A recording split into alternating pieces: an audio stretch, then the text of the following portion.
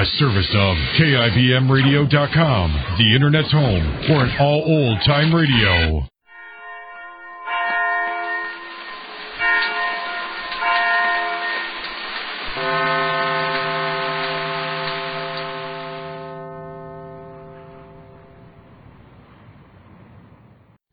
Colgate Dental Cream to clean your breath while you clean your teeth and help stop tooth decay, and Bluster Cream Shampoo for soft, glamorous, caressable hair bring you Our Miss Brooks, starring Eve Arden.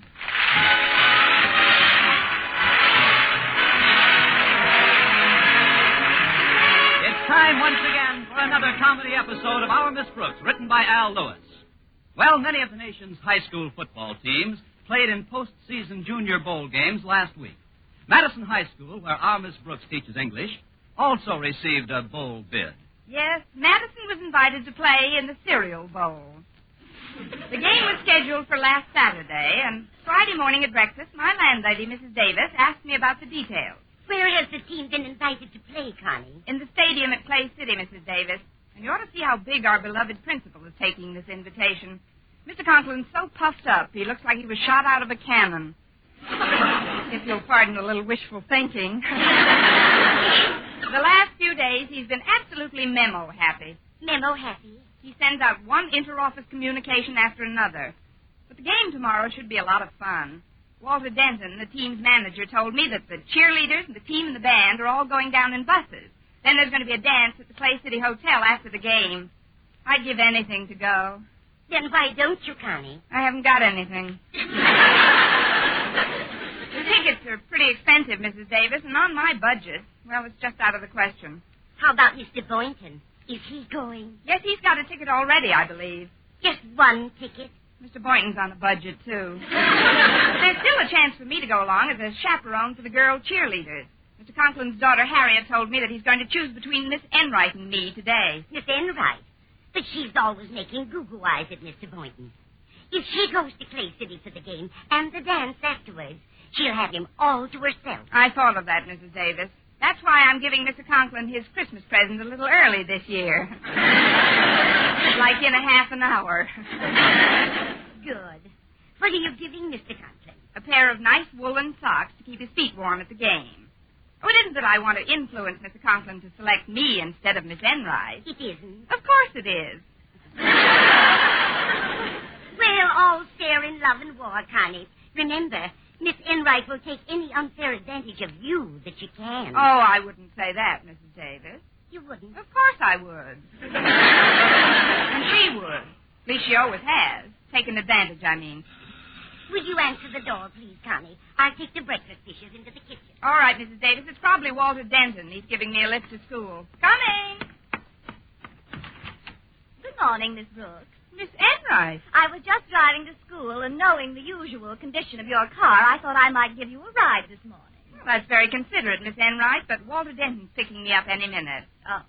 Well, there's another reason I stopped by.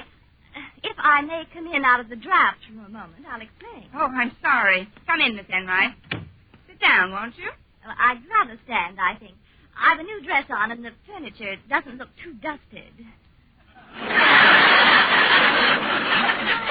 Better brush off your finger. We haven't vacuumed the doorbell in months.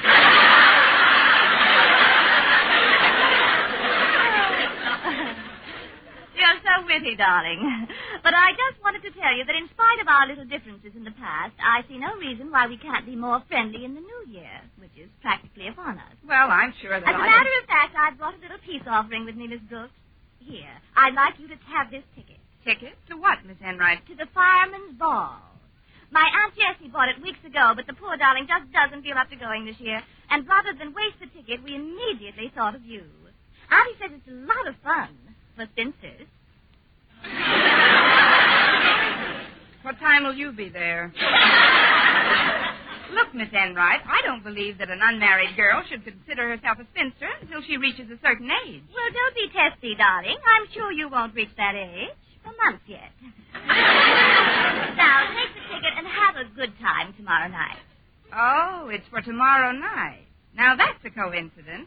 The bowl dance is being held tomorrow night in Clay City, and one of us is supposed to chaperone that affair. Oh, but I'm virtually assured of that position, Miss Brooks. What makes you think so? Oh, I could tell from dear Mr. Conklin's reaction to my visit yesterday. You see, I dropped into his office after school with a little gift for him. I always like to give out my Christmas presents early. What potential chaperone doesn't? What did you give Mr. Conklin? I gave him a lovely pair of woolen socks. Woolen socks? Yes, he was very appreciative. Seemed genuinely touched. But that's what I like about our principal anyway. He has such a warm heart. Don't you think so, Miss Brooks? I don't know about his heart, but he's going to have the warmest feet in Clay City.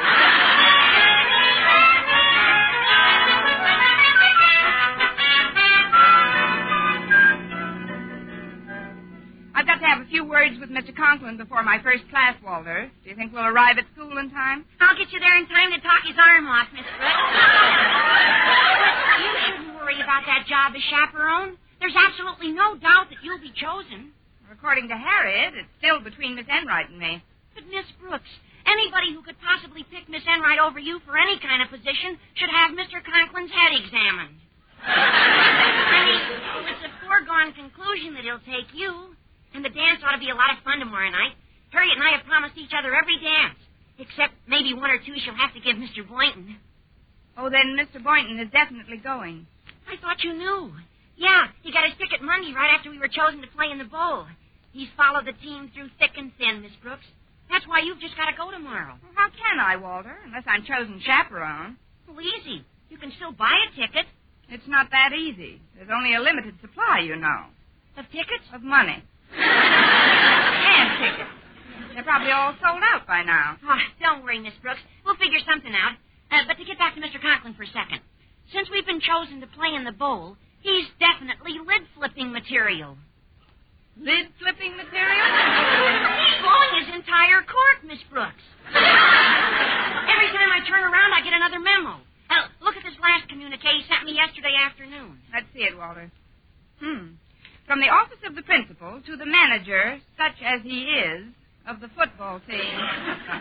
As per my prior instructions, have you made sure the members of the school band are bringing their instruments? What do they think they're going to play on, tissue paper and combs? Not that it wouldn't be an improvement. Mr. Conklin is a man of many memos these days. He sure is, Miss Brooks.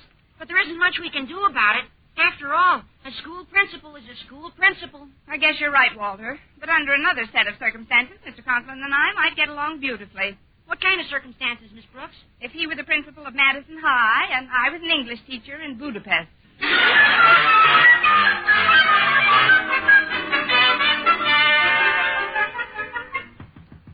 Come in. Oh, it's you, Miss Brooks. What can I do for you? Do you really want to know, Mr. Conklin? No, it was just a figure of speech. Please be brief. I've got a lot on my mind. Yes, sir. I'd like you to accept this little Christmas present, Mr. Conklin. I wanted you to have it early. Thank you, Miss Brooks. What is it? Well, it's a sort of surprise, a timely surprise. As a man who suffers from hypertension, Miss Brooks, I find that surprises do very little for me. What's in the package? Well, I'll give you a hint, Mr. Conklin. You received a present from another teacher yesterday, isn't that right? Yes. Well, if you had that present on and then put my present on, you'd be wearing a very bloated pair of shoes. Here, I'll just put it away in your closet. Oh, while I'm at it, I could clean out this closet for you, Mr. Conklin. No, thank you, Miss Brooks. Miss Enright did that for me yesterday. As you know, I'm going to choose one of you as the chaperone for the trip tomorrow. I'll make my final decision at lunchtime. Very good, Mr. Conklin. Have you completed all arrangements for tomorrow? Practically. I've just finished another memo for those directly concerned with the trip. I call it Schedule A.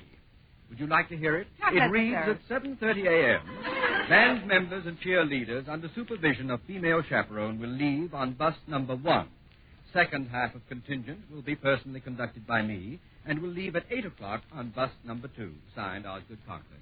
That certainly is explicit. I must say, Mr. Conklin, these memos of yours are a wonderful idea. Why, this schedule lists all the instructions so clearly and concisely that there couldn't possibly be the slightest confusion. I'm quite slippery on this side, Miss Brooks.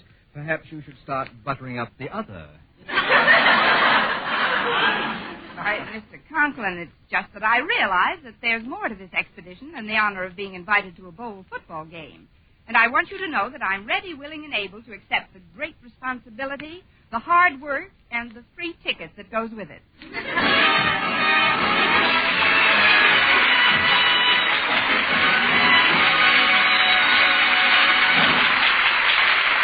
Our Miss Brooks, starring Eve Arden, will continue in just a moment. But first, here is Vern Smith. Now, proof that brushing teeth right after eating with Colgate Dental Cream helps stop tooth decay before it starts. Continuous research, hundreds of case histories, makes this the most conclusive proof in all dentifrice research on tooth decay. Eminent dental authorities supervise hundreds of college men and women for over 2 years. One group always brushed their teeth with Colgate right after eating. The other followed their usual dental care. The group using Colgate Dental Cream as directed, using Colgate's exclusively, showed a startling reduction in average number of cavities, far less tooth decay. The other group developed new cavities at a much higher rate. No other dentifrice offers proof of these results. Modern research shows decay is caused by mouth acids, which are at their worst right after eating. Brushing teeth with Colgate as directed helps remove acids before they harm enamel. Yes, Colgate contains all the necessary ingredients, including an exclusive patented ingredient for effective daily dental care. So remember, always use Colgate Dental Cream to clean your breath while you clean your teeth and help stop tooth decay.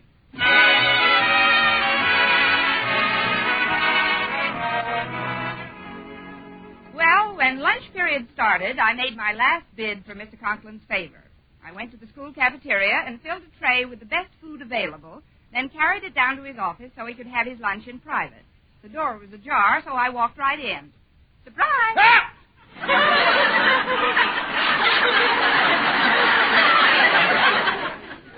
Oh, it's you, Miss Brooks. Come in. Yes, do come in, darling. Miss Enright, what are you doing here? Miss Enright was thoughtful enough to bring me some food from the cafeteria so I could have my lunch in private. Wasn't that sweet of her? Sweet and swift. What's that you have on the tray, Miss Brooks? This? Oh, I just thought you might like a little dessert, Mr. Conklin. What sort of dessert? Roast loin of pork. How terribly middle class. Well, it looks delicious, but I've just finished a Swiss steak that Miss Enright brought me. I've got to watch my weight. Oh, then I'll just take it back. Put it down on my desk. I've a long day ahead of me. Now then, you're both wondering, no doubt, as to which of you is my final choice for the position of chaperone at the Clay City game and dance. Well, there's no hurry about it, Mr. Conklin. If you want to... Who? Well, it's not you, Miss Brooks. Then you mean... No, it's not you either, Miss Enright. I've decided that the ideal chaperone for this trip is Mrs. Conklin. Mrs. Conklin? Your wife. An amazing deduction. Yes, the thought occurred to me this morning while I was mulling over a memo that the chaperone for girls should be a married woman. That eliminated Miss Enright, of course. And unless there's been a sudden and radical upheaval in your existence, you're not married either, Miss Brooks. You're so right, Mr. Conklin. But if you'll excuse me now, I've got something very important to do in the cafeteria. What's that, Miss Brooks? I've got to start engineering a sudden and radical upheaval in my existence.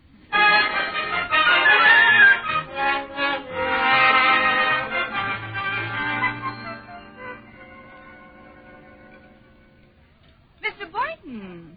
Well, this is a coincidence. What is, Miss Brooks? My running into you like this, after only 5 minutes of talking.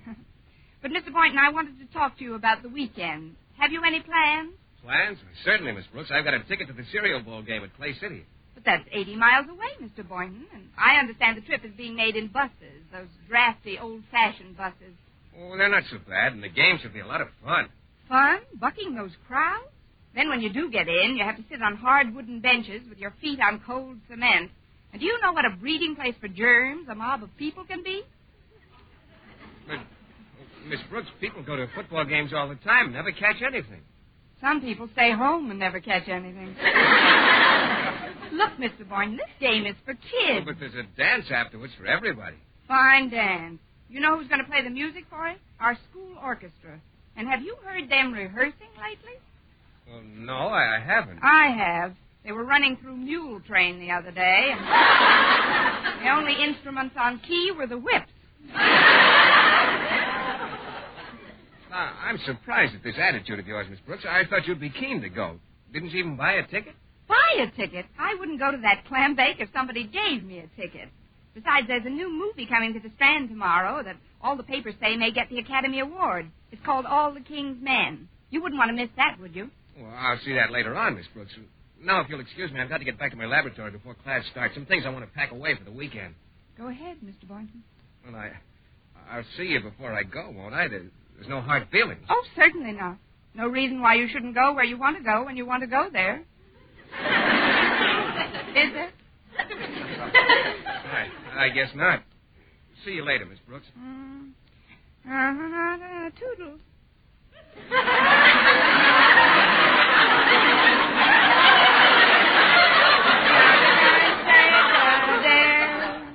But instead I'll trust him implicitly. He can go where he wants to go, do what he wants to do. I don't care. My affection. Excuse me, Miss Brooks, but I've got the most wonderful news for you. May I sit down for a minute? Why, certainly, Harriet. What's the news? Daddy just talked to Mother on the phone, and she doesn't feel up to going along tomorrow. So we picked you to chaperone the girls. Me? What made him decide on me? Well, to be perfectly honest about it, Miss Brooks, Daddy flipped a coin. He said if it was heads, you'd go, and tails, Miss Enright would go. And the coin came up head? 3 times.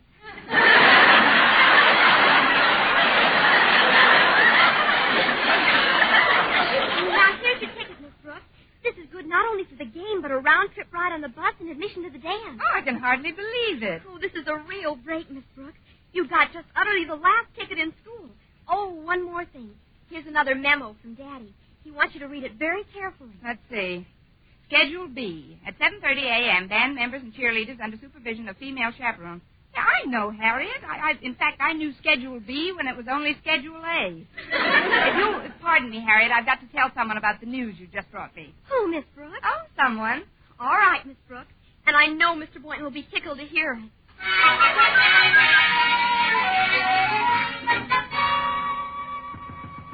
Come in.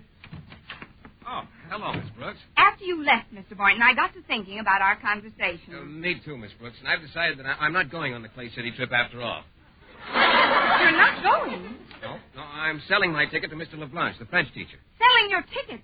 But, Mr. Boynton, you're missing the trip of the century. Cozy modern buses, the thrill of personal contact with that adorable horde of people at the stadium. And then there's the game itself. Tense, exciting action, viewed from comfy, form-fitting beaver-board seats.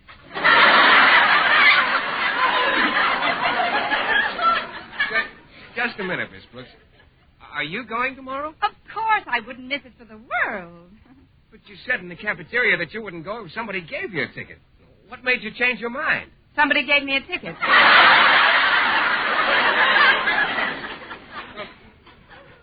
Miss Brooks, what about all the King's men? All the King's men couldn't drag me away from Clay City tomorrow, Mr. Boynton. And I'm surprised that you don't feel the same way.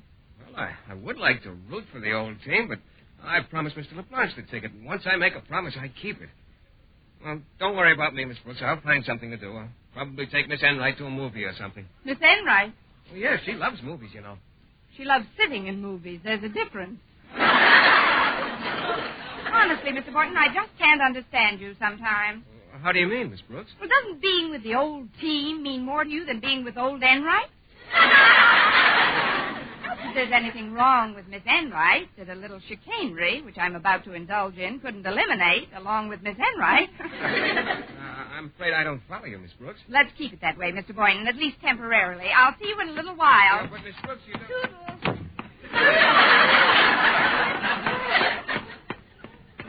Hiya, Miss Brooks. I've been looking all over for you. And Mr. Conklin wants you to read this memo right away. Oh, let's see that, Walter.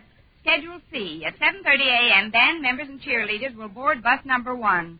Oh, great. I don't have to read this. I know this schedule backwards. Well, you don't sound very enthusiastic about being chosen chaperone, Miss Brooks. Frankly, Walter, I'm not. So why not? Well, it's a long, dull story in which the heroine cuts her own throat. But boiled down, it reads, Mr. Boynton isn't going. Now I'm stuck with a ticket for a trip I don't even want to make. Hello, Miss Brooks. Walter? Oh, it's you. Hi, Miss Enright. If you ladies will excuse me, I've got to get over to the supply room and pick up some megaphones. We can finish our conversation in a few minutes, Miss Brooks. Thanks a million, Walter. Well,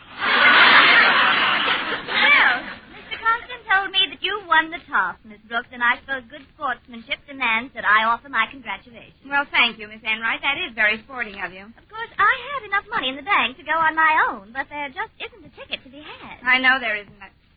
Wait a minute. What would a ticket be worth to you, Miss Enright? Why, do you have an extra one, Miss Brooks? Would you give $5 for a ticket, Miss Enright? It includes bus fare and admission to the dance, you know. Well, that sounds eminently fair, Miss Brooks. Here's the $5. And here's the ticket. Well, I have to be running along now, Miss Enright. Hope you have a nice time over the weekend. Oh, I'm sure we'll all have a nice time. You and Mr. Boynton and myself. I'm sure we will, Miss Enright. Goodbye. I wonder where she got this ticket. Hi, Miss Enright. Well, I got all the equipment and stuff, and where did Miss Brooks go? I wanted to cheer her up a little. Cheer her up? Yeah, she seems kind of blue because Mr. Boynton isn't going to the game tomorrow. Mr. Boynton is... So that's why she sold me the ticket. Walter, could I borrow one of those pennants you've got there? Oh, sure, Miss Enright. What kind do you want? Any kind, just so it's nice and sharp.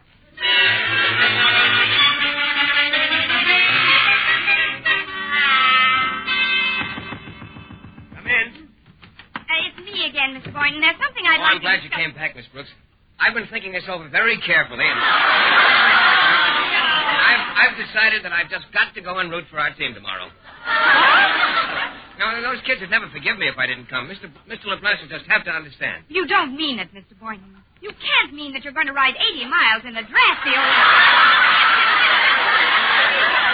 and then buck a germ-ridden mob for the privilege of watching 22 untalented children run into each other while you're sitting on a stone bench with your feet in your pocket. I'm sorry, Miss Brooks. You can't talk me out of it this time. I'm going to the ball tomorrow or bust. Oh, but Mr. Boynton... May I come in, Mr. Boynton? It's Miss Enright. Stay right where you are, Miss Enright. I'll come out. Excuse me, Miss Boynton. Well, what is all this? Miss Brooks, I thought I'd find you here. I know what you're thinking, Miss Enright, and you're perfectly justified in being annoyed with me, but I'd like to make it up to you if you'll let me. What do you mean, Miss Brooks? Here's your $5 back. Give me the ticket. Well, I didn't expect you to be this honest. Here you are, Miss Brooks. Thank you. Oh, hello, Miss Enright. Oh, hello, Mr. Boynton. I understand you're going to be in town over the weekend. How about taking in a movie together tomorrow night? Oh, I'm afraid that's out of the question, Miss Enright. I'm going to Clay City tomorrow with the team. Well, Miss Brooks, you've done it again. That's 2 touchdowns for you already. Don't add up the score yet. I'm hoping to make some conversions tomorrow.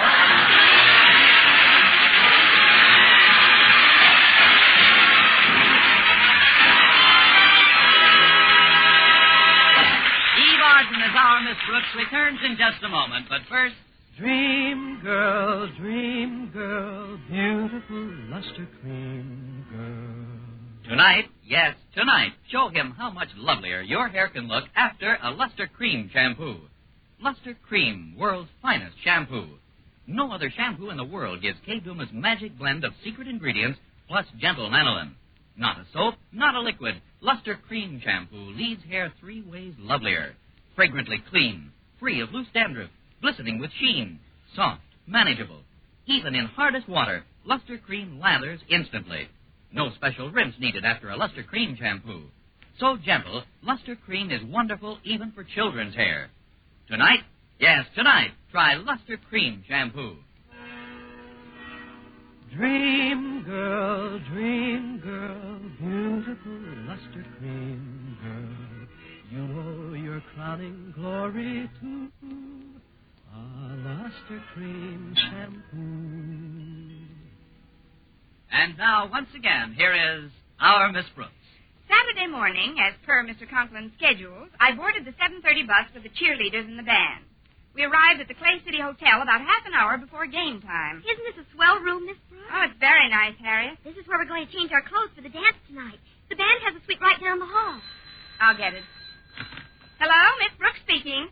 Hello, Miss Brooks. This is Mr. Conklin.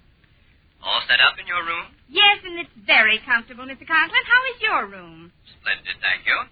But that's not what I'm calling about. I had Walter Denton deliver Schedule C to you yesterday, Miss Brooks.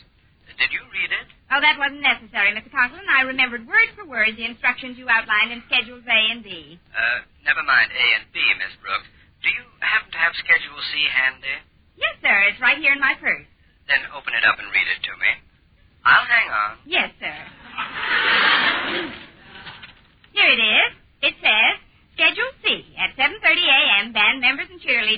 on bus number 1.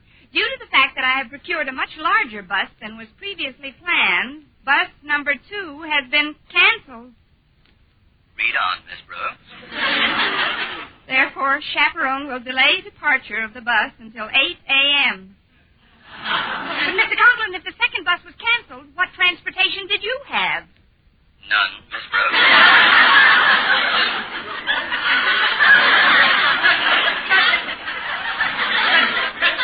But you said you had a nice room. Oh, I have a lovely room. You've seen it. Done in early American. Lots of nice maple and some fine old prints. There's only one thing I don't like about it, Miss Brooks. What's that, Mr. Conklin? It's in my home. 80 miles from Clay City. Oh, this is terrible. I don't know what to say, Mr. Conklin. Why, I'm responsible for you being left all alone. Oh, but I'm not alone, Miss Brooks. You're not? No, no. No, there are 25 of us here. The entire Madison football team!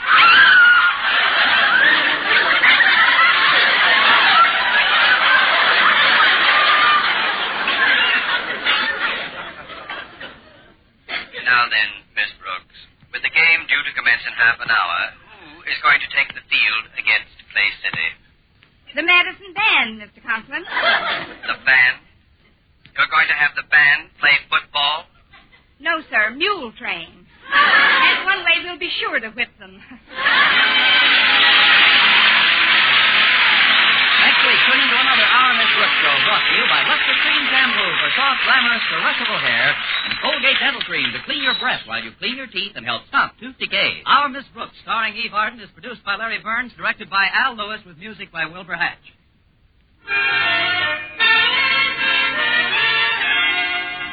Men, here is actual factual proof of more comfortable, actually smoother shaves by using Palmolive Lather Shaving Cream. 1,251 men tried the Palmolive Lather way to shave described on the tube. And no matter how they shaved before, 3 out of 4 got more comfortable, actually smoother shaves. Try Palmolive Lather Shaving Cream. See if you don't get more comfortable, actually smoother shaves the Palmolive Lather Shaving Cream way. For mystery liberally sprinkled with laughs, listen to Mr. and Mrs. North, the exciting, fun-packed adventures of an amateur detective and his beautiful wife. Tune in Tuesday evening over most of these same stations. And be with us again next week at this same time for another comedy episode of Our Miss Brooks. Bob Lamont speaking. This is CBS, the Columbia Broadcasting System.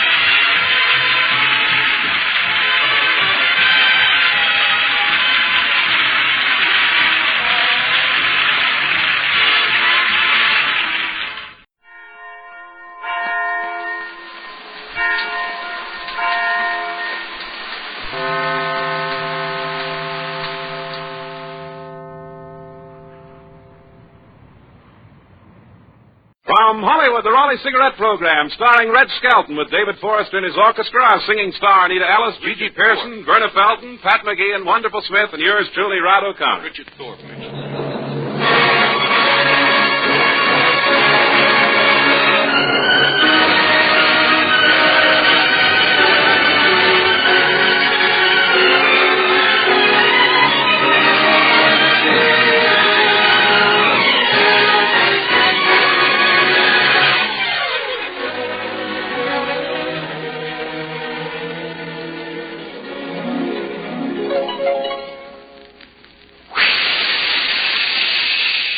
It's Moisturize, the new, all-new Rolly 903 cigarette. Listen. That jet of fresh, pure moisture stands for the new, different Moisturize Rolly 903. New blend, new taste, new freshness. It's the new, all-new Moisturize Rolly 903.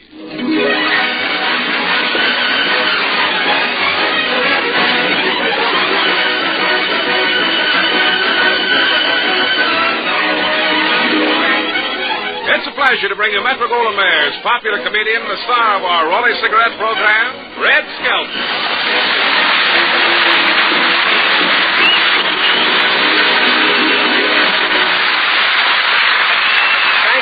Thank you very much, and good evening, ladies and gentlemen. Oh, look, when they read that stuff, don't laugh there, see?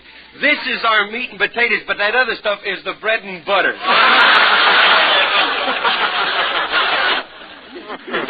How are you, Ron? Oh, fine. Hello, Red. Yeah. What do we talk about tonight? Well, yesterday was Pan American Day. No, one guy panned America enough yesterday.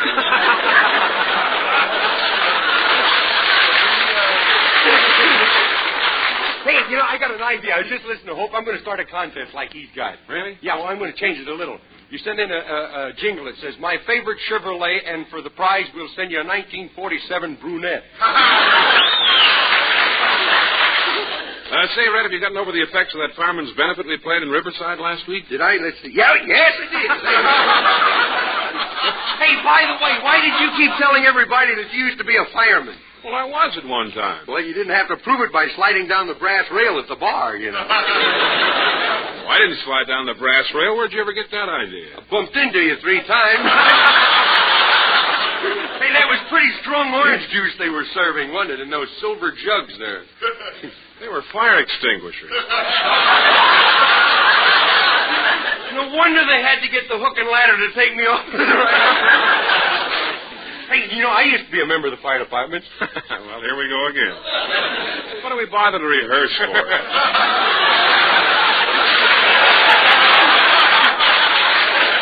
No, I used to be a member of the fire department. Okay, so you're a member of the fire department. Yeah, I was... No kidding. I used to be the language authority.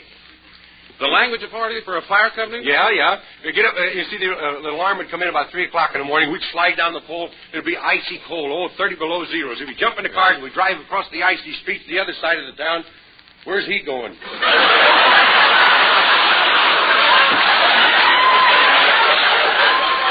Forrester's standing over the band. He don't know when to come in either. Anyhow, we drive up to where the fire was, and we get there and we find out it's a false alarm, see? And that's where I came in as the language authority. I'd say, now, what's your language, boys?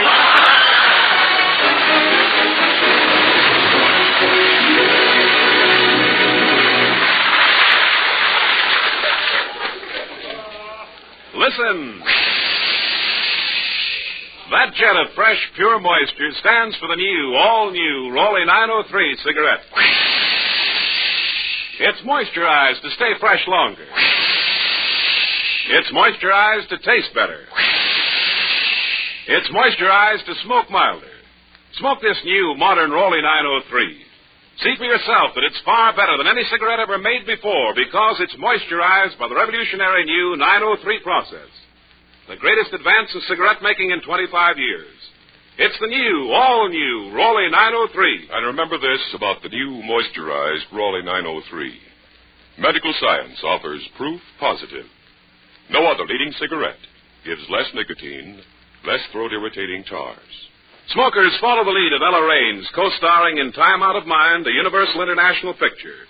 Smoke the new, moisturized Rolly 903. It's so much smoother, richer, better tasting. New blend, new freshness, new taste. You'll see the number 903 on the government stamp. This Rolly 903 is new. All new. It's moisturized.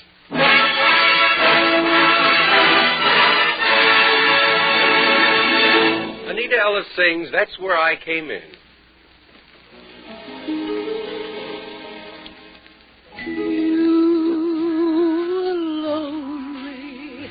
That's where I came in. I was lonely. That's how dreams begin. It was more than a moment of bliss. It's the first time I ever knew two hearts could kiss. When your eyes gave me the welcome sign, something told me someday you'd be mine. The door of love was open as I was passing by. And that's where I came in.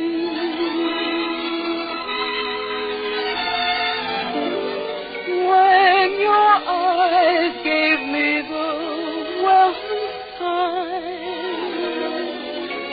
something told me someday you'd be mine. The door of love was open as I was passing by.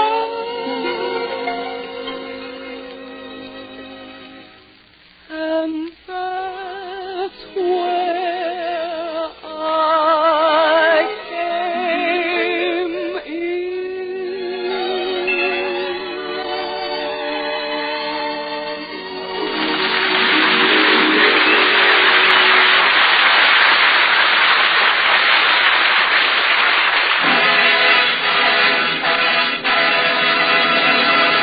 The Skelton Scrapbook of Satire.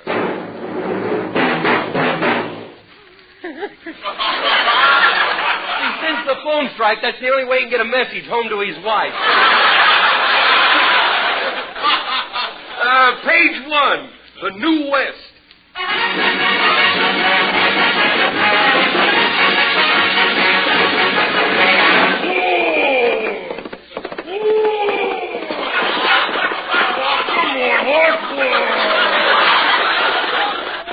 Look, boy, you keep on. You're going to wind up on the sticky side of a postage stamp.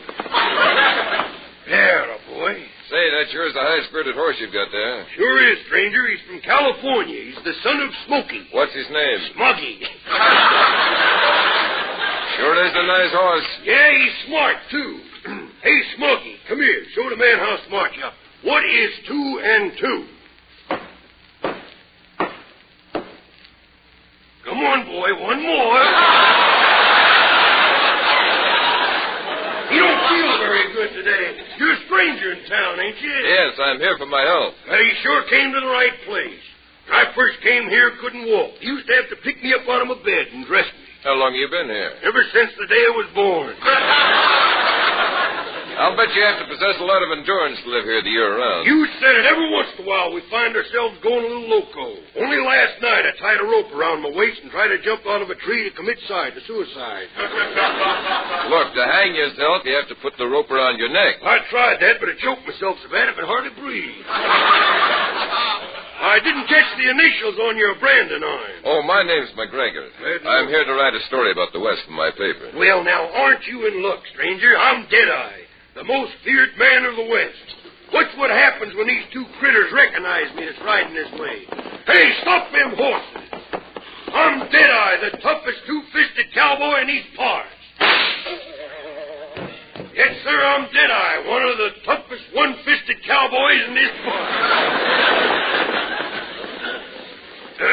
You're going to like the peace and quiet of the desert, though, there, Tenderfoot. Tell me, what is your definition of a tenderfoot? Tenderfoot? That's a man that rides a horse and then finds out his feet ain't so tender after all. Yeah, but you know, with all of it. If anybody got it, explain it to me. I don't... You know, the West ain't the same anymore. I guess the old Indian traditions have changed, too. Yeah, no more powwows. Costs too much to hire the makeup man to slap on that war paint. Can't they put it on themselves? What, and have the basket weavers and bead stringers union stage a walkout? Hey, let's go over the Fandango Saloon across the street. I'll treat you to a coyote frappe. Okay. Yes, sir. I want you to meet my gal from Montana, Clammy Jane, better known as Butte from Butte. She's, well, she wanted me once for her husband. He wanted me for target practice, too. Okay, piano player. Hey, tone deaf. That'll be enough. Hey, bartender, what's wrong with that piano player? Deadeye! How come you in here? Well, why shouldn't I be here? Look here in the obituary column. What is it? Why, there's your name. Yeah? Who does it say I'm married? Married? Why, it says you is dead. Well, I'm mighty obliged to you for telling me. Been rather embarrassing to walk around dead and not know about it. It says you were killed in a gun duel with Three-Fingered Jack. Yeah, and if Jack comes in here and finds out you're still alive, why, he'll fill you so full of slugs you'll feel like a pay phone. Yeah? Oh, here comes Miguel. Howdy, Clammy. Ah, you look sweet enough to kiss, gal. And you look stupid enough to try it. Yeah. Deadeye, you gotta clear out of here. Three-Finger just heard you was in town. He thinks I'm still in love with you. Well, ain't you still in love with Miguel? I ain't saying. Well, ain't I the handsomest man in the West? Well, I'm the richest man in the West. Well, I'm the best he-man in the West. Well, looks like I'll be heading south. Deadeye, do you still think I'm the prettiest gal you ever seen? That I do, gal, that I do. You know what that means? Means I've been on the desert too long, gal. Look, now, you better clear out of here before Three-Finger gets here. He don't bother me none. Let's just have a game of cards while we're waiting for Three Fingers. Okay, put your money down. I'll deal a poker hand. Best hand takes all. Okay. We'll play the cards that I deal. Okay, $500. How about you, stranger? All right. Nice gal I got there, ain't she? Yes, have you known each other long? Ever since the gold rush. I was walking along and she winked and dropped her pickaxe. Okay, boys, look at your cards. Yeah? What do you got? 4 aces. I've got 4 aces. And I got 4 aces. Well, it looks like I win. I got 5 aces. Deadeye, there's Three-Finger Jack. Howdy there, buzzard bait. What are you doing here, Deadeye? I told you once before this town ain't big enough for both of us. Why? Because we don't like any yellow blowhards smelling up the air we breathe. Oh, you don't, huh? No, we don't. You don't, huh? No, we don't. Well, looks like I go home and pack then. You won't have to. No? You're just no count, Deadeye. No count, huh? Nothing but trouble. Why, when you were 10, you robbed the stagecoach. Yeah, but I threw the money away. Why? Stage money ain't no good. I'm going to plug you, Deadeye. Now, before you do, let me tell this newspaper man here why you're going to plug me. You see, he owns a lot of land up here. He's trying to sell a lot of poor suckers who've been led to believe that they're going to build a big dam project in these parts. Now, if the project goes through, he says, the land's going to be worth a lot of money, and everybody that owns it will get rich by selling it to the government. So? Well, he's just kind of mad because I asked a little question. If the land is worth so much, why does he want to sell it? Yeah. Come to think about it, yeah. Well, there's a brilliant line. You know, I never thought about that. Now, come on. The traditions of the West is dead, but even an old count critter like me likes to fight fair and square. Yeah, Three-Finger, put that shooter away. Yeah. Why don't we count 3 and then draw, huh? Okay, I'm game. Now, you ought to know better than that, huh? Are you ready? Yeah. Deadeye, you didn't even count. Yeah. Come to think of it, yeah. That's why they call me No Count Deadeye.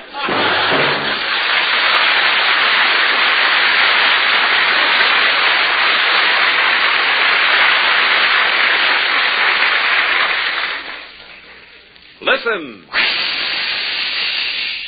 That jet of fresh, pure moisture stands for the new, all-new Rolly 903 cigarette. It's moisturized to stay fresh longer. It's moisturized to taste better. It's moisturized to smoke milder.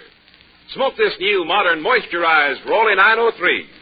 See for yourself that it's far better than any cigarette ever made before. It's new, all new. New blend, new freshness, new taste. And remember this about the new moisturized Rolly 903. Medical science offers proof positive. Tests certified by a jury of 14 doctors based on a method used by the United States government prove that no other leading cigarette gives you less nicotine, less throat-irritating tars. Smoke the new, all-new Rolly 903. It's moisturized.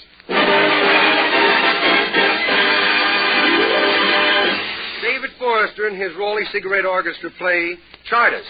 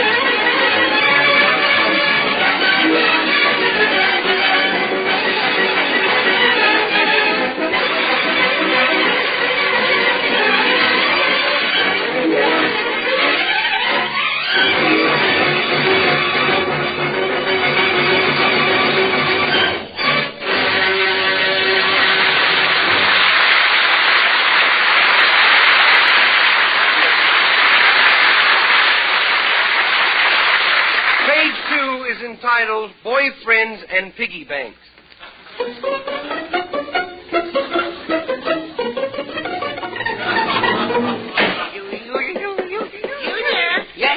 Yes, kiddo. Where have you been? Well, you know, the little boy on juvenile jury, Dickie Olin, he's sick, and I went down to see him. Well, where's your hat? The wind blew it away. That's impossible. It had an elastic chin strap on it. Elastic? Yes. I thought that was licorice, and I ate it. I thought it was a little stale. Get yourself upstairs. Okay, kiddo. And don't slam the door. What'd you say about the door, Nemore? Oh, never mind. No. Now, Junior, I want you to behave. Right. Who do you think is coming? The stork? He wouldn't have the nerve to show his face around here again after the dirty trick he played on your mother the last time. No, your Aunt Edna's boyfriend's coming over. Aunt Edna's boyfriend is coming? Oh, boy, me piggy bank can smile again. There will be no panhandling. Trusting old soul, ain't she? Hey, can I just walk through the room and jiggle me piggy bank? No. This young man, we hope, is going to propose to Aunt Edna. Propose? Yes.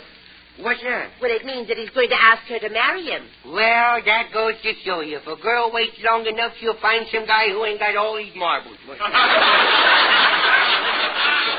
off with you. Go to the bathroom and take a shower. Why? He's not going to propose to me. Junior, go take a nice warm shower. Run along. Okay, I will take me shower.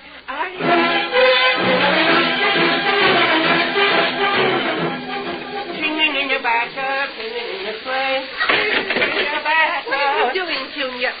Oh, why didn't you take your clothes off?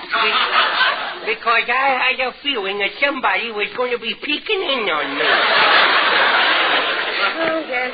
I haven't time to argue. Here, get in your company suit. Oh, no, you don't. I refuse to wear that straitjacket.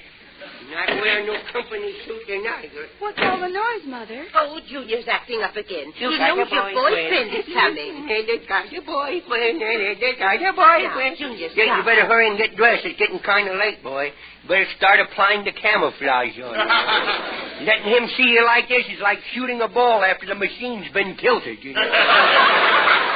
What time is it? It's time you got dressed. Yeah? Oh, I better go fix my hair. You'll find it on the chair by the window. I put it there when I got through dusting with it. Here, I'll put this out just in case. Oh, no. Don't make me wear the cowbell. I won't eavesdrop tonight. Please don't make me wear the cowbell. Okay, I trust you. Isn't it wonderful what you can do with a little tear in your voice? Somebody got your finger on the doorbell. It worked. Me widow trap works. I better shut off the electricity so he can let go, huh? Is that bell stuck? No, but I know there's somebody that is, boy. Okay. Now you can let go. Now get up off your knees. Welcome to the booby trap for bachelors. Is Edna here? Yeah, she's upstairs baiting the hook for you. Hey, Nemo, the beloved sucker is here. Yoo-hoo, I'll be right down. Yoo-hoo? What a funny name that is. Come in, Mr. Yoo-hoo. Come in, will you? Come in. Let me take care of your hat and wallet, will you? What's that you got under your arm there? Oh, that's a box of candy. Oh, let me carry it. It looks kind of heavy. Oh, hello, young man. Oh, how do you do? Don't tell me you're Edna's mother. Yes, and this is my little grandson. Yeah. Well, I never would have known it. You're so young. Yeah, Nemo, look, you almost sound like me, you know? You know, Nemo does look young, doesn't she, Mr. Hum? She certainly does. Yeah, Benjamin Franklin used to tell her the same thing, you know? Junior, Benjamin Franklin has been dead for 110 years. Ben is dead?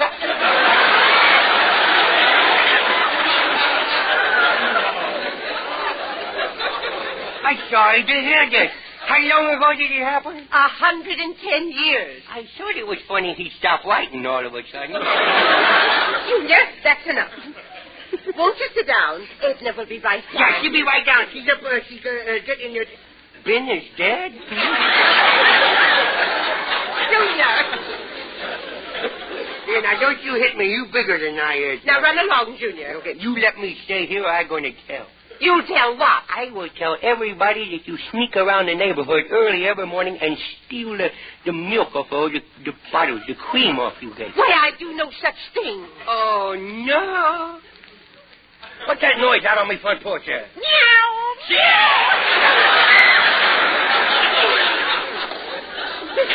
Will you excuse me? I'll go and see what's keeping Edna. Yeah. Just make yourself at home. Yeah, sit right down. Make yourself at home. Gee, this is a nice place you've got here. Yeah. Everything is so neat and clean. Yeah, I overslept this morning. Where's your grandfather? Where's your grandfather? He's down in the cellar. He feels bad because Ben's dead.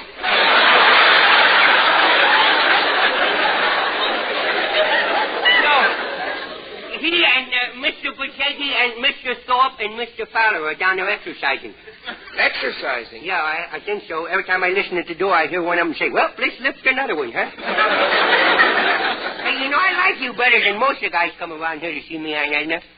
You mean fellas call on her? Not many, but they keep coming back. They do? Can't believe it the first time. Hey, one fellow used to give me a dime. He was a nice kid, you know. But there was another fellow who used to look at me with empty pockets. He was a nice guy. Always gives me a quarter, he did, you know. Oh, here comes Grandma. Keep in mind what we were just talking about. Hello, darling. Hello, Herbert. Well, go on, give her a kiss. Give her a kiss. Make with a goober. Make with a goober. Come on, Junior, outside. No, I want to stay here and watch her hook him into marrying her. Junior! I'm going to sneak back into the sunroom, because that's where they're going to be, and I know it. But, boy, look at that space under the sofa there. Oh, what a spot for a listening post. I wonder if it's big enough to crawl under. Look big enough. If I do this, I'm going to get a whipping. Then again, I don't know why I'm wasting my time thinking about it. I'm going to do this again. Oh, boy, here I go. Oh, boy, Grandma's going to have to find a new place to sweep dirt. This place is packed under here. Oh, boy, I feel like an undercover man here. Oh, didn't stay undercover long, though. Oh, I whipped the seat out of me widow pants. Look. Oh, boy, I'm getting too big for this sort of thing. Oh, somebody's coming. Oh, they're sitting down. I'm going to listen to what they're doing. Well, here we are, Edna. All alone. Well, you can call me dearest. You can call me sweetheart. You can call me when this is over. I wonder why they keep us so... all the lights dim down in here. Maybe they don't want to see how silly they look looking at each other. Edna, it sounds like Junior's right here in the room with us. Are you sure he can't get out of his little bed? Well, of course I'm sure. The time lock on it doesn't go off until 7 tomorrow morning. You know, someday I hope to have a little boy like him. That guy's nuttier than I thought. Oh, look, his shoelaces are untied. I'll tie them for him. Together. There, now. Oh, boy. Do you think it's chilly in here? Kinda, Edna, dear. Shall I? I'll close the window. Oh! What happened? Oh, somebody tied my shoelaces together. And I know who it was, too. Junior? Grandma, please, let go me here. Just don't whip me, Grandma. Please don't whip me. Well, what have you got to say? Please. How do I get in touch with Ben to ask him to move over?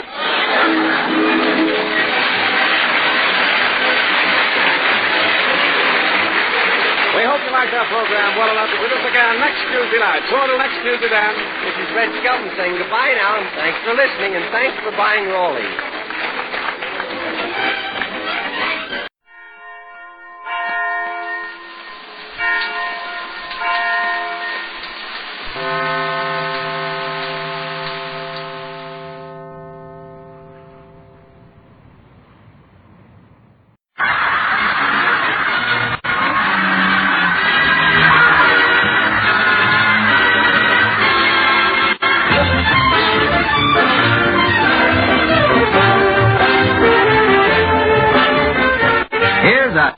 hour of laughs and music, we broadcast for you men and women in the armed forces of the United Nations. Listen to the music of Freddie Rich and his orchestra, the songs of Connie Haynes. Tonight's guest, 20th Century Fox star Miss Linda Darnell, and starring Bud Abbott and Lou Costello.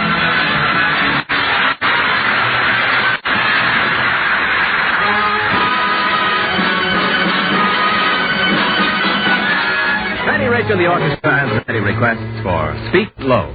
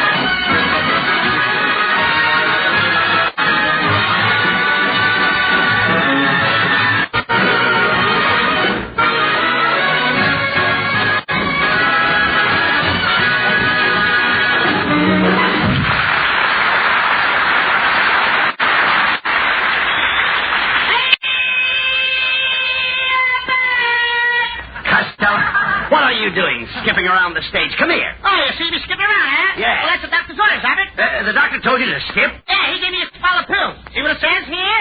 Take these pills one a day and skip the next. This is my skipping day. I see. Here we go around the All right. Costello, please, will you stop that? What's getting into you? You're acting like a nitwit. I ain't no nitwit, Abbott. I used to be a nitwit, but I lost my needles. Oh. You lost your needles. I lost my needles. Now we ain't got nothing to knit with. That's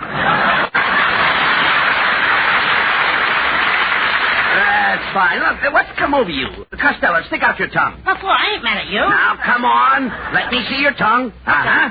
You've got a coat on your tongue. Look down further. Maybe you can see a pair of pants.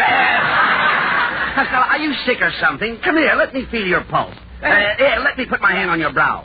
Are you kidding? Come on, let me put my hand on your brow. And let me put my head on your shoulder. What for? Let's dance. Oh, cut it out, you dummy. Costello, you're not looking very well today. And you didn't look well last night. Did you take that alcohol rub like I told you? I didn't have any alcohol, Abbott, so I rubbed myself down with a bottle of beer.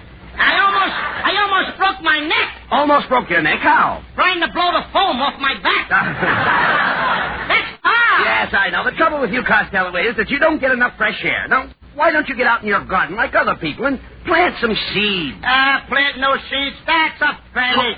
That seed stuff is no good, Abbott. What do you mean it's a fake? Last spring I planted 2 pounds of bird seed, and not a single bird came up. Not even a little canary. All right, bird seed. The only bird came up was...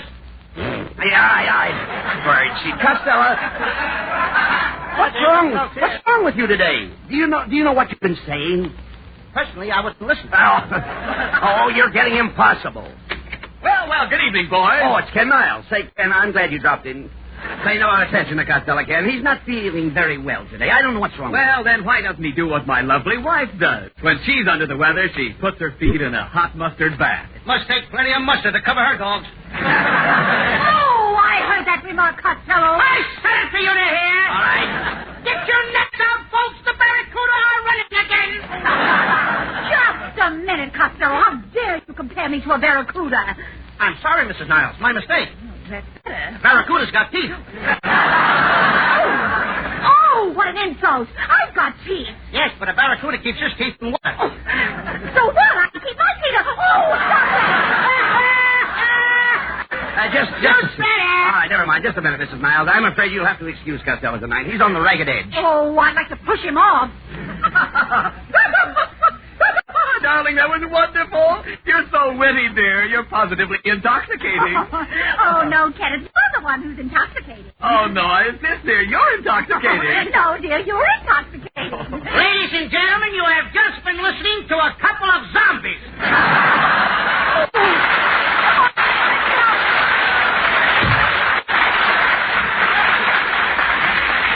Well, Costello, you did it again. You're always insulting people. I've come to the conclusion that it's all caused by the ragged condition of your nerves. What you need are vitamins. Vitamins? Yes. For instance, B1. B1 what? Just B1. Just B1? Yes. Are you one? No. Then why should I be one? Oh. If it ain't good enough for you, it ain't good enough for me. What do you want to do, push me into these things by myself? I'm not pushing you into anything. I'm trying to tell you about something that's good for your nerves. Well, what is it? B1. But I don't want to be one. I don't want you to be one. No? No, when I say B1, I don't mean B1. I mean B1. Oh, when you say B1, you don't mean B1. You just mean B1. No, that's right. That's right. I don't even know what I'm talking about. Look, Costello, do you know anything about vitamins and calories? Vitamins and calories? Sure. I know both of them. Whole vitamin and cab calories. No, I'm talking about vitamins that contain thiamine. Have you ever heard of thiamine? Thiamine? Mm-hmm. Sure, I know it too. You know thiamine? Yeah, simple thiamine. No. Costello, you dummy. Thiamine is B1. When did they reclassify him? Look, I don't mean that. I've got thiamine right here in this little bottle. You see? Let him out before he chokes to death. Simon, get out of that bottle! Oh. Push out the cork and talk to me! All right, look. Simon, talk to me! Now, quiet. Look, Costello, for the last time, I'm going to tell you what vitamins are. Vitamins are pills. A is the sunshine vitamin. B is for energy. Vitamins start with A and go to H. That's all right with me. Now, just remember, Costello, the vitamins are A, B, C, D, E, F, G, I got a man in the column. Oh, get out of here.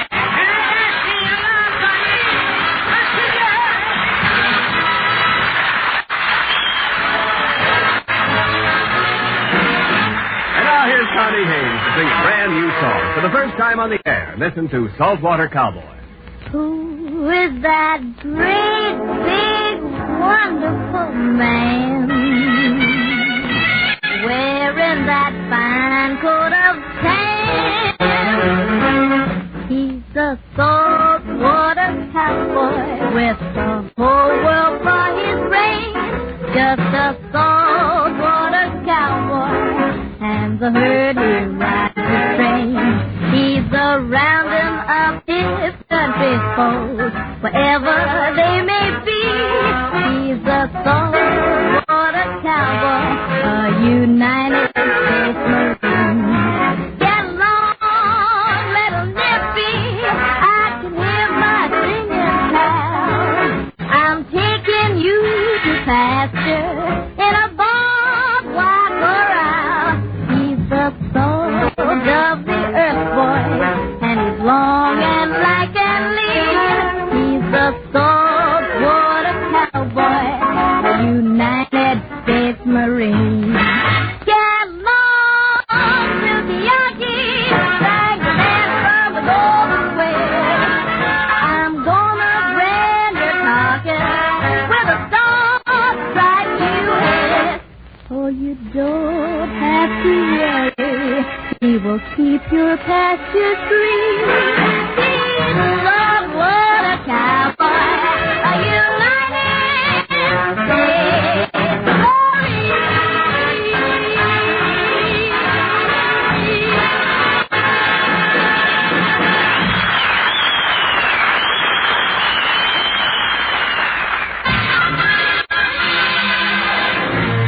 Ready, Rich and the orchestra revive an old favorite. I've Got You Under My Skin.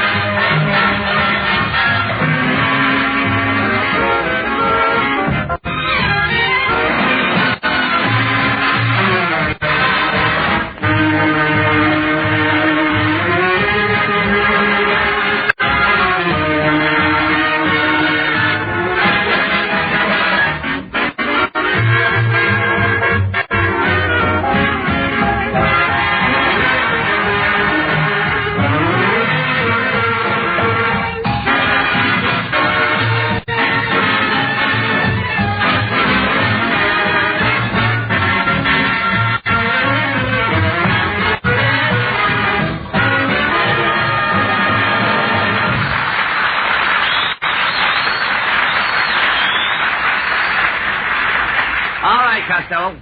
Follow me in here. I'm taking you to see Dr. Bullfinch, the famous psychiatrist. Abbott, there's nothing wrong with me. I don't need to see no psychiatrist. Oh, no? You've been acting very strangely. Nervous, fighting with people, wouldn't take your vitamins, and today you had your lunch in the bathtub. I always have my lunch in the bathtub. Don't you think that's crazy? No, I can take a bath and wash the dishes at the same time. There ain't nothing crazy with that, brother. Well, there's another thing. You haven't taken your hat off in 3 days. You even go to bed with your hat on. Now, why don't you take your hat off? What, let my pigeon fly away? Oh, shut up. You're going to see the doctor, and right now. Come right in, Mr. Abbott. I've been expecting you. So this is your little friend, Lou Costello, eh? Yes, doctor. You were perfectly right in your description of him. He does look a little, shall we say, Yes.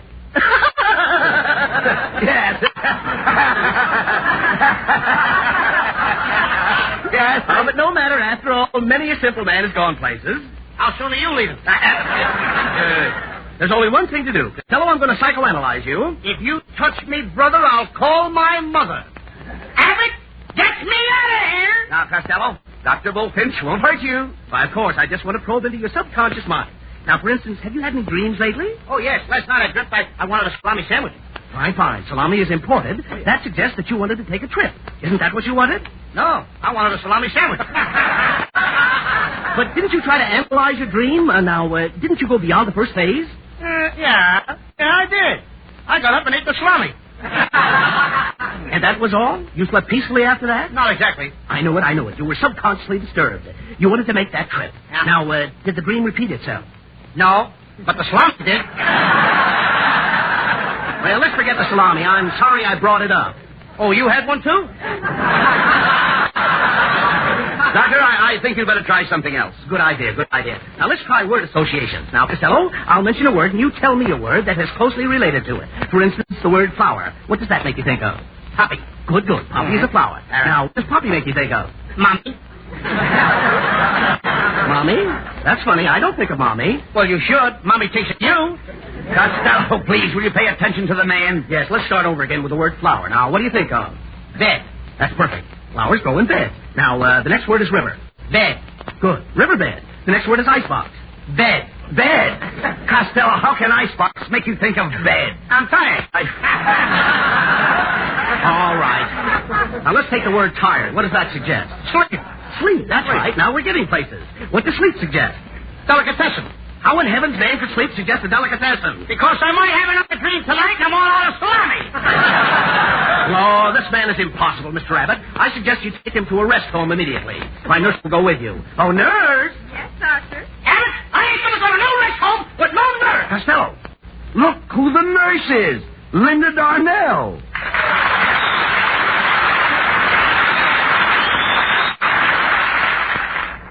This...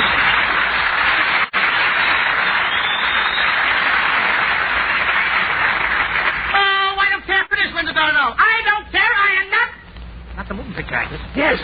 The beautiful moving picture actress? That's enough. I'll go. Hello, Mr. Costello. Abbott, you are right. I am a sick man. Oh, now that you've got a pretty nurse, you're a sick man, eh? That's nothing to do with it. Come, Miss Darnell. Let us flee to the restroom, home.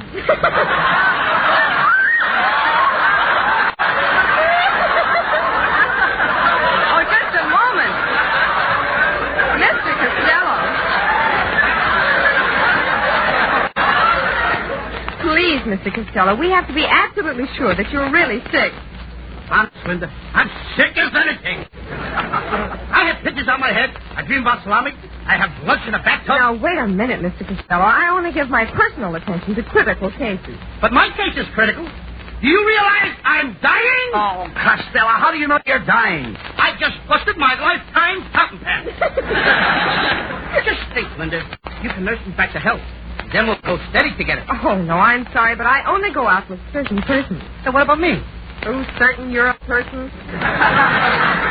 Costello, stop talking like this. Miss Darnell may have a boyfriend. You don't know. I certainly have, and what a man. He has the charm of a dozen men and the body of a prize fighter. Oh, yeah? Well, what's the matter with me? You have the charm of a prize fighter and the body of a dozen men. The body of a dozen men, huh, Linda? Now, listen, I'm not that fat. You're not fat? Oh, but just look at you. And people say Los Angeles is spread out. Yes, Costello.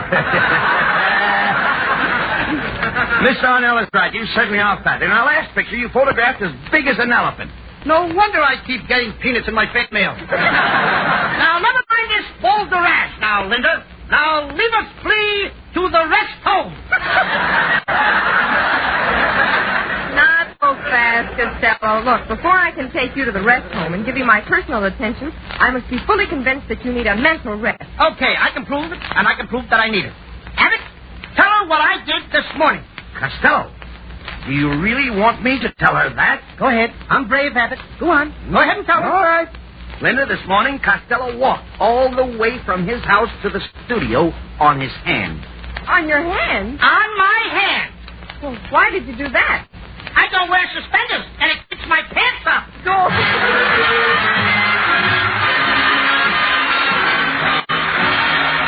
Here's little Connie Haynes to sing the season's new hit, Lovely Way to Spend an Evening.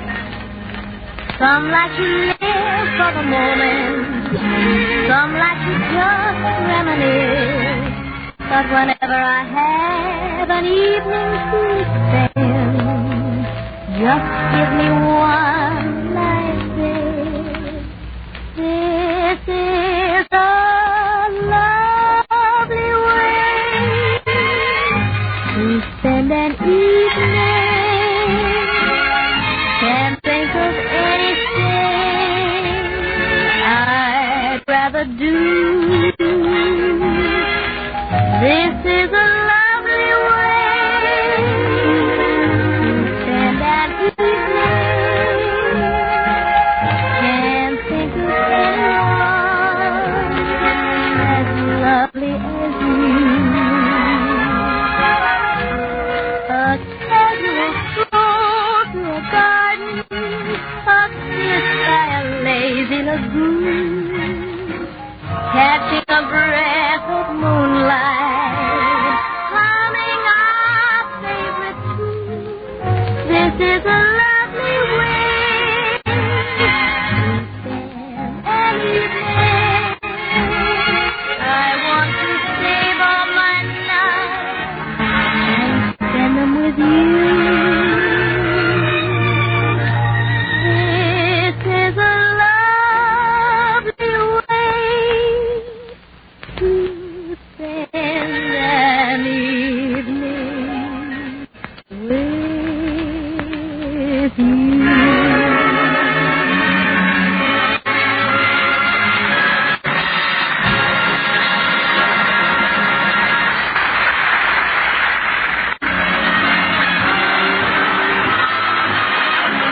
Here's little Connie Haynes to sing the lovely new tune, Spring Will Be a Little Late this year. Will be a little late this year, a little late arriving in my lonely world over here. For you have left me, and where is that April gold? You have left me, and winter continues cold, as if to say spring will be a little slow to start, a little slow reviving that music it made in my heart. Yes, time heals all things, so I needn't cling to this fear. It's merely that spring will be a little late this year, a little late this year.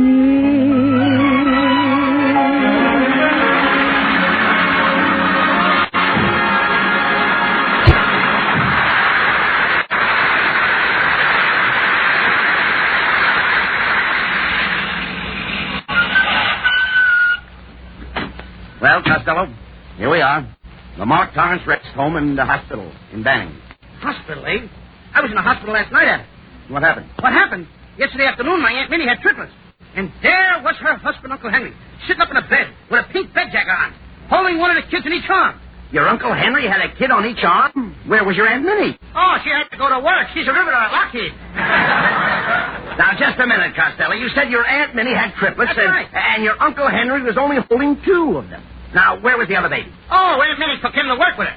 Well, that's ridiculous, Costello. What would that little baby be doing, your Aunt Minnie, in a defense plan? Now, tell me that. Who do you think throws her the rivets? Oh.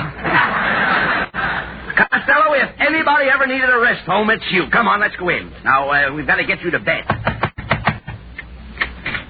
Good evening, boys. We've been expecting you. Oh, hello, Linda. Let's not waste any time. Come on, start soothing my nerves. Costello, you must talk in a whisper. This is a rest home. Yes, Costello, remember that. You've got to be very quiet. This is a rest home. All right, I'll remember that. Look, Linda, have you got an outside room with a bath? Somebody's got a picky radiator. Please, Mr. Costello, you must observe absolute silence. Understand? Silence. Okay. Very well. Come on, follow me. I'll announce you. Mr. Costello is here! Mr. Costello is here! Mr. Costello is here! Mr. Costello is here! Oh, yeah! It's all the way to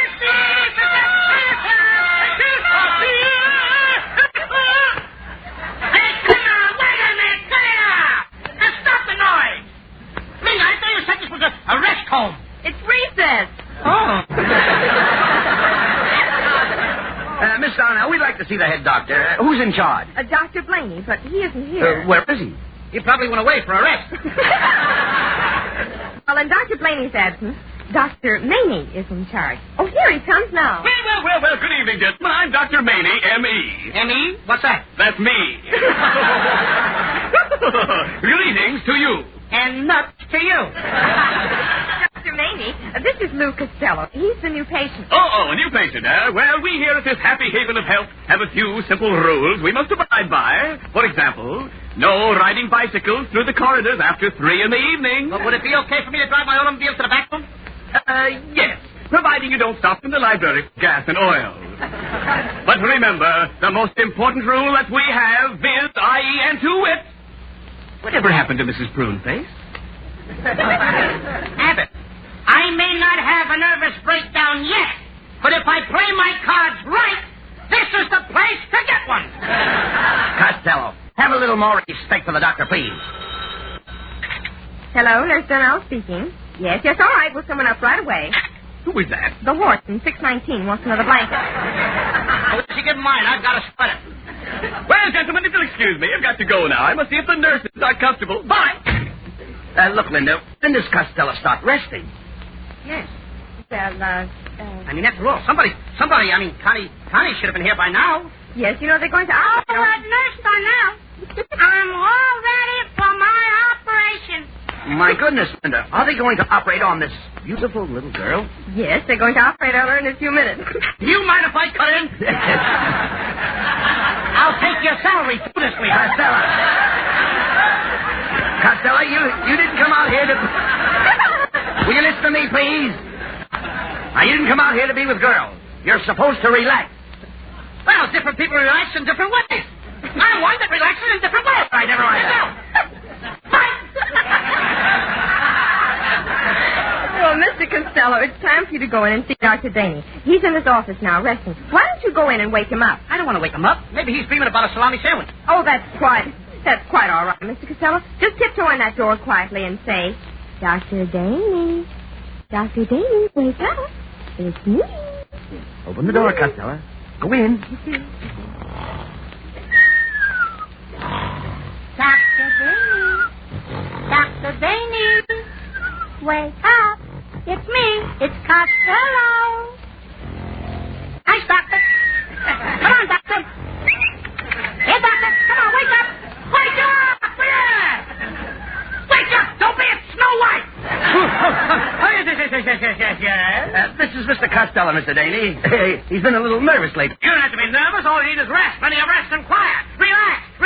Rest up. Well, look, Doc, you must be nervous. All on a nerve shot. But no more. Rest. Plenty of rest. Fast the thing. Fix you up in no time. I know, but Calm down. Calm down. Hold the line. All right. Have a good time. Relax. Sleep. Get sleep. Plenty of sleep. That's what you need. Sleep. Take it easy, Doctor. You'll be all right. When are you going to examine Costello? Waste of time. We'll get some rest. Go ahead. Hurry. Plenty of rest and quiet. Well, Costello, did you see Dr. Daney? Yes, ma'am. I saw him. Well, what did he say? Rest. Plenty of rest and quiet. Get out of here.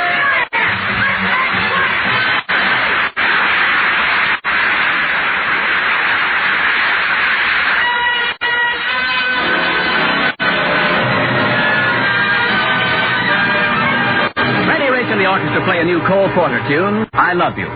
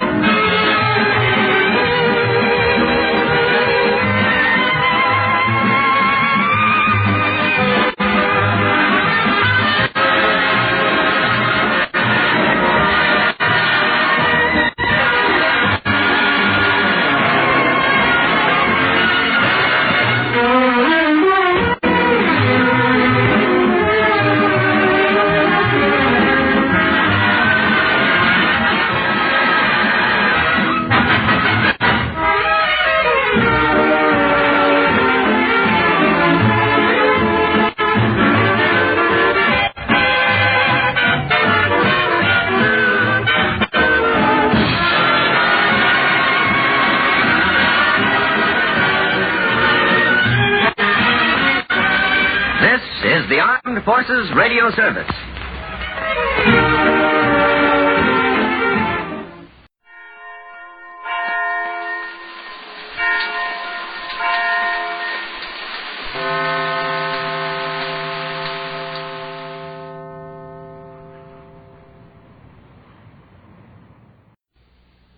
Ladies and gentlemen, the secret word tonight is table. T-A-B-L-E. Rally. You bet your life.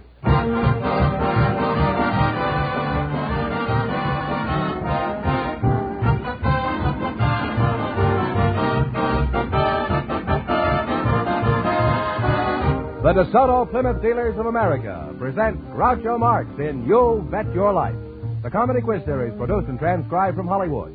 And here he is, the one, the only... That Fenneman's a nice kid. Oh, that's me, Groucho Marx.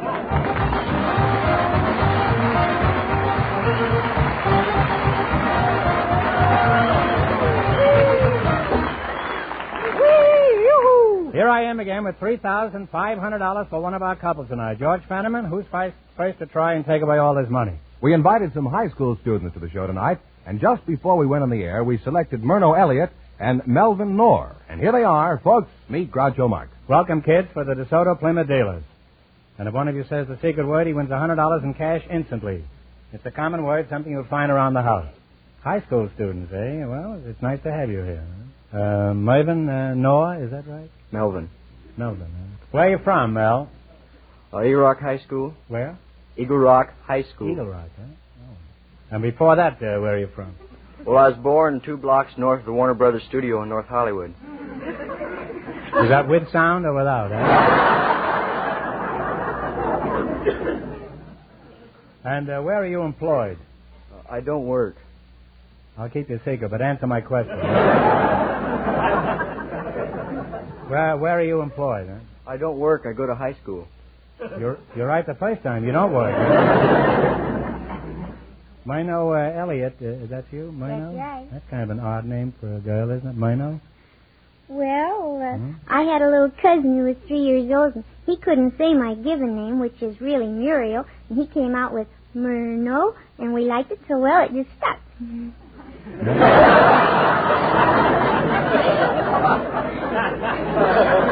What happened to this kid that christened you, huh? Oh, he's still a nice little boy. Boopity boopity boop.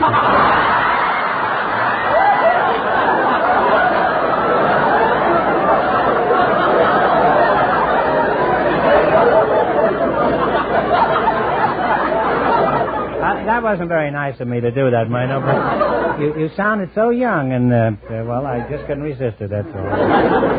What school do you attend, Mino? I just graduated from Van Nuys High School. Oh.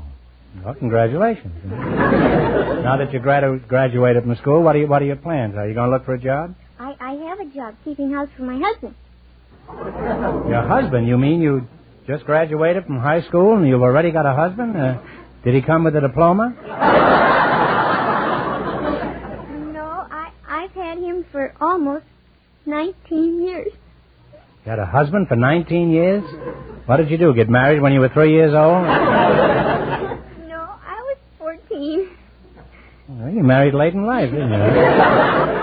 You've been married 19 years and you were 14. That comes to around, let's see,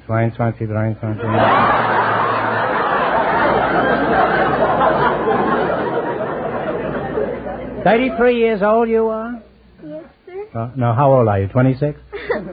I'm 33. It sounds horrible, but doesn't feel bad. You certainly don't look bad, huh? You're 33 years old, you've got a husband, and you just graduated from high school?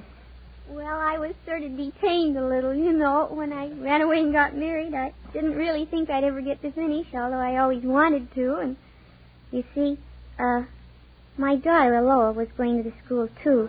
And who? My daughter, Aloha, was in the school with me, and everybody thought we were sisters, and we were listed in the records that way so it wouldn't discombobulate the teachers or the kids either one, you know. They wouldn't what, did you say?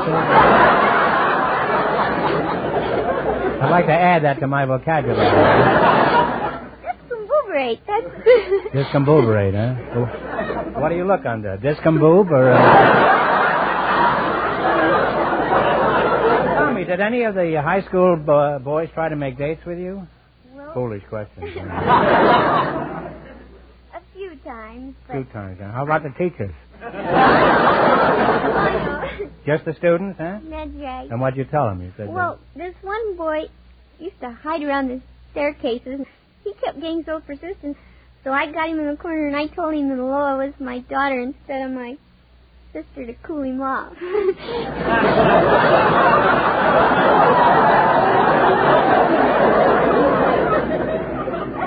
Did that cool him off? Wouldn't have cooled me off.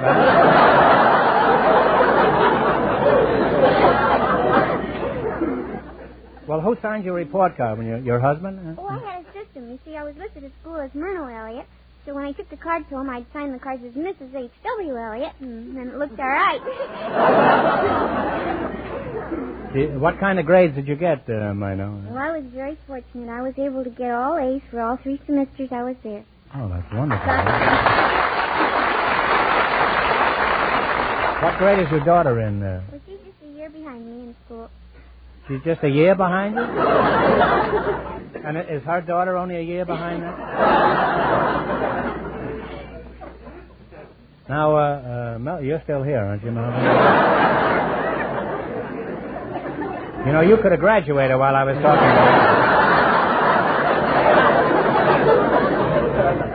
you. Well, where do you work, Melvin?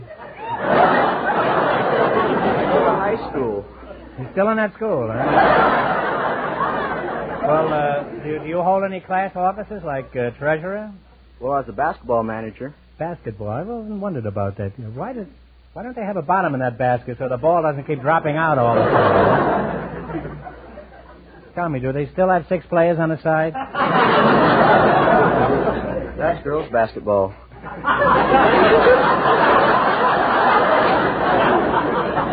thought I was on the wrong team. Your basketball manager you were? How much is your salary? I don't get a salary. What'd they do, pay you off in dribbles?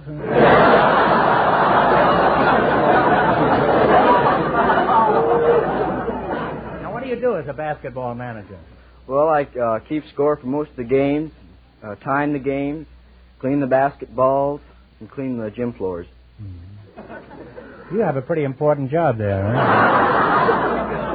That's like a vice president in an advertising agency. Now, what kind of work do you do?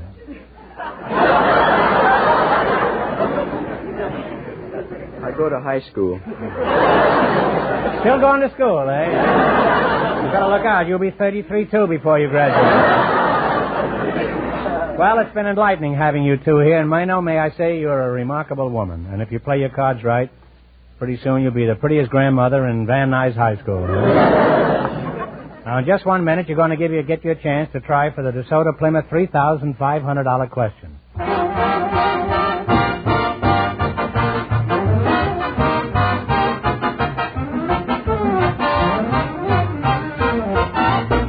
The Groucho Marx program, friends, is being brought to you by the more than 3,000 DeSoto Plymouth dealers of America. And their reason for presenting this program is to tell you something about themselves, to extend a cordial invitation to you to come in and get acquainted with them. For they're sure, once you've paid them that first visit, you'll be back whenever you need anything pertaining to cars. The reason they're so certain about this is that they, and by they, I mean everyone in a DeSoto Plymouth dealer's place of business, are out to see that you are satisfied. No matter what make of car you drive, no matter what year it is, the folks at your DeSoto Plymouth dealers will do their utmost to treat you fairly and squarely. That's their creed. That's your best reason for driving in wherever you see the sign of an authorized DeSoto Plymouth dealer.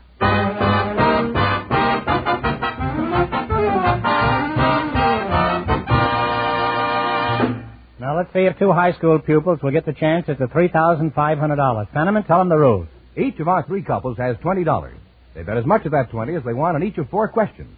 The couple that earns the most money gets a chance at the DeSoto Plymouth $3,500 question at the end of the show. Our other 2 couples are in a waiting room off stage, so they don't know what's happening out here. Now, let's see how high I can build you $20. You selected songs of the 20s as your category, is that right? Now, you have $20. Here's your first question. How much of the 20 will you bet? And talk right up into the microphone. 10. This song was first popular in 1925. What's the name of it?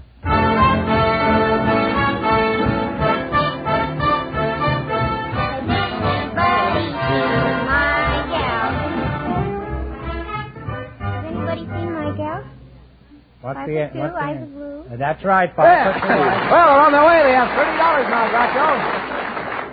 All right, now you got $30. Remember, you're going for $3,500 tonight. How much of the 30 will you bet? 20. All right, give me the title of this song. Play, Jerry. When the Red Robin is bobbing. When the Red Robin keeps a bobbing. They're climbing now. They have $50. All right, you got $50. Here's your third question. How much of the 50 are you going to try? 40. $40. Let's see if you can identify this one. Okay, Jerry? Top of the world. I'm Stick Nine, top of the world. They now have $90. All right, you got $90. Here's your last chance to be the other couples. How much of the 90? 80. $80. What is the name of this song? You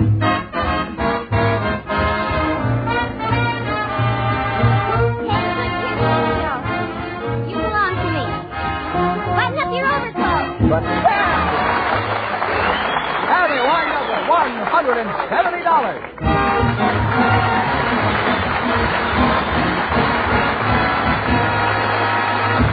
Thanks and good luck from the DeSoto Plymouth dealers. Now stick around. Who knows? You may be the ones who get the chance at the $3,500 question. Groucho, the secret word is still table. Perhaps the next couple will say it. We invited some deputy district attorneys. Deputy district turnips, did you say? Why, that's a vegetable. That man doesn't look like a vegetable to me. I was trying to say that we invited some deputy district attorneys. Well, why don't you say that, Fenneman, huh? To the show tonight, and just before we went on the air, our studio audience selected Mr. Bill Ritzy. His partner is a housewife, Mrs. Lillian Watkins. And here they are. Folks, meet Groucho Marx. Welcome to You Bet Your Life. And if one of you says the secret word, he wins $100 in cash. It's a common word, something you'll find around the house. A district attorney and a housewife, eh? Practically the same thing. Now, D.A., are you married? Answer yes or no. Yes. How'd you meet your wife? And remember, you're under oath. Well, frankly, she's a minister's daughter. Don't call me Groucho, huh? Frankly left about 10 minutes ago. She's a minister's daughter, and I happen to be taking the collection. Oh, did you take the whole collection? No, there were 2 of us. Oh. I see. Well, you split it, huh?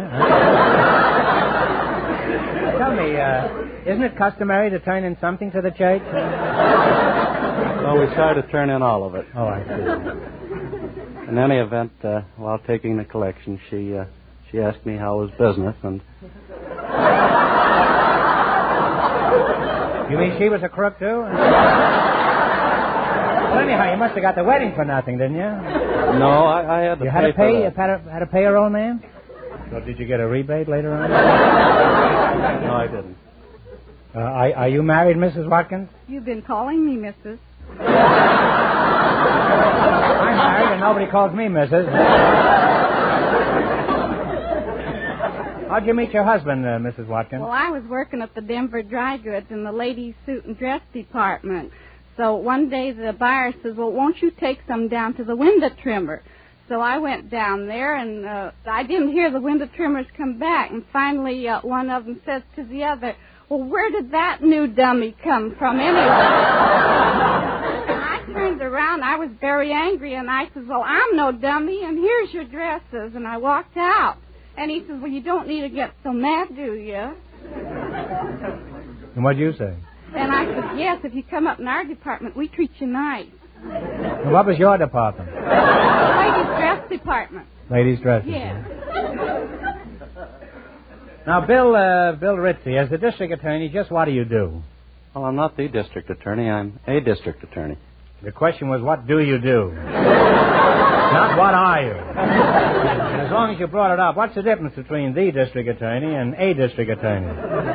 Well, I'm under the district attorney. Must get pretty stuffy under there.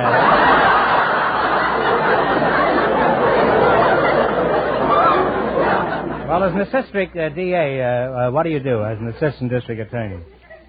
Well, I'm not an assistant district attorney. I'm a deputy district attorney. Don't tell me you're under him, too, huh? Yes, I am. Well, it sounds to me you're low man on the totem pole. Well, what do you do as a deputy district attorney? So far, you haven't done anything. You're going to sleep under two men, right? We prosecute criminal cases. I happen to be assigned to one of the trial divisions, and... Do you handle burglaries? Yes. Have you ever been caught? Where do you get your business, D.A.? Do you advertise in the newspaper? Like Crook Wanted? No, about 95% of our business comes in from the various police departments here in the county, and, of course, the rest come in from private citizens. Well, sounds pretty reasonable. Anything going on in your neighborhood, Mrs. Watkins, that you'd like to bring to the attention of the district attorney? No, not that I can think of. You mean all is serene in your life? Can't Well, you think of anything you'd like to complain about? Not all. The lady on my party line just talks too much. She keeps talking, and I suppose you don't get a chance to use the telephone. No, huh? I don't. Sometimes 10, 15, 20 minutes. What do they talk about? Huh? Oh, she's always talking about what...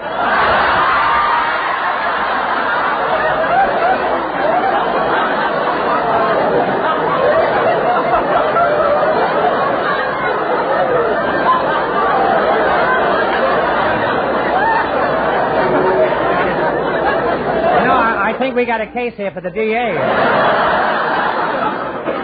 The district attorney, what's the penalty for wiretapping? Well, I've grilled our district attorney, but it was all in fun. Nobody knows me better than I do what a great job the district attorney does for the taxpayer. Now, please, don't laugh at that, huh? That's to square me with the cops. Now, you're going to play your bet to life for $3,500.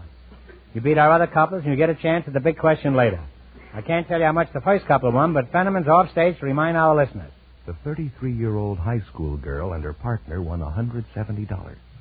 Here we go. Let's see how high I can build you $20. You selected capitals of Latin American countries as your category, right? All right, you have $20. How much you going to bet? And talk right into the microphone and loud. $10. $10. Here's your first question. What is the capital city of Peru? Lima. Lima is right. And you're on your way with $30. All but 10. You're going to bet $20. Is that right? What is the capital city of Argentina? Buenos Aires. Buenos Aires is right. You now have $50. Huh? Bet the whole 50. The whole 50. All right. What is the capital city of Chile? Chile. Santiago. Santiago is right. They're really climbing now. They have $100. All right, you got $100. It's your last chance to beat the other couple. How much of the 100 will you bet? Bet it all. All right, what is the capital city of Ecuador? Quito. Quito is right. And they wind up with $200. Hey, watch yourself. Thanks and good luck from the DeSoto Plymouth dealers. Now, it won't be long before we meet the last couple, and then we know who gets the chance at the $3,500 question. Fenneman, who's ahead? The deputy district attorney and the housewife with $200. And the secret word is still table. We invited some dog trainers and some piano teachers to the show tonight. And here come the two selected to be on our show with the studio audience just before we went on the air. Mr. Carl Spitz and Mrs. Inez Murray meet Groucho Marx. Welcome, folks, for the DeSoto Plymouth dealers. And if one of you says the secret word, he wins $100 in cash instantly. It's a common word, something you'll find around the house. Mrs. Maury, is that right? Yes. Inez Maury? Yes. You're a piano teacher, huh? Yes, I am. Very attractive piano teacher, huh? I've been thinking of taking up the piano lately. I'd love to have you. And Mr. Spitz, you're the dog trainer? Yes.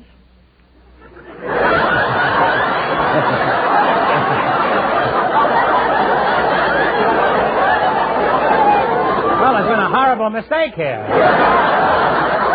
We asked for a dog trainer, and we got a dog.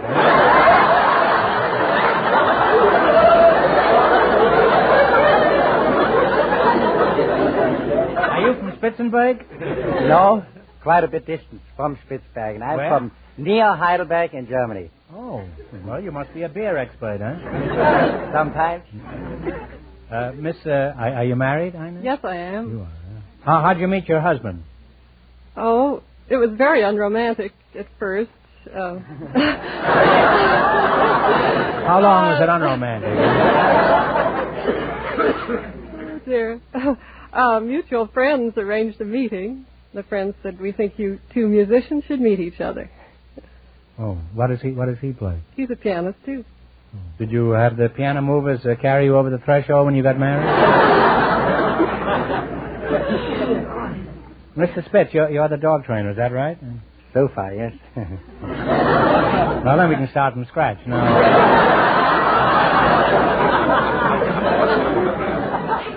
Now, I want to ask you a question. You're a dog trainer. Is it true a barking dog never bites? Not as long as he barks.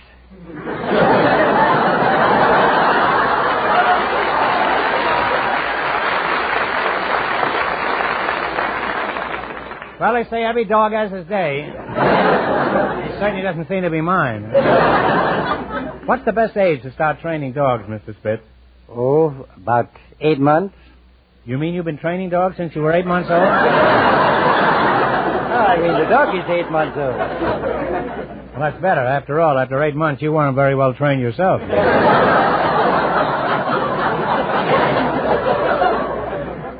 Now, tell me, Chopsticks, what are some of the typical excuses your students give you for not practicing? Oh, heavens. There are thousands of them. Well, give us 900, huh? Oh, dear. Sore fingers. Daddy sleeps all day. The keys of the piano are stuck, won't sound. What sort of excuses do your dogs use to get out of their lessons? Well, the dogs have no excuses. I thought they might say, excuse me, but I have to see a dog about a man.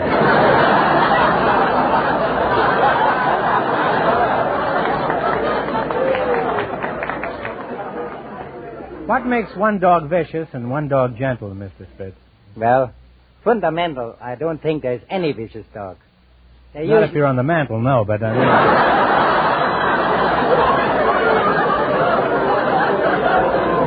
Do dogs ever become psychiatric cases? Do they have dog psychologists? Yes. Which dogs make the best psychologists?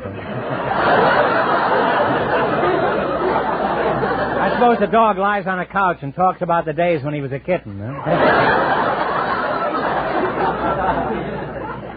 Well, let's get back to you, Arpeggio. Do you think you could teach me to play the piano, Ines? Yes, I'm sure I could. Could you sing a scale? Scale? I think so. Would you join me in a duet? Yeah. Huh? All right, here we go. 1, 2, 3. Do, re, mi, fa, sol, la, si, do.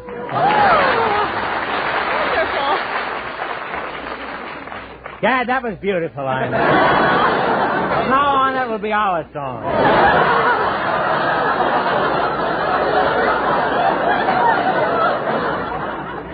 Now you're going to play the DeSoto Plymouth game, You Bet Your Life. And if you beat our other two couples, you'll get a crack at the $3,500 question. I can't tell you how much they won, but George is off stage to remind our listeners. The deputy district attorney and the housewife are ahead with $200. Here we go. Let's see how high I can build you $20. You selected royalty as your category. Is that right? You have $20. How much you going to try? 10. What is the name of the emperor of Japan? Hirohito. Hirohito. Now they have $30. $30. Remember, you're going for $3,500 tonight. How much of the 30 will you try? Should we try 20? What is the name of the exiled king of Belgium? King Leopold. Leopold is right. They're climbing now. They have $50. You got $50. Here's your third question. How much of the 50 are you going to try? You decide. 25.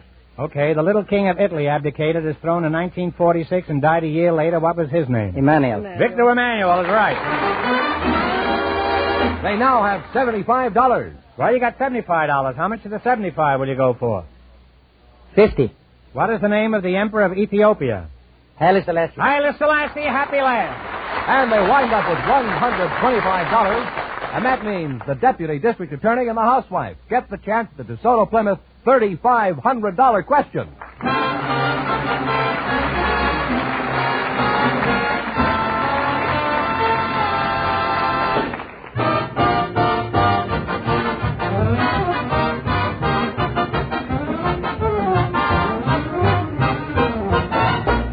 A while back, I suggested that you folks drive in and get acquainted with a DeSoto Plymouth dealer.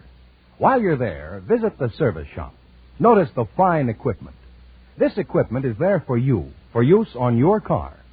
Every DeSoto Plymouth dealer has special tools and equipment in his shop, the kind you won't find just anywhere. These tools and equipment are factory designed and approved. In the hands of skilled mechanics, you'll find these tools can save hours of time on a job. They help a DeSoto Plymouth dealer's service experts do better work faster. That, of course, means money in your pocket, as well as a car that serves you faithfully and economically mile after mile. So visit that DeSoto Plymouth dealer real soon, will you?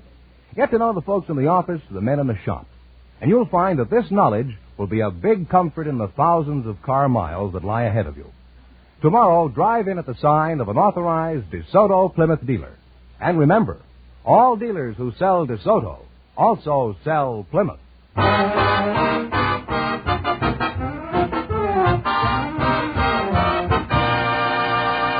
And here is the housewife and the deputy district attorney, the winning couple, all ready for the DeSoto Plymouth $3,500 question, Groucho. All right, here we go for $3,500. Ready? I'll give you 15 seconds to decide on one single answer between you, so think carefully and please, no help from the audience.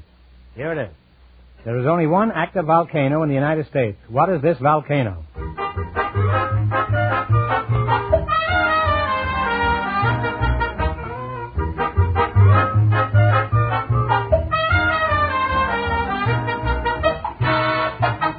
What's the answer you two have decided upon? I'm going to take a guess. Mount Lassen. Mount Lassen is right.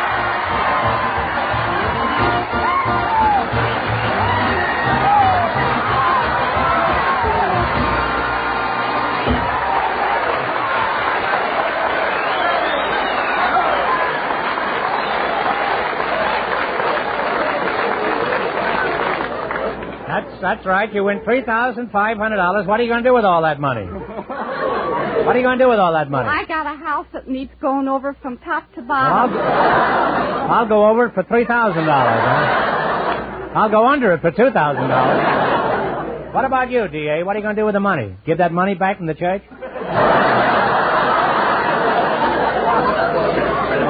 What are you going to do with this, Luca? We haven't any youngsters yet, but I'm sure we are going to have some. And that's...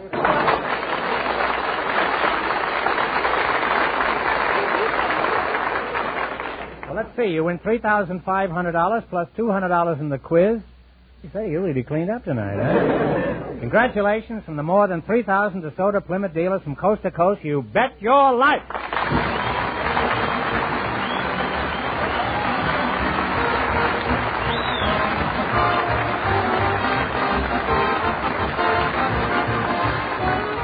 You Bet Your Life is a John Goodell production, transcribed from Hollywood, directed by Bob Dwan and Bernie Smith. Music by Jerry Fielding. Be sure to tune in again next Wednesday night at this time for the Groucho Marx Show, You Bet Your Life, presented by the more than 3,000 DeSoto Plymouth dealers of America. And remember, all dealers who sell DeSoto also sell Plymouth, two great cars, both products of the Chrysler Corporation. And don't forget, next week the big question will be worth $1,000. Well, it's almost time for Bing Crosby, so good night, folks. And remember, just be sure to see your DeSoto Plymouth dealer.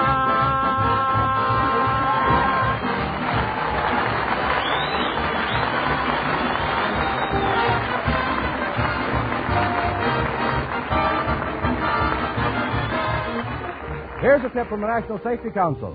The highway is no place for a surprise party. Always signal when you stop, slow down, turn, or change direction. This is George Fenneman signing off for the more than 3,000 DeSoto Plymouth dealers from coast to coast.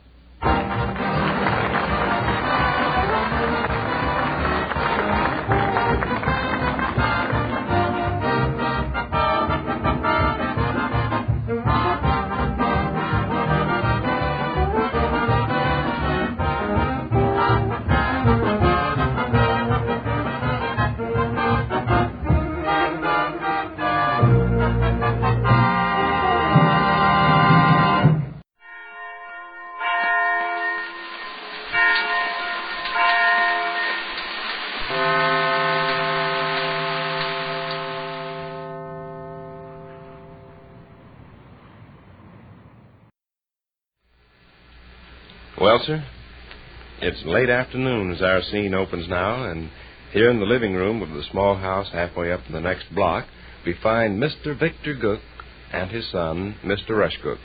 The gentlemen are seated on opposite sides of the library table, and a brisk rummy session is in progress. I gather from the way your little heart-shaped face lights up, you've won a glorious victory. 3 queens, 3 jacks, and the 4, 5, 6, and 7 of hearts. It's funny how punk players will sometimes blunder blindly along and win by a fluke. I didn't expect any credit. All right, that's 2 games in a row for me. Your deal. Slap over the tickets. When you beat, you make a big speech about your superior strategy. When I beat, it's a fluke. Very true. We played that last hand with deplorable awkwardness and complete lack of subtlety. I won, didn't I? By some miracle of happenstance, you did. However, a rummy expert watching your style of play would break out in a cold sweat and shed bitter tears. You were vague and uncertain about your cards. You showed not the slightest trace of finesse. If you recall the saying about the bull in the china shop, you will understand. Okay, deal. Wouldn't you like me to give you a few pointers on the game? No. Very well. It's your loss. Oh, shucks, God. You're the darndest Hi guy. in there. Hello, Sadie. You fellas missed it. Huh? You fellas missed it. Oh, probably some beautifully veiled lady and greatly agitated is at the threshold pining away for your good-looking papa. Whip out the tickets, why don't you? Are you impatient to get defeated? You fellas missed it. Is there a beautiful woman heavily veiled and greatly agitated? Mr. Donahue and Mr. Gumpox had a fight. Really, Mom? Mr. Donahue hit Mr. Gumpox on the nose. When was this? Just now. I was sitting out on the back porch steps and saw the whole business. Why'd you holler? I never thought of it. I was so interested in what was going on. Heck, I like to watch a fist fight better than I like to eat. Well, this wasn't much of a fist fight. Only one blow struck. When Mr. Donahue hit Mr. Gumpox, huh? Yeah. He hit him a good one, though. Right on the nose. Draw blood? Well, I think so. He took that bandana handkerchief off in his neck and held it over his face. What was the difficulty? Oh, silliest darn thing. I bet Gumpox's half-wit horse ate Donahue's lunch again. No, not this time. Well, stand up, pussy. Mr. Gumpox come along in his garbage wagon and seen Mr. and Mrs. Donahue on their back porch steps. He blew a kiss to Miss Donahue. Oh, go on. Oh, sure. He blew a kiss to Miss Donahue, and Mr. Donahue was infuriated. He tore out to the alley 60 miles an hour. And pasted Mr. Gumpox one upside the snoot, huh? Yep. Doggone, I wish you'd hollered. Well, I don't think I'd have hollered even if I'd thought of hollering. It had attracted attention to myself, and Made us look like a bunch of nosy busybodies. A fist fight in the alley, though, is important. Gee whiz, if a cyclone come along, you wouldn't hesitate to holler because it'd make us look like nosy busybodies? Well, no, with a cyclone, I don't suppose I would. What's Gumpox's idea of blowing kisses at Ma Donahue? Well, he's been doing it for years. Really? Sure. Does he love her? Oh, he blows kisses at all the ladies up and down the alley. He blows kisses at you? Well, of course. Why, son of a gun. Well, I've mentioned that habit of his, haven't I? No. I must have. Well, it's been going on for years. Us ladies up and down the alley joke about it all the time. Sure, Gus. I've seen Mr. Gumpox blow kisses to ladies on 1,000 different occasions. When he sees you on your back porch, he'll wave and show how he goes, will he? Well, he... It's louder than that. Guy's regular Romeo, huh? Oh, he don't mean anything by it. It's just being... gallant. Yeah. You'll be on your back porch step, shaking out a mop or watering plants. Along will come Mr. Gumpox. And throw me a kiss? Yeah, sure. He only does it to be friendly and nice. I'm greatly flattered. The garbage man threw me a kiss. Do I throw him back a kiss? If you want to. Do you throw him back a kiss? Oh, of course not. Charlie Racist Scum throws him back kisses. Oh, yeah, he does. Just to act the fool. No, Mr. Gumpox's been doing that so long now, I kind of take it as a matter of course. The rest of the neighbor ladies are the same. Miss Harris, Miss Husher, Miss Drummond, Miss Wheeler, and the whole push. Garbage wagon will come along the alley, and Mr. Gumpox will wave, and... This pretty little custom was a surprise to friend Donahue, eh? Well, apparently, he sure did get mad. Tore out to the alley like a bolt of lightning. Describe what happened, Ma. Well, I was sitting on the bottom back porch step with my sewing. Mr. and Miss Donahue were on their back porch steps, and we chatted back and forth. I think I heard the sound of your voices while Gov and I were playing rummy. Uh-huh. Well, before long, here come Howard up the alley pulling the garbage wagon. Mr. Gumpox was perched up on that board he uses for a seat. He saw Mr. and Miss Donahue and done what he always does when he spots a lady he knows. Yeah. Donahue immediately sized him up as a common masher, eh? I expect. Anyway, he certainly jumped. Run out to the alley, grabbed Howard's reins, yanked Mr. Gumpox off in the wagon, and proceeded to... Oh, no, he never done all that. What'd he do? He motioned Mr. Gumpox to stop. Then he says, stick your chin down here. See, the board Mr. Gumpox sits on is pretty high. Mr. Donahue couldn't reach high enough to hit him. Oh, for gosh sakes. He told him to get his chin down where he could smash it? Yeah. And Gumpox obliged? Well, Gumpox never realized what Mr. Donahue had in mind. He didn't know Mr. Donahue meant to hit him on the nose. But Gumpox did put his chin down, huh? Sure. Well, you'd have thought the half-wit would have divined Donahue's intention. He didn't, though. Mr. Donahue says, stick your chin down here. Mr. Gumpox was agreeably assured. He leaned way over the side of the wagon and tilted his face just right. And Mr. Donahue let him have it? And Mr. Donahue let him have it. Gosh, I wish I could have been there. Oh, it was a real treat. Well, what happened next? Mr. Gumpox was stunned. I imagine. Completely flabbergasted. He had no idea in the world why Mr. Donahue had smashed him. He stayed in that same position, leaning over the side of the wagon, don't you know, for a long, long time. Finally, he untied his blue bandana handkerchief from around his neck and held it to his nose. At last he said, "Why did you hit me on the nose, sir?" Mr. Donahue says, "For being smart." Mr. Gumpox thought that over. Thought it over, must have been several minutes. Then he says, "And Vic, this was funny." Funny and kind of halfway touching, too. What did you say? Because he was all in the dark why he'd got his nose bloodied. What did he say, Ma? He's Howard. Howard? Howard kicked Mr. Donahue. Oh. Yeah, Howard kicked Mr. Donahue. See, he thought the whole thing through and couldn't figure out any reason on earth why he'd been smashed in the nose. So, naturally, he wanted to return the favor. So he said, Howard kicked Mr. Donahue. Howard do it? No. Howard just stood there with his head hanging down by his knees and acting like he never had enough ambition to come in when it rained. And that was the end of it. Mr. Donahue went back to the house, Mr. Gumpox sat a few minutes longer on top of his garbage wagon and looked blank. Finally, he said, "Get aff," and Howard strolled on up the alley. Some dandy fight, huh? I enjoyed it. Gumpox seems to me as open to criticism for his unconventional habit of blowing kisses to the girls. He just does it to be nice. Been blowing kisses to the ladies up and down the alley for years. Well, I'm going back out on the back porch steps where it's cool. Okay. You have to trot after groceries directly, Raj. Okay, holler when you want me. Your play here in the running game, I believe, elbow joint. I dealt. Yeah, I'll take this 9 of diamonds. You're foolish. Oh, I don't know.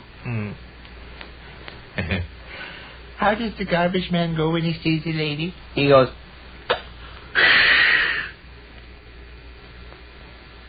Which concludes another brief interlude of the small house halfway up in the next block.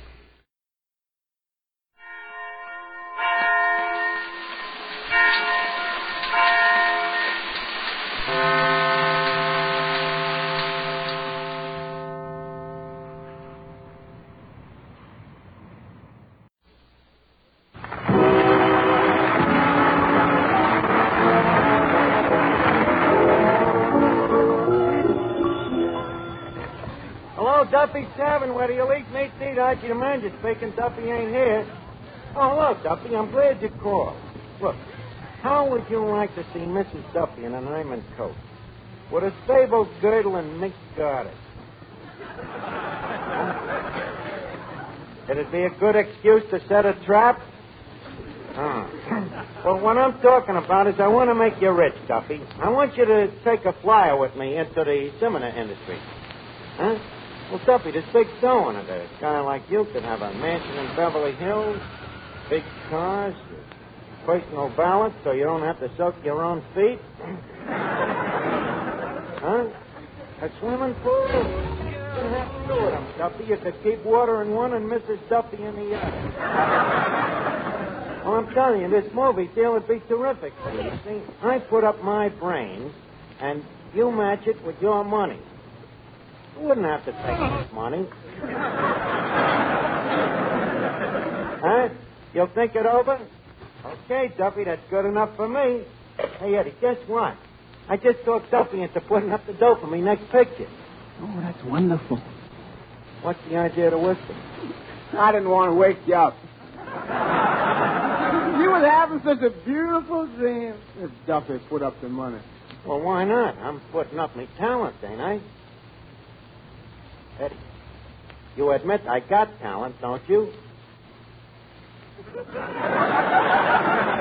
Eddie, do you admit it or don't you?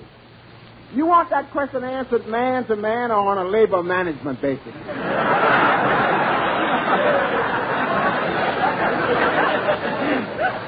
Is this the same crummy picture you was trying to sell to Alan Ladd last week? Well, yeah, but I had to change it. I didn't figure Alan Ladd was big enough to support me. Well, who is? That's just it. There ain't nobody.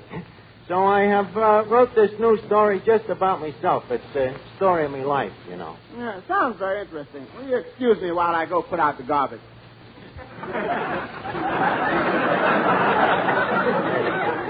Never mind about the garbage. Ain't you interested in hearing me life story? Well, okay. 6 of one, half dozen of the other. All right. I'll listen.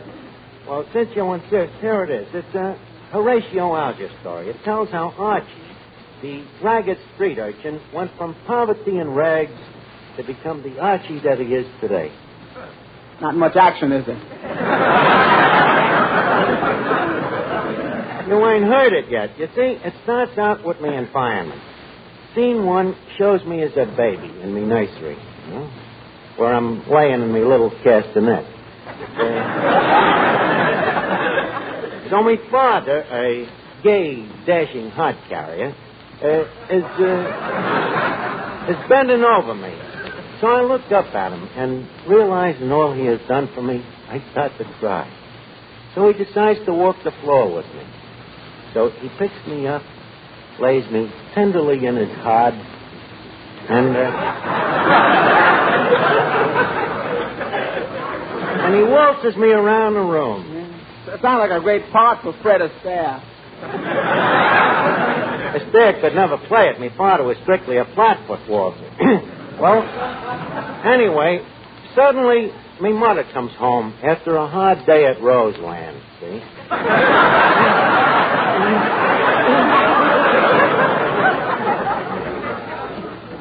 Her feet are black and blue. We're doing a picture in Technicolor. So Mater says to the old man, she says, Fred, I got sad news. I lost my job today. I refused to do the shimmy. So the old gent says, don't worry, Millie. We don't need that lousy 10 cents a dance. We have other treasures. And with a tear in his eye, he points to me laying up there in the hod. And he says, we have riches. We have our rhinestones. Ain't that a sad opening, Eddie? Miserable. I thought you'd like it. Well, in the next scene, I go from there to the tender years of me obsolescence, see? And I began to search. I began to grope for the mystery of life. The in-between age, when I was too tall for keyholes and too short for transoms.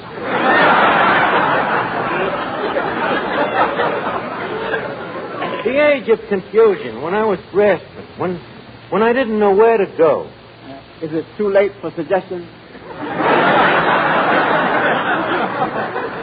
To continue, I didn't know which way to go, but suddenly it comes to me. I hear the call of Thestia. Actor's blood pounds at me pulse. Me nostrils get filled by the smell of the grease ball. I have been called. Put on your shoes, Mother. This is where we came in. Eddie, please, once in a while, couldn't you keep that dopey mouth shut?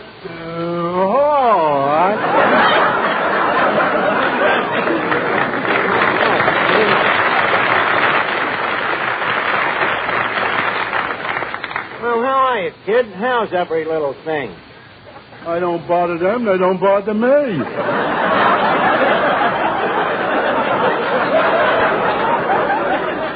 A Mexican standoff, huh? Now, slow, Finnegan. I'm busy telling Eddie here about this movie I'm writing. Oh, well, maybe I could give you the benefit of me experience. What are you talking? You don't know nothing about the movies. Oh, no? I see every picture that's worth sneaking into. Sneaking into the movies. Don't you know that crime don't pay? So what? Neither do I. Well, how do you manage to sneak in anyway? Oh, I got me method, John. I just got a new one of beauty. What? Well, I saunter up to the door, man, very nonchalantly, of course, and I kick him in the chin. And then what? Well, if luck is with me, he punches me in the nose and knocks me flat. But how does that get you inside? Oh, a high-class C8 ain't going to leave something like me laying around in the lobby.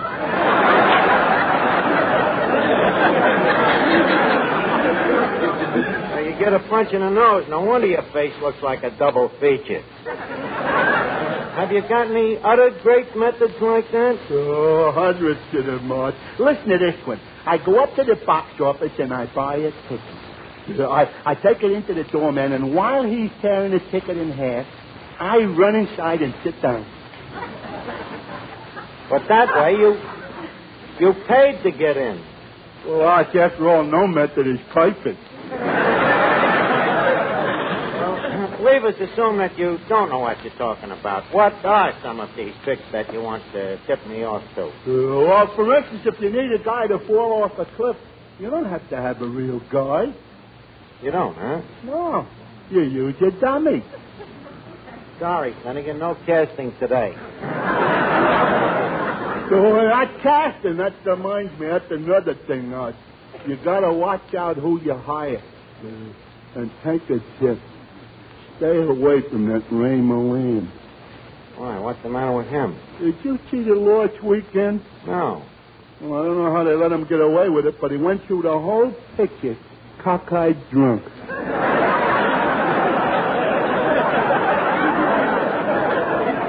Will you please remind me next Christmas to get you a pencil sharpener with a nice snap brim? Hello? Oh, hello, Duffy. Have you thought over the proposition? Huh? You what? You just read in the paper where me last picture was one of the 10 worst pictures of the year? Yes, but Duffy, did you happen to notice that it was first on the list? Certainly, and this new one will make a fortune. Huh? Well, okay, don't do me no favors. There's plenty of other people that'll put up the dough. But just remember, someday when you walk along the street and you hear people say, there goes the biggest jerk in town, then maybe you'll think of me. Toss it around, kid. What is it? You don't know how to handle Papa. What do you mean? Well, you gotta use psychology with him. Now, when I want to get money out of him, I sit on his lap, put my arm around his neck, and then I kiss him and say, my darling Papa is looking tired tonight. And then he goes to bed, and as soon as he's asleep, I take the money out of his hand. Duffy, I need money, but not bad enough to start necking with your old man. Well, maybe I could do something with him. On what basis? On the basis that if I get him to put up the money, that I get a part in the picture. I take it back. I'll neck with your old man. Now, just a second, Archie. I'm not that hard to look at. You should be standing over here. Archie, in the 3rd Avenue Civilian Defense Beauty Contest they put on last year, who was elected queen? That's right, you was. Miss Wastefats of 1945. Now, look, don't do me no favors. I'll get the money someplace.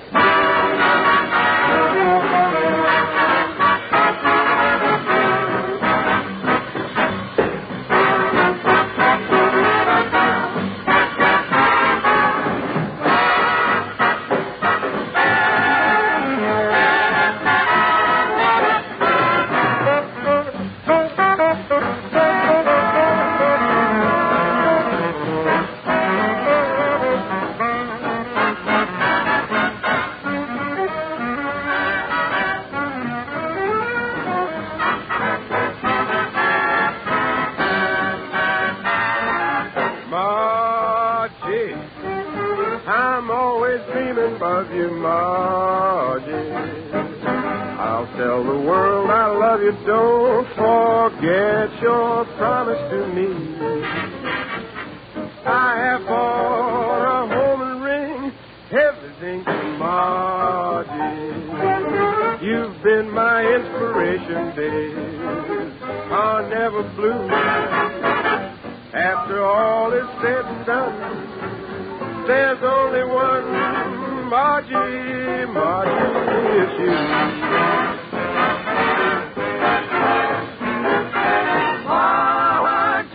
Margie, I'm always thinking of you, Margie. I'll tell the world I love you. Don't forget your promise to me. I have for wearing a nice big home and everything. Oh, Margie, hey, Margie, you've been my inspiration. Days are never blue. After all is said and done, baby, there's only one Margie, Margie, it's you.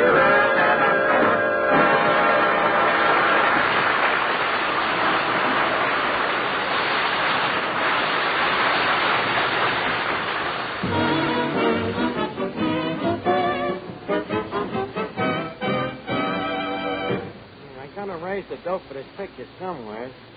Eddie, give me that phone book. Hey, you got some particular sucker in mind, or is this going to be the straight house-to-house canvas? If you don't mind, I'll just take the phone book. Stands without no remarks. Okay. Here you are. Let's see here. Q, S, you. Here it is. Uncle Sam's Park Shop. Hello? Uncle Sam? This is Archie. Archie. Remember the wristwatch with the imitation alligator strap? Yeah. Yeah, well, Uncle, I got a big deal on, and I'm a little short of... Huh? Oh, your money's all tied up in cash, huh? Well, better luck next time. So long, Uncle. Oh, just a second while I got you. Don't forget to brush me blue serge suit.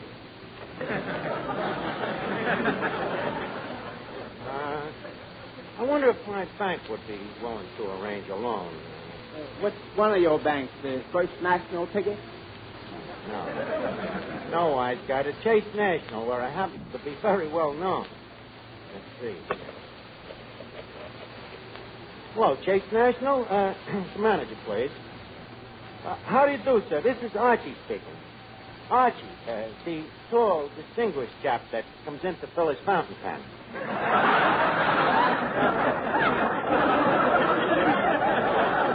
Yes, that's right. Look, my corporation would like to liquidate a short-term fiduciary, and I was wondering if we gave you adequate security. Hello?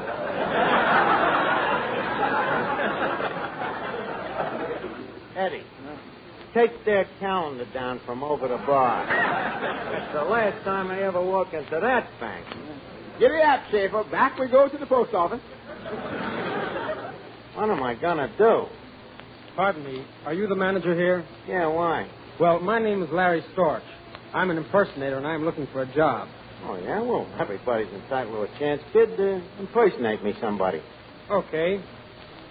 Ah, Hetty, how beautiful you are. I would give anything to be with you. Come with me to the Cars Bar. Oh, yeah.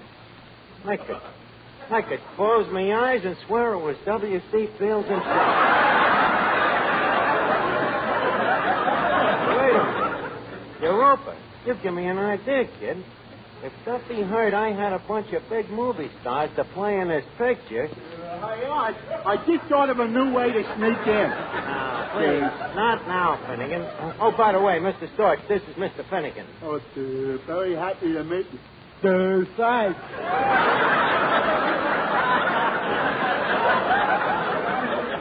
God, this guy talks like a moron.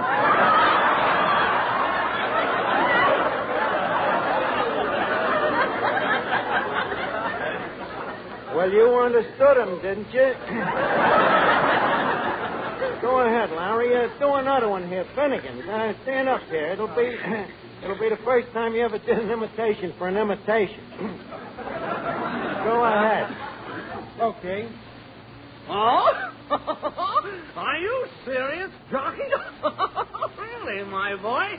I should like to say this town is in a terrible turmoil. Yes, I just came from a department store. I walked up to the young lady behind the counter and said, "Do you have any notions?" She said, "Oh, yes, I do, but I suppressed them till 5:30. Frank Morgan, that's terrific, kid. Who else can you do?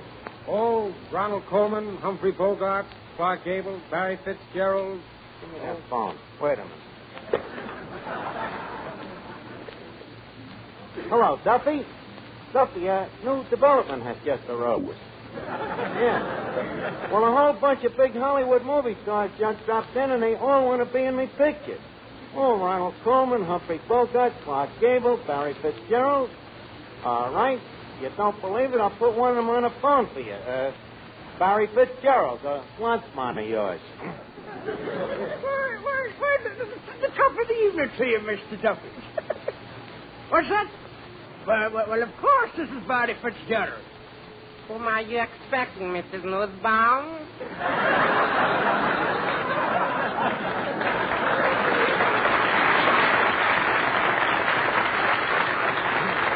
Give me that phone, kid. Huh? Well, are you sold, Duffy? You think it's a trick? Okay, I'll convince you. I'll put on a scene with the whole parade of stars right now.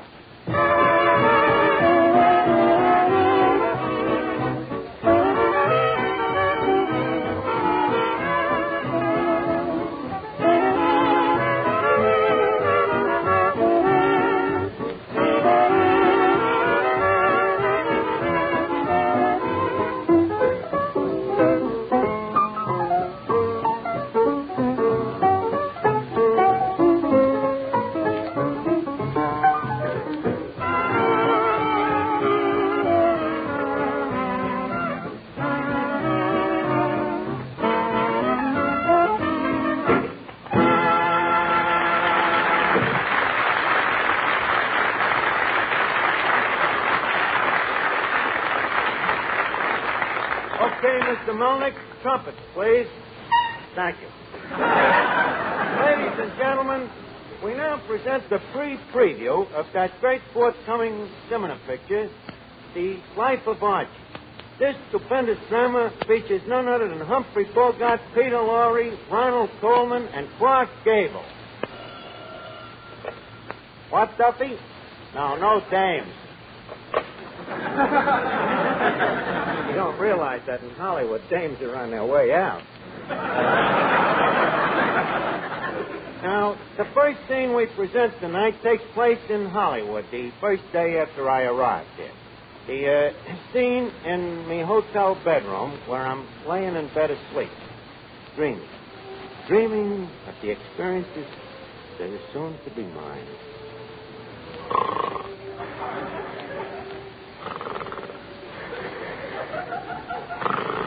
Hava.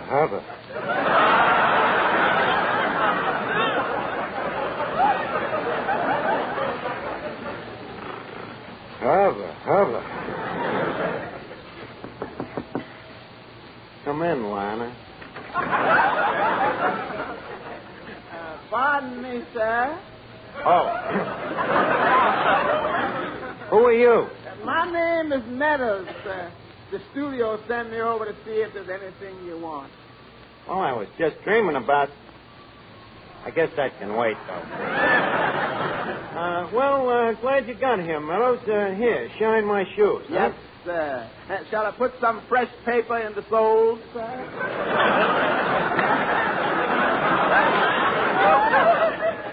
I think you'd better not, Meadows. I'd rather not be accused of going Hollywood.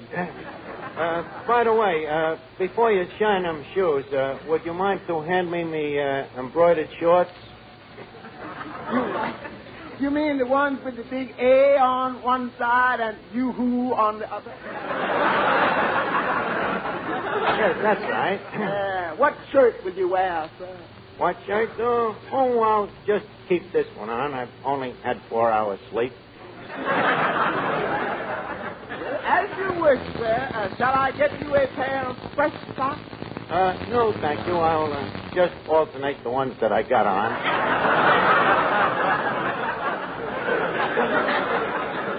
So, this is Hollywood, eh, Meadows? The city of dreams. Baghdad on the Pacific. Millions of Meccas. But will it spell happiness? If I may say so, sir, with your looks, you can't miss it. Oh, don't be too sure. My looks are apt to be my curse. I see what you mean, sir. Yeah, them other stars are sure to knife me. That's probably one of them now. Who's there? Open the door. I want to talk to you. This is Humphrey Bogart. Let him in, Meadows. Now, look, kid. Let me give you a little bit of advice. Us actors out here had a pretty soft touch before you blew into town, and that's the way we're going to keep it, see? And if you're smart, you'll hop on the rattler and beat it right out of here. Okay, baby. I'll be right with you.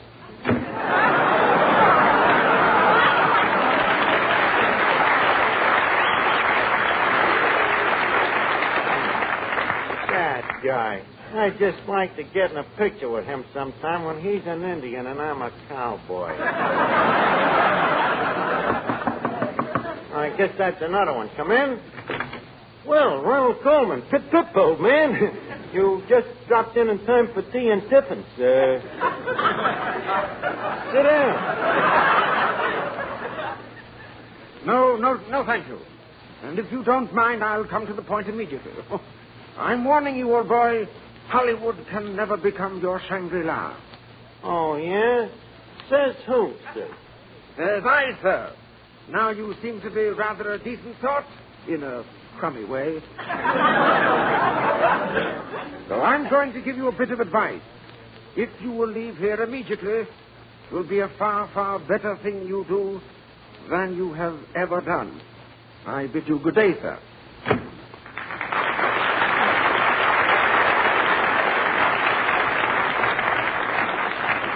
What a Berkeley Square.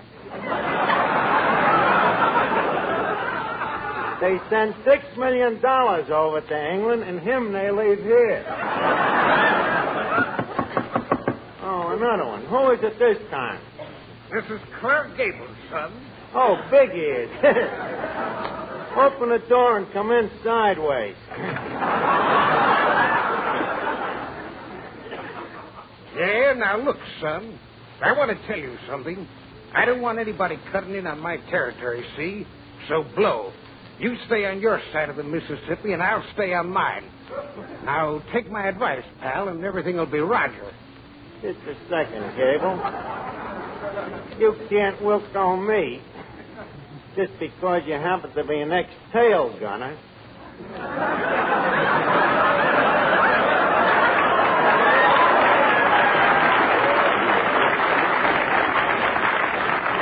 Now, what else is on your mind? Nothing. But don't say I didn't warn you. So that's the great Clark Gable. What's he got that I ain't got, Meadows? Sergeant, do you mind at this point if I throw away the script and add a lib? If you please, just read what is wrote in the script. Okay. I think you are much handsomer than Clark Gable. Mother, forgive me. Back to the Meadows character. Come in. Hello, Archie, my boy. Well, Peter Lorre. Don't tell me you're worried about me, too.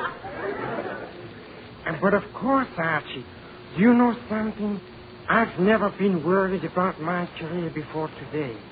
But when you walked off that train, I took one look at you, and for the first time in my life, I was frightened.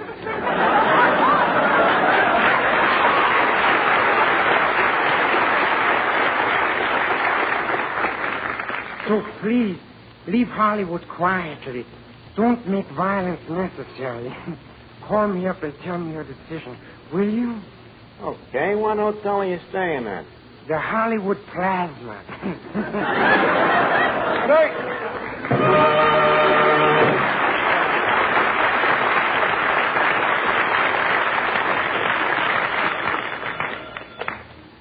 Well, Duffy, now that you heard all them big stars, what do you say? Do you want to participate in the picture? Huh? You do, eh? Well, to what extent? You'll rent me your brownie. But Duffy, with all of them big stars, huh? As long as I get all them big stars, I should get some money from them, huh? Okay. Say, Sarge. Yes? How much dough you got? Any at all? I got 50 cents. 50 cents? 50 cents? What a nerve you've got, impersonating a lot of big movie stars with a lousy $50 in your pocket. Meadows, ejaculate this bum.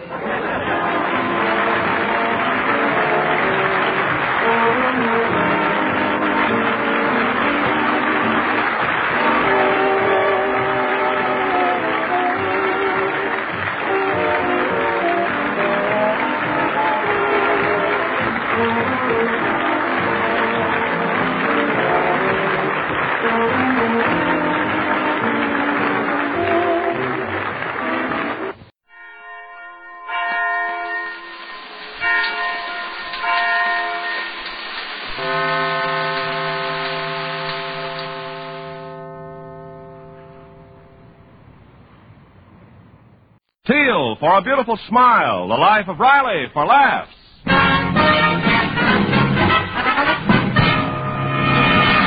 Teal, T-E-E-L, Teal, the amazing liquid dentifrice. That's it, T-E-E-L.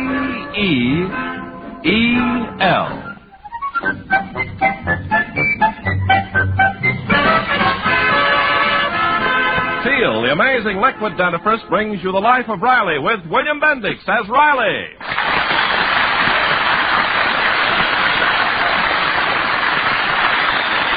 Remember, friends, for beautiful smiles, it's T-E-E-L, Teal. And just for laughs, it's R-I-L-E-Y, Riley, in the life of Riley.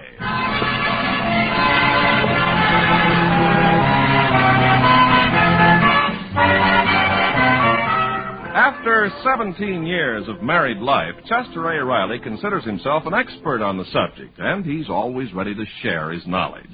The other night, for instance, Riley brought home a young man who works at the aircraft plant with Riley, and dinner was just about over.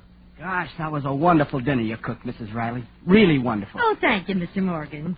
Mr. Riley, you're sure lucky to have a wife like you've got. Well, she didn't do so bad either, Bill. I was a very gorgeous bachelor. Oh, Riley. Well, you're both very lucky to be so happily married. Yeah, we sure are. Say, Bill, didn't you say once that you was engaged to some girl of the opposite sex? Was is right. It's all off between me and Jenny. Oh, what a shame. Well, what went wrong? Well, you see, Jenny's a wonderful girl. Only she's very stubborn. Oh, stubborn, huh? That's bad. Well, what was Jenny stubborn about?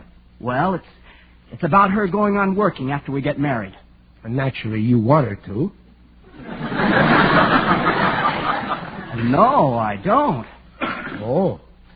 Well, I'll tell you how I feel about it. Does she have a good job? That's just it. She makes more money than I do. Well, I'll tell you, Bill, the thing is... And the worst is her boss is crazy about her.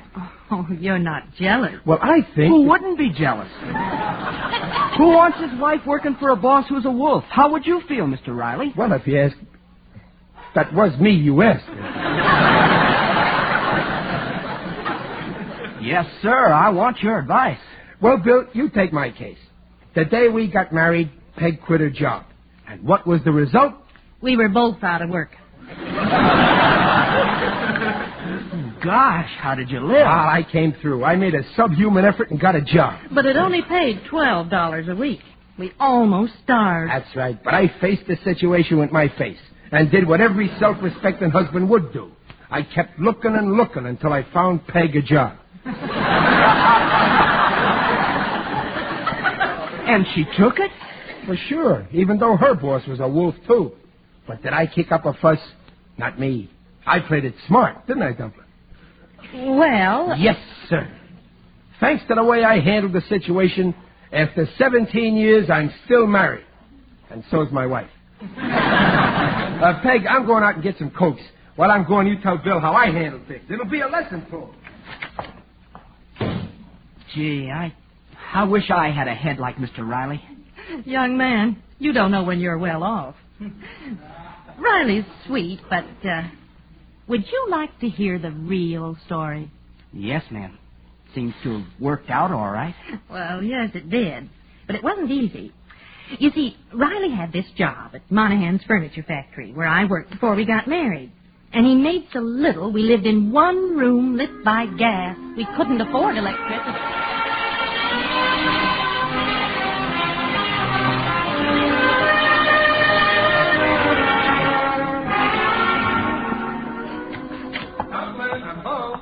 Are you home? Oh, yes, Chester, I'm right here. But I can hardly see you. It's pitch dark in this room.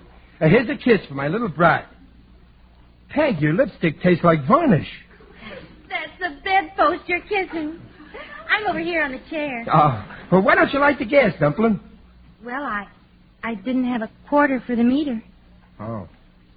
Well, they say a dark room is great to rest your eyes. But tomorrow is payday, and then we'll get the gas back.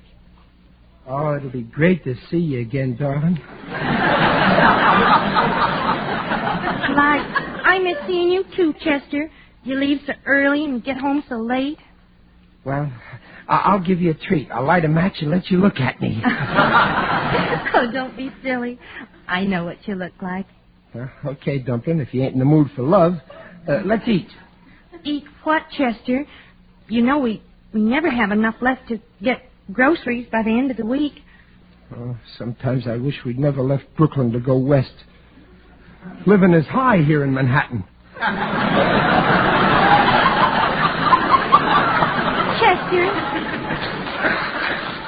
Chester, why don't I take my old job back? Nothing doing. No wife of mine is slaving for old Monahan. What kind of a man do you take me for?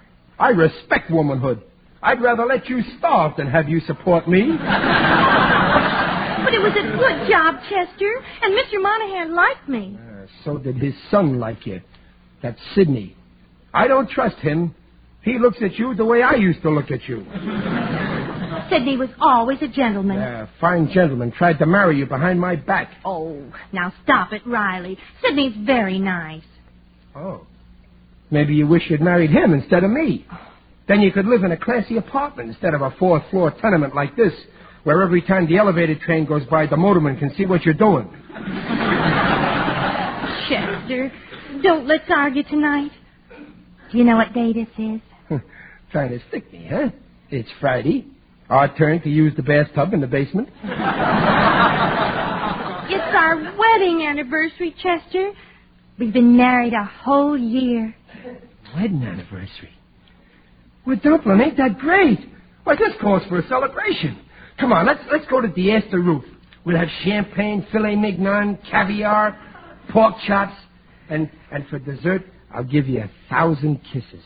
Oh, but Chester, we're broke. Will you settle for the dessert? Chester, that's Sidney Monahan's knock. What's that four-flusher doing here? Keep quiet. Maybe he'll go away. His father gives him music lessons, and that's all he can play.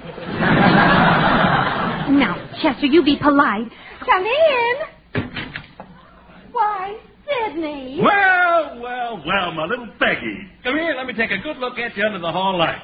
Yep, the same beautiful Peggy Pie. Nothing has changed. Her name is changed. Just remember that, Monahan. Same old Riley. Come here and let me take a look at you in the light. You look better in the dark. You're so funny. Monahan, that wasn't a very polite thing to say. Riley, don't be rude. Oh, I don't mind him. I can't get over how you look, Peggy. Let's see. It was only a year ago today you married this lucky baboon. Never mind the cracks about my luck.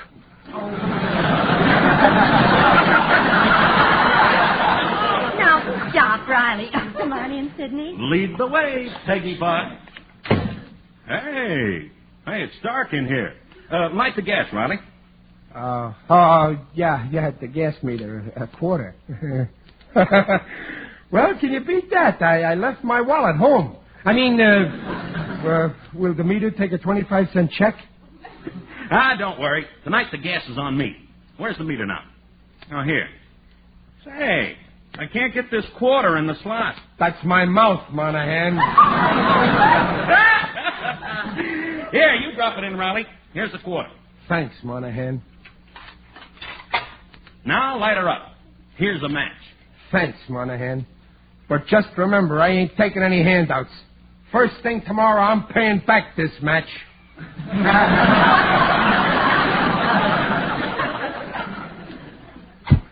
There. That's better. Now I'll tell you the nifty idea yours truly thunk up.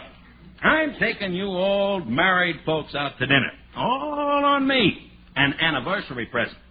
Well, thanks, but we ain't hungry. Are you, Peg? Oh, no, not a bit. I couldn't eat a thing. But I'll force myself for politeness' sake. Okay, then let's go. You kids slip into your best duds. I'll wait for you downstairs for my new essay.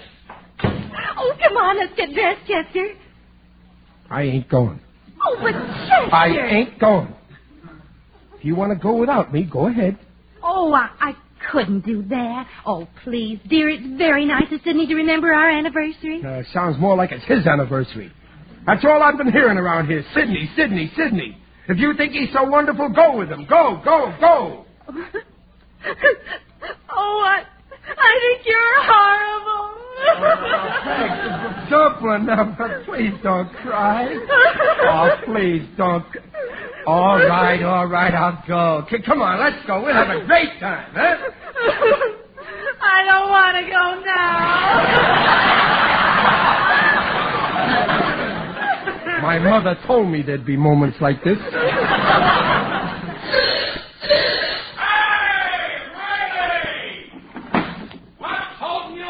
We ain't going. Quit the kidding, Riley. Come on. No, we ain't going. Go celebrate our anniversary yourself.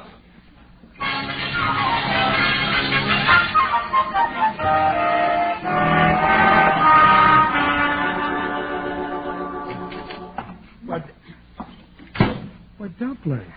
Are you still crying? Oh, please don't cry. I can't stand to see your eyeballs leaking like that. Well, I'm not crying, but you were rude and you yelled at me. Oh, I'm sorry, Dumpling, but we're still going to celebrate. I went out to Green Speckle's Delicatessen and practically bought out the store. Look what I got.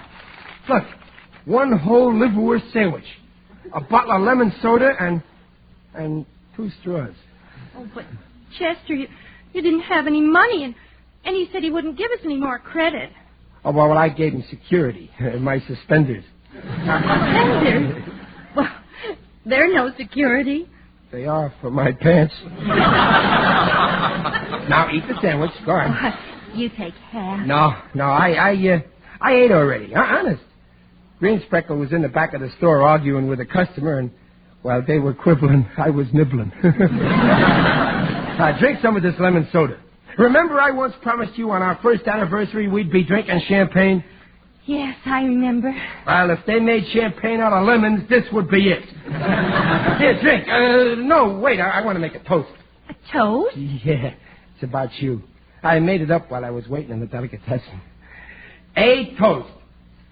Here's to you, my darling wife. There ain't a girl that's sweeter. You'll always be my shining light. So who needs a quarter for the meter? Chester. Huh? Do you love me? Well, Peg, how can you ask me that? Of course I love you. And you'd do anything for me? Anything, Dumpling. Anything. Just name it. Let me go back to working for Sidney. Name something else. But Chester... Now listen, Peg, I will not have my wife... Just as I thought, you don't love me. But what's that got to do with it? And anyway, how do you know you can get the job? Sidney said he's got a place for a secretary. Yeah, and I know the place. His lap. Oh, so that's what you think of me. You don't trust me. Well, no, Dumpling, I do trust you. No, Okay, you can take the job. Oh, thank you, darling. I'll let you work all day for Sidney if that'll make you happy. But remember, when you come home to me, your happiness is over.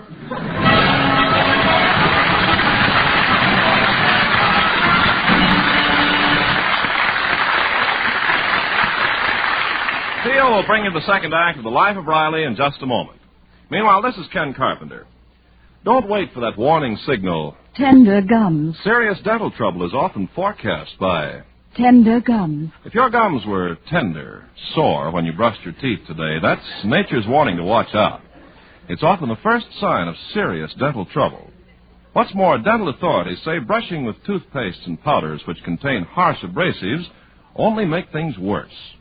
You see, toothpastes and powders contain abrasives. That's primarily how they clean. And you can imagine what abrasives can do to gums that are already tender and sore. That's why I urge you, at the first sign of tender gums, switch to Teal, the liquid dentifrice. Teal contains no abrasive, so Teal does not irritate even tender gums. Teal is good for tender gums. In fact, because Teal is a liquid, it reduces the irritating effect of the brush itself, authorities say. Teal lets you massage your gums gently. Once you've used Teal, the chances are you'll continue. You like the way it makes teeth look sparkling clean, the way it helps sweeten your breath, and gives your mouth a refreshed, tingling taste. So when gums hurt, see your dentist and switch to Teal. Better yet, don't wait for that warning signal.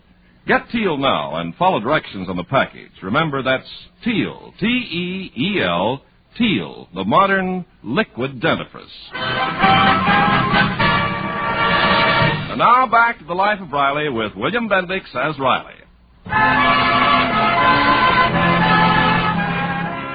We left Mrs. Riley telling a young friend of theirs how jealously Riley acted when she went back to her old job after 1 year of marriage. It seems that Peg worked for a former suitor of hers. So you can see, Mr. Morgan, Riley was terribly jealous of Sidney Monahan, even before I went back to work. Oh, I guess I'd be, too.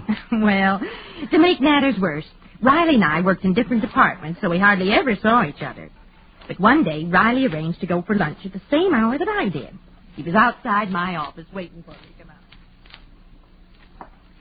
Hey, Riley, what are you doing up here in the office? Oh, hello, Gillis. I'm waiting for my wife. I switched my lunch hour so as we could eat together. Oh, swell. I'll see you over at Greasy Gady's. Oh, no, sir. None of them 15-cent blue plates for her. Ah, this is something special, huh? Yeah, I've been saving up. I'm taking her to Wing Ching House Chinese Gardens. Today they're serving their Hong Kong specialty, Yankee pot roast. Hey, your wife's back working for young Monahan, ain't she? Yeah, private secretary. I hear how this here Monahan is a terrific sheik. Yeah? How do you know, Gillis? Well, every time I go out with a babe from the office here, she always slaps my face and says, "You're as bad as Cindy Monahan." You know, if it was my missus locked up 8 hours a day... Listen, Gillis, I trust my wife. Okay, don't get excited. I'm just making some insolent conversation. Hey, how come she ain't come out yet? It's after 1. Oh, don't worry, she'll be here. She's probably just finishing some work. Peg wouldn't stand me up. Well, I'll be going now, Sidney. I have a lunch date with Chester. Okay, Peggy. Hey, no, I've been thinking. My father needs a man inside here to handle the furniture in the showroom. The job pays more, too. Maybe I could fix it for Riley. Oh, Sidney, that'd be wonderful. Well, listen, my father's home today. Let's run out there and ask him. He thinks a lot of you, too, Peggy. Well, I'll have to tell Chester I'm going. Oh, why not surprise him? If my father doesn't give him the job, he'd be disappointed. Yes, that's right. Well, oh, Chester will forgive me. All right, let's go. Come on. Out the back door.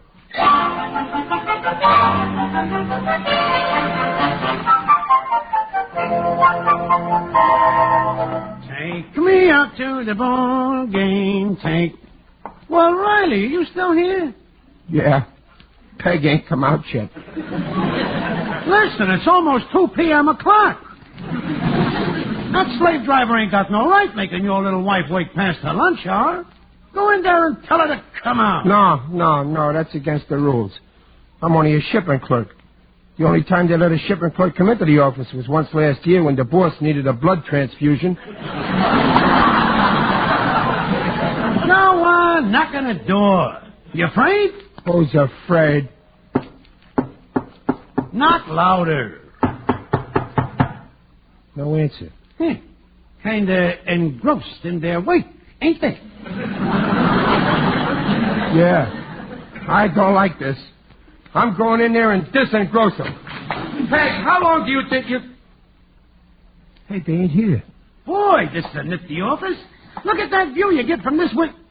Hey, Riley, come here, quick. What's the matter? That car coming in the front gate. It's Monahan's. And Peg, she's with him. That rat took your wife to lunch. She stood you up for him. No, Peg wouldn't do that to me. Maybe it was just business. Don't be a sap, Riley. They're pulling the wool off your eyes. This is the way it starts. What starts? First he takes her to lunch. Then he takes her to tea dances. Then steak dinners. And then midnight smacks with lobster thermostat.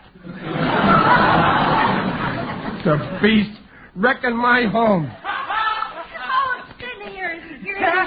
Then we're trapped. Quick, let's duck behind these filing cabinets. Oh, Riley, I think... Shh, quiet. Oh, look, Sidney. We left in such a hurry you forgot to close the door to the vault. Oh, so I did. Oh, my. Look at the clock. We've been gone a long time. Well, who cares? It was worth it, wasn't it? I'll say it was. Gillis, what was worth it?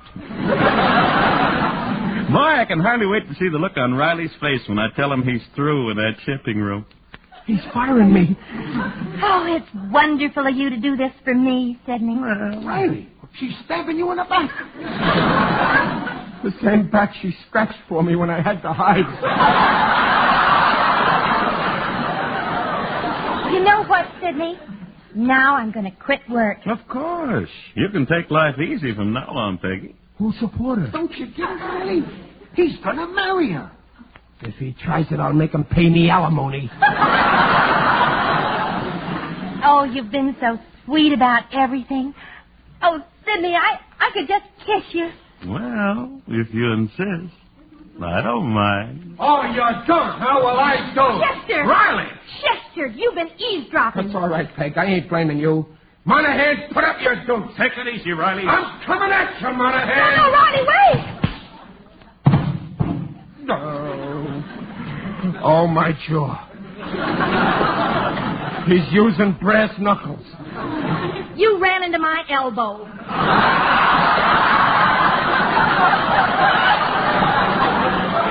Now, you get up off the floor and listen to me. I listened enough. I won't stand in your way. I'll go. Oh, wait, you big dope. We were Don't try to stop me. But we were... I'm walking out and I'm never coming back. But we... Goodbye. Forever. Riley! Holy smoke, he locked himself in the vault. Oh, Sidney, quick! You'll suffocate in there. I'll open it. I can't. Only my father knows the combination.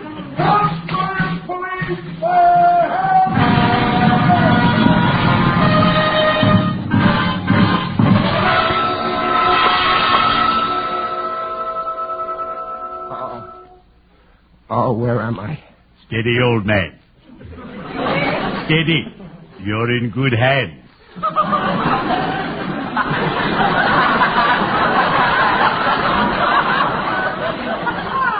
Who's that? It is I, Digby Odell, the friendly undertaker. Oh, Digger, what are you doing here? I've been working over you for the last half hour. Now just lie there. I happened to be here in the showroom when they carried you in. Oh, what happened? You passed out, and I brought you to. Frankly, it's a little out of my line. Oh, yeah, I remember now. I shut myself up in a vault. You shut yourself in a vault? Wait till my colleagues hear about this one. Listen, Digger, where's Peg? In the next room, having hysterics. But don't worry. The doctor is there. Oh, poor Peg. Digger, I'm in an awful jam. It all started with our wedding anniversary. Ah, wedding anniversaries. The first anniversary, the honeymoon isn't over. The flame of love burns brightly. The 10th anniversary, they're getting on each other's nerves. But the fire of love can still be rekindled. And then the 20th anniversary. The fire is full of clinkers. I adore anniversaries. They're so gay. Well, mine wasn't. Now Peg's leaving me. Maybe if I had a better job, she'd come back. A job? Why not come and work for me? I need someone to help me carry the burden. No. You got enough people working for you. Oh, nonsense. In my profession, we have a saying. There's always room for one more at the bottom.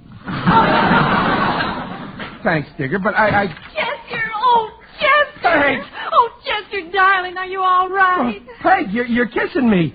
You're still hysterical. Oh, you big baby. You still love me? Love you? Why, Peg, I'd die for you. Well, then I'll see you later. Here, old lady. I'd better be shoveling off.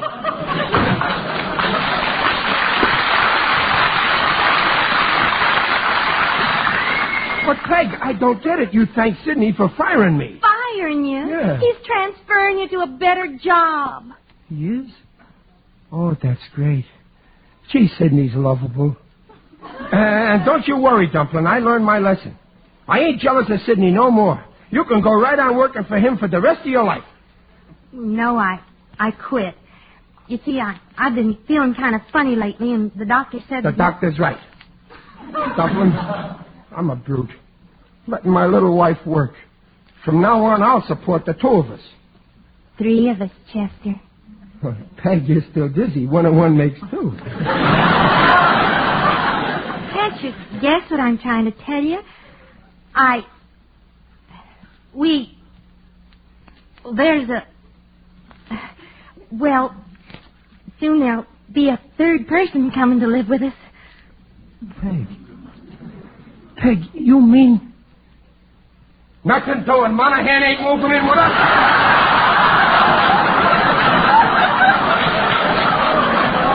Oh, Chester, can't you... I'm going to have a baby. A baby? A human baby? Oh, yes, Chester. Oh, wait, Peg. Darling, sweetheart. You mean we're going to have a baby, our very own? Yes, Chester. And I know he's going to look just like you. What a revolting development this is. A baby. I got to get a doctor. Quick, everybody, call the baby. My wife's going to have a doctor. Quick. Chester, stop! Peggy, darling, let me carry you. Carry me? Where? What, to the hospital? Oh, Chester, not yet. Not until April. April? Well, I'll get you a calendar so it don't slip your mind. Peggy, let's go out and celebrate. I'll borrow some dough and we'll have 3 steaks. Oh, Chester, I can't eat more than one. Well, I can. In fact, it's my duty to keep up my strength. After all, now I'm eating for 2.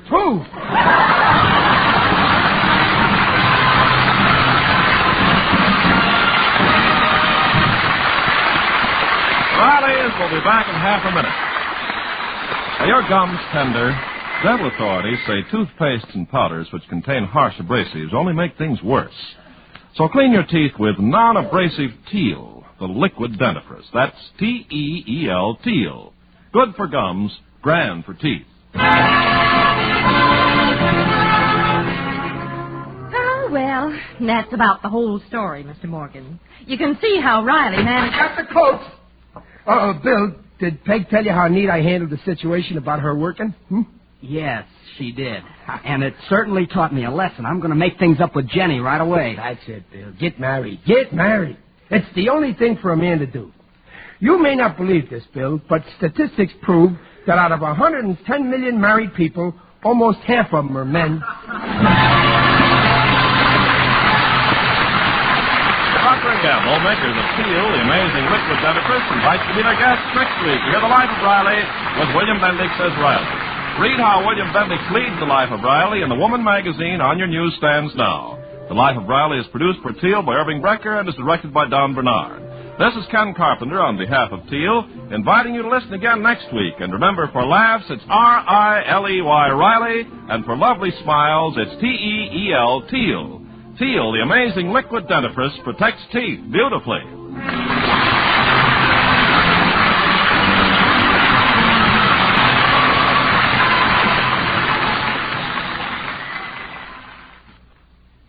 Ladies, the exciting news these days is Dreft, D-R-E-F-T, Dreft, Procter & Gamble's sudsing miracle that gets dishes so clean they shine even without wiping. Yes, the first suds in history to wash even glasses so clean they positively sparkle whether you wipe them or not. You see, Dreft is different from any soap or soap flakes you ever used. It can't leave any streaks on dishes the way all soaps do. Yes, and it's almost unbelievable the way Dreft cuts grease. It just seems to melt away. Another thing, in water as hard as nails, Dreft makes suds instantly. Gives 5 times more suds than any soap you ever use. Dreft is kind to my hands, too. It's just wonderful every way. That's a fact. No soap in the world, no other suds of any kind is the same as Dreft. Dreft, the amazing suds discovery that gets dishes so clean they shine even without wiping. Get D-R-E-F-T, Dreft. Listen again next week, same time, when Teal for a Beautiful Smile brings you the Life of Riley for laughs. This is NBC, the National Broadcasting Company.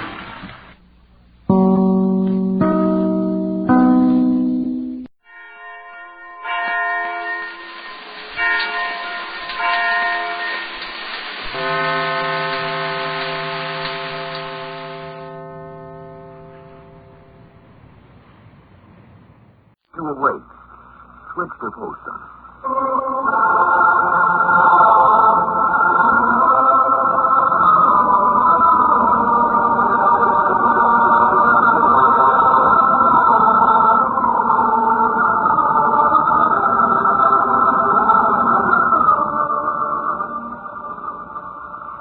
The makers of Postum, the favorite mealtime drink in millions of American homes, present those two lovable old characters from the hill country, Lum and Abner.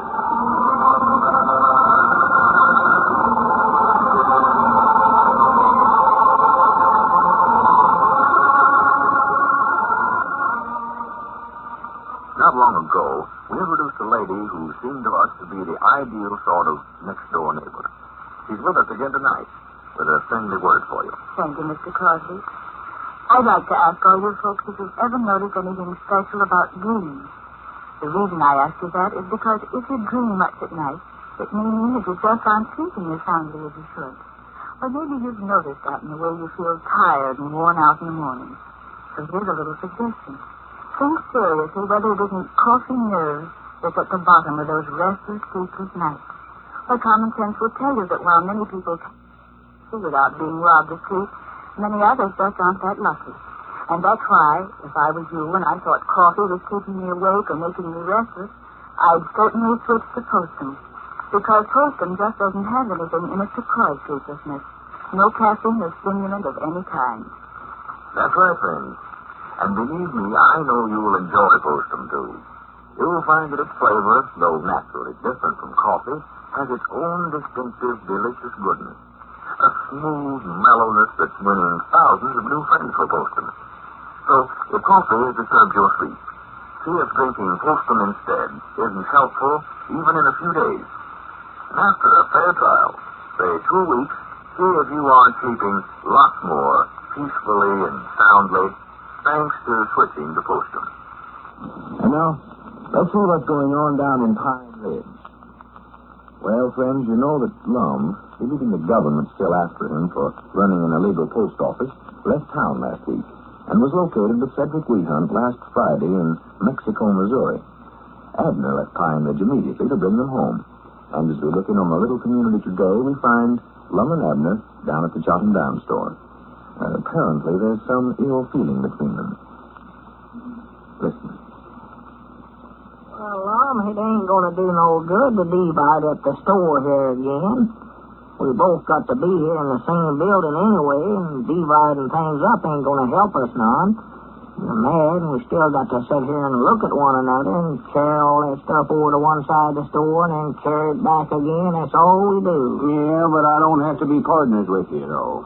Well, I've told you 14 dozen times how sorrowful I am, Lum.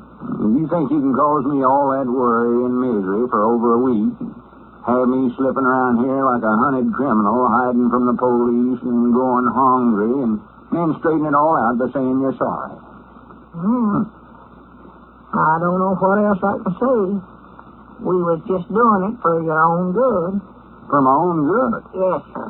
You think it's good for me to think the police is after me and me hiding back there in the feed room, crawling down under the store, and every time somebody come in the front door there? Well, no, but everybody told you you'd get into a batch of trouble running a post office here in Pine Ridge without a license from the government, selling stamps for less than a regular price, and you're just getting out of it too easy. We want to learn you a lesson over. Well, from now on, you tend to your own business. I ought to whop you on what I ought to do.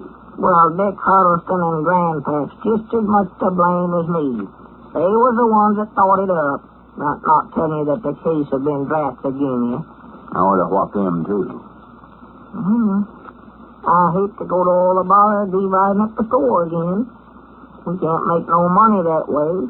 Get to cutting prices, trying to undersell one another. Yeah, well, I'll stay on partners, but I ain't going to have nothing to do with you. Just stay out of my way, that's all I ask. Well, I'll stay out of your way. I'll sit right here, and you can sit anywhere you want to. I don't care. Yeah, you want to sit here by the stove. Make me get over there on the first side of the store where I'll freeze to death. I don't care where you sit. Sit on top of the stove if you want to. I don't care. I'll stay here till warm weather sets in. Well, you'll be over your mad spell by then. I ain't never going to get over it. Oh, Phil. Yeah, I figured if I had a friend in this world, it was you. Then you do me that way. Let me slip out of town, head out from Mexico without even stopping me. Well, I went back to the feed room, me and Grandpa, to tell you that they weren't looking for you no more. And By the time we got back there, you was gone. Natural I'd leave town. You tell me all that stuff about going to shoot me on sight. Yeah, well, that was Grandpap's idea, Lum. That weren't mine. I went up to Mexico, Missouri, and got you and Cedric out of jail, though, didn't I? You needn't have bothered. We'd have got out all right. How? They just had us in there for 30 days. They couldn't have held us in there no way. We hadn't done nothing. Well, that's what they arrested you for. Not doing nothing, not working. Vagrancy is what the fellow said. Yeah, Cedric's the one that caused the trouble. Told everybody we was heading for Mexico to start a revolution. Then you wound up in Mexico, Missouri. Well, what's so funny about that? Huh? We asked somebody which way Mexico was, and they said it was north about 180 miles, so we catched the first freight train that come by. And... Yeah, that's another thing they had you charged with, too. Riding freight trains. I couldn't ride no passenger train. In the first place, I never had the money, and in the second place, I feared some detective would see me. Huh. And we nearly froze to death sitting in that boxcar. If I got any traveling to do from now on, if I ain't got the money, I just won't go, that's all. Well, how did you eat without no money? We never done much eating. I was sort of counting on Cedric having some money. That's the reason I asked him to go along. That blamed he didn't leave home flat broke. Well, how much did you have? Nothing, not a nickel. Oh. Good thing we got put in jail. We'd about starved to death. Well, the more I hear about it, the worse I feel about what I done, Lum. I ought to have told you, but of course I never once thought about you running off right away. Well, the best thing to do is just forget about it. It's all over now. You ain't mad no more? Yes, I'm still mad. Well, you talking there like you about to get in a good humor again. I ain't. Oh? But there ain't no sense in sitting here and not talking. No. If we want to be in business together, we got to say something once in a while. Yeah.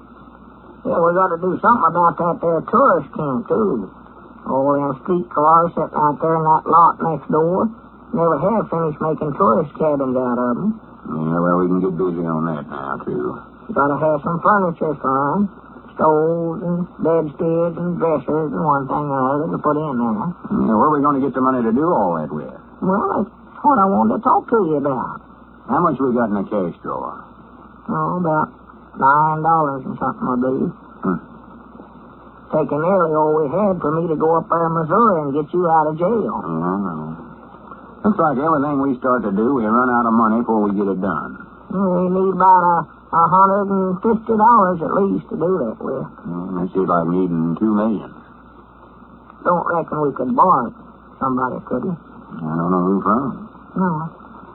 If we could get the tourist camp started, all the customers would buy groceries and stuff out of the store and help both our businesses. Why, sure. And we got plenty out on the books if we could just collect some of it. Can't collect nothing this time of the year, right after Christmas and all. Might take in some second-hand furniture on some of these accounts that's on us on. I hate to do that. Most everybody that owes us is close friends of ours. Hate to take their furniture. Yeah, well, I mean, they might have some old stuff. Chairs or bedsteads or something they ain't using. They'd be glad to get shut of them. We'd take them in and get them credit for it. We got to have stoves and all that stuff. Can't open up with just a bedstead and a chair. No. Let me look at the county seat paper over there. Maybe it's got some furniture advertised for sale in there in the lawn ad section. Yeah, I'm saying to you, might have something in there. Look at it. Might find somebody moving out of town wanting to sell their household belongings cheap. Just buy the whole works. Still don't know where we get the money to pay for it, though. They ain't going to give it to us just because they're leaving. I don't know. I always have to glance over the locals. Locals? Yeah, I was calling about folks coming and going. Oh. See, Raymond Nunley was in me on business Saturday. Well, I seen him go by the store. Shorty World writes friends that he is stopping in Albuquerque, New Mexico for a few weeks on his way to California. Well, that Shorty's a traveler. He does travel, just... Lum Answers... Huh? Lum Answers returned from a business trip to Mexico, Missouri Saturday. Well, I got my name in there. Reckon how they found out you was in that letter? Well, I seen the reporter when I got off the train Saturday. Asked me where I'd been. I couldn't tell him. Been in jail. No. Told him I'd been up there on business.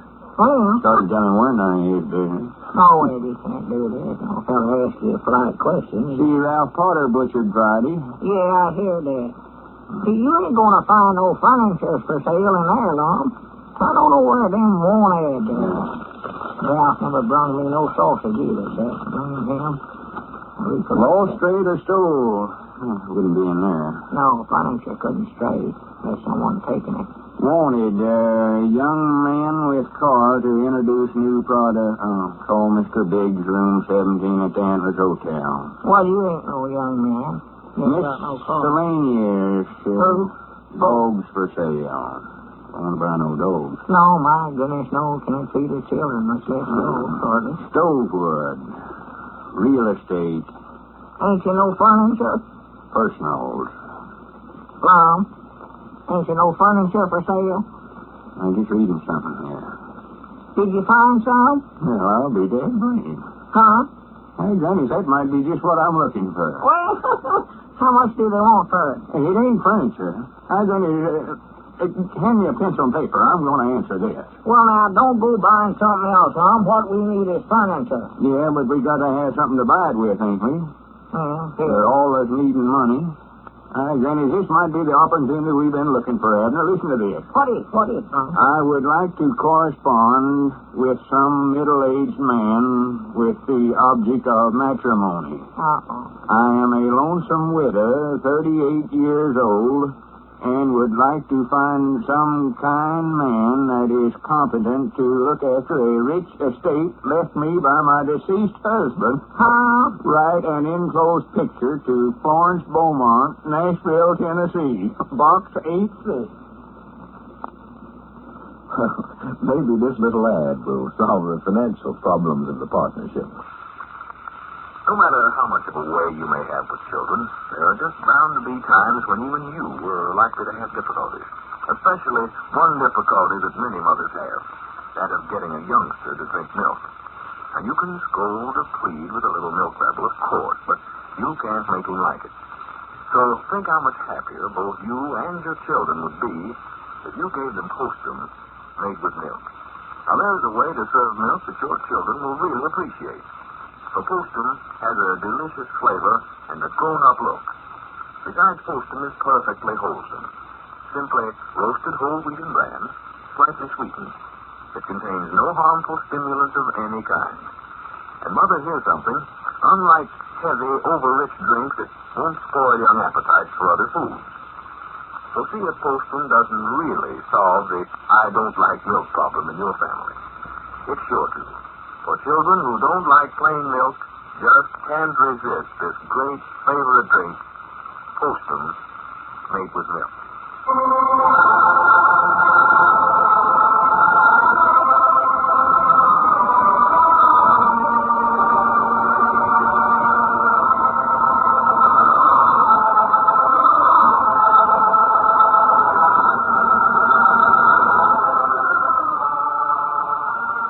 Don't forget, friends, come along with us next Wednesday evening at the same time when we again visit Pine Ridge with Lum and Abner, who say there's no need for a man to worry about his future until he finds himself not worrying about it. Blue Crosby speaking. And remember, postum, your best bet for cadet.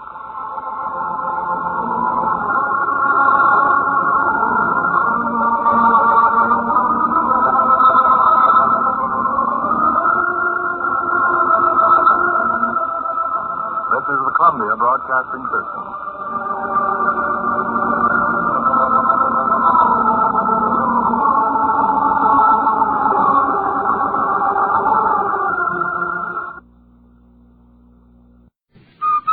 See what I mean? Rinso White, that's what I mean. Rinso gets clothes, Rinso White. Say, Andy, where has you been for the last couple of days? Oh, Amos, I tell you, the Kingfish and me has been up to our ears in work. We have just incorporated our new business. Our new business? That's right, son. Today is the grand opening of our employment agency. Oh, I'm telling you. The makers of Rinso bring you the Amos and Andy Show with their guests for tonight, Jack Benny and Rochester.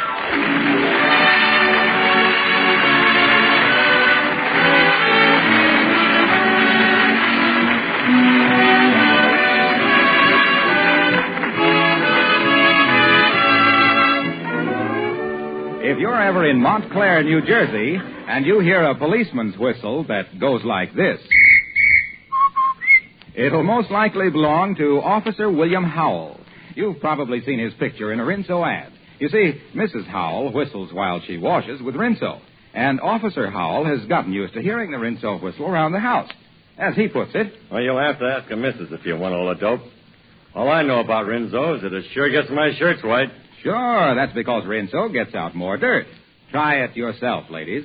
And now, here are Amos and Andy and their guests, Jack Benny and Rochester.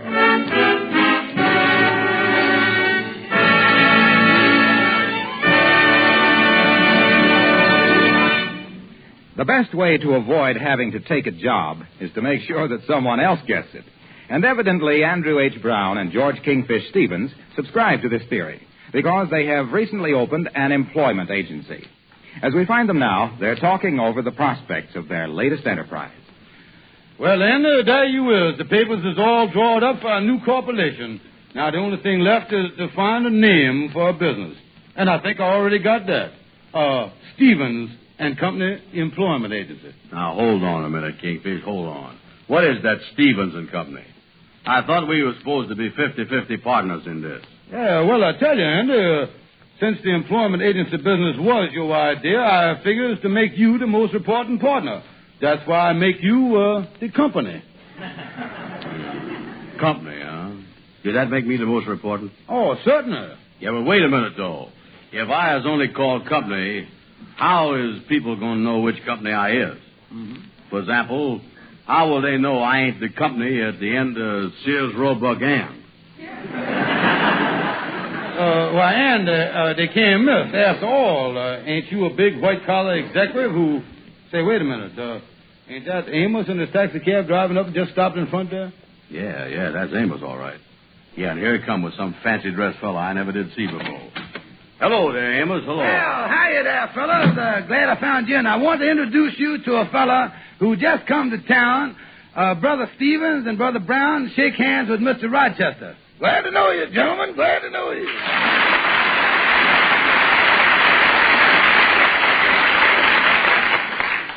Fellas, I was just driving Mr. Rochester down to his boss's hotel, and I dropped by in here because he thinks maybe he'd like to join the lodge. Mm-hmm. Oh, wants to join the lodge, huh?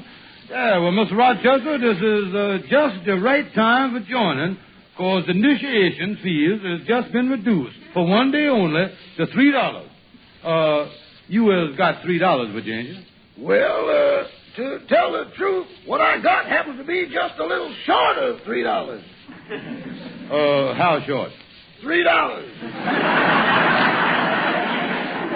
Well, you see, fellas, Rochester tells me the man he's working for is a little stingy. Oh, little stingy? Why, my boss is the only man I know who laundries his pipe cleaners.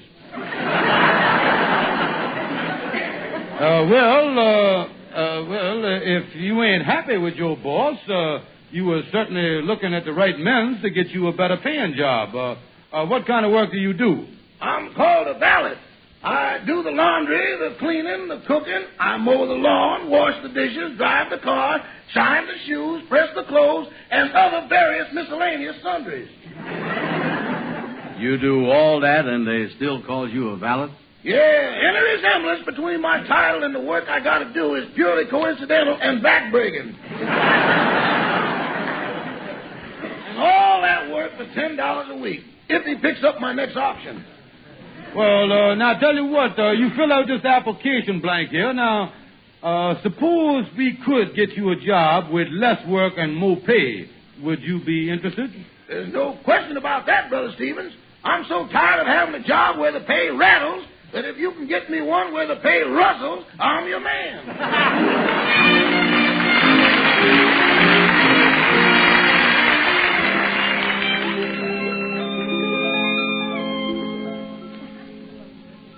I tell you, Rochester, I just won't stand for it anymore.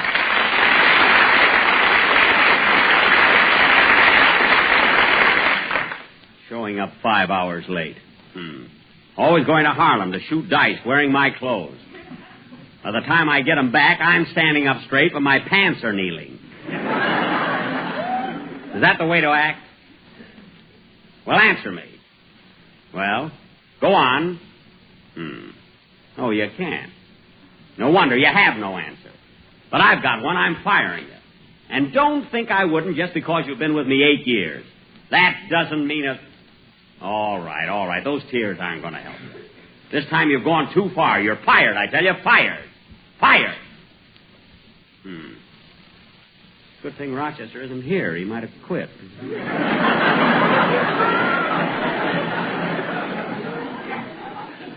But wait a minute.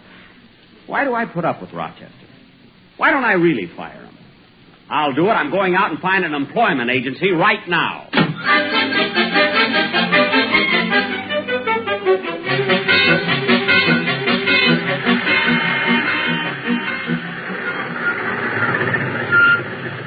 Well, here we is, Rochester.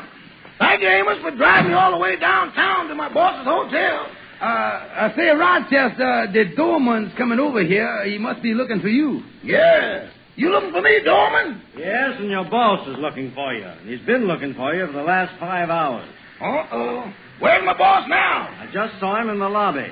Oh, that's all right, then. I'll go in through the side door and pick up his suit I left to be pressed. Say, Rochester, I thought you said that you pressed all of your boss's suits yourself. I do when he wears them, but when I wear them, I want them done right. Well, goodbye, Amos. I'll talk to you tomorrow. Yeah, so long, Rochester. Hey, buddy, you don't have to pull out. You can pick up a fare right here at the hotel taxi stand. Oh, thank you, Mr. Doman. Thanks very much. Thank you, sir. Oh, taxi. Taxi right here, sir. Where to, sir? Say, do you happen to know of a good employment agency up in Harlem? Yeah, sir. A couple of friends of mine runs one. Hey, that's great. How much will you charge to drive me just a few little blocks like that? Well,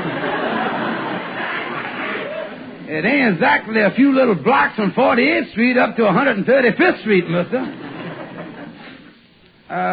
But the charges is just what it say on the meter there. Oh, well, all right. But isn't it the same price for one passenger as it is for a cab full? Oh, yes, sir. 1 of 5 make no difference in the rate, no, sir. Well, in that case, listen, driver. Yeah. Or the best you can, yeah, sir. Anybody need a cab going to Harlem? Anybody going to 110th Street? This cab goes right by 96th Street, 72nd Street. 59th Street? Too bad it isn't raining.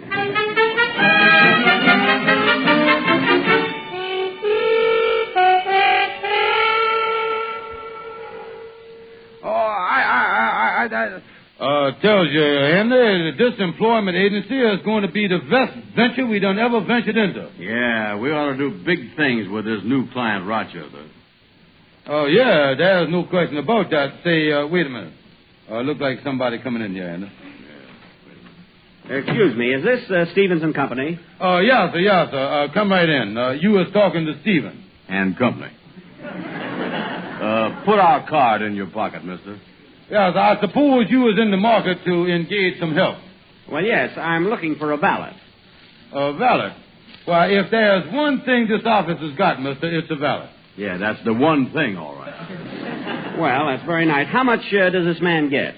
Well, the man we has got in mind gets $12.50. 12.5? Isn't that a little over ceiling? Of course, you understand that is the full valeting price. That even includes buttoning up your vest for you. Well, you see, fellas, I'm very warm-blooded. I never wear a vest. Yeah, I don't, huh? Never wear a vest. Well, that cuts down the work, all right. Guess it ought to cut down the price, too, huh, Kingfish? Oh, yeah, with only the coat and pants, we can cut the price to 12 flat. Well, to tell the truth, boys, I'm more than just warm-blooded. In fact, I'm inclined to be just a teensy bit hot-blooded. So half the year, I don't even wear a coat. Yeah, well, with only the pants stuff on, I guess we can settle for $11.50. Yeah, there's one good thing, Kingfish. He can't get any more hot-blooded than the coat and vest. I guess he got to stop there all right. Then it's settled. When can this man of yours start? Yeah, well, we ain't exactly sure. But if you just write your name and phone number down on this application card here, why, we'll get in touch with you. Yeah.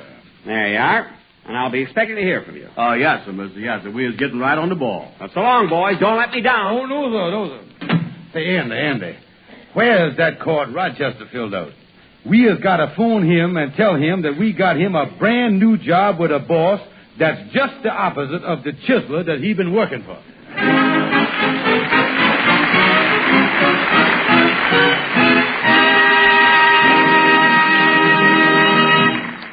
Well, I wonder what will happen when Andy and the Kingfish discover that they have sold Jack Benny his own valet, Rochester. We'll find out in a moment. But right now, since we've heard what Officer Howell, our friend from the Rinso ad, had to say on the subject of Rinso white shirts, I think we ought to hear the other half of the story, Mrs. Howell's version. She writes, My husband can stop traffic with his whistle, but the wash I hang on my line stops traffic, too, because it's Rinso white. And it isn't only that Rinso gets my clothes so white, it's that it saves me so much time. With 3 children to look after and a house to take care of, using Rinso is like having a helper at every turn. And Rinso is so easy on my clothes. Those suds get my clothes clean as can be, but they're so easy on fabrics and safe for my washable colors. You bet I wouldn't use anything else. Now, I guess you're not surprised that Mrs. Howell's favorite song goes like this. Rinso white, happy little wash day song. Rinso white, birdies sing it all day long. Your clothes are so white and color so bright, you sing as you work along. Rinso white, happy little wash day song. And now back to Amos and Andy and their guests, Jack Benny and Rochester.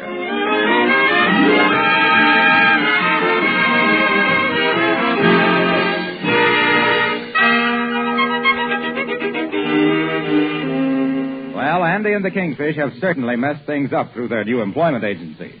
They've gotten Rochester to resign his job as Jack Benny's valet to take a brand new job as Jack Benny's valet. Of course, the boys don't realize the situation they've created, and we find them now elated over their great success.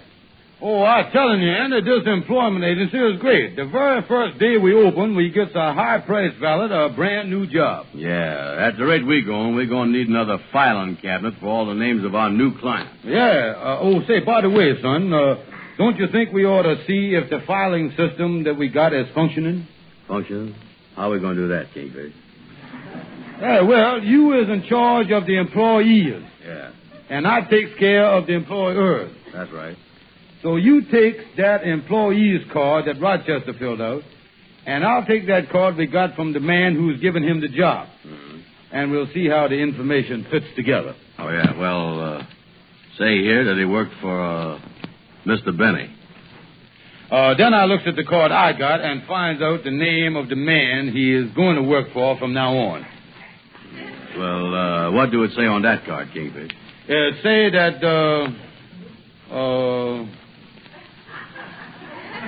look like we must have got these cards mixed up here.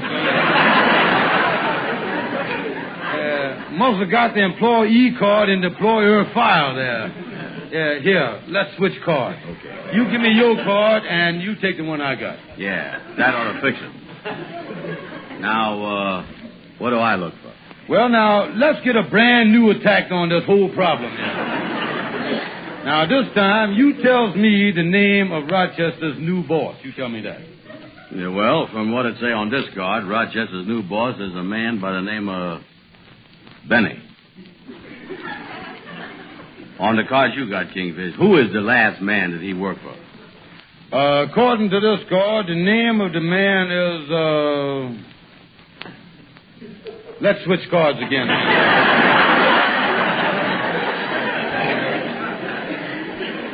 What's the matter now? What's the matter?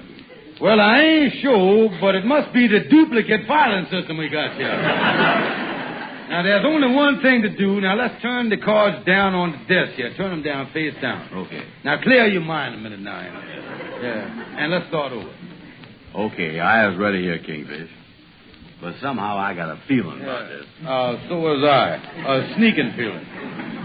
Benny ain't just no ordinary name, neither, you know. No, I knows I done seen it somewhere before. in two places. That's the trouble. Oh, well, there ain't no use postponing this, Andy. Now, look here. Just turn up one little piece of the corner of the card and look again. Now, take it easy and sneak up on it.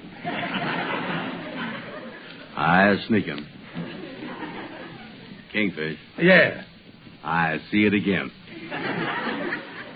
Brother Ender, I was kind of hate to admit this, but I was afraid that without realizing it, we has just committed industrial bigamy.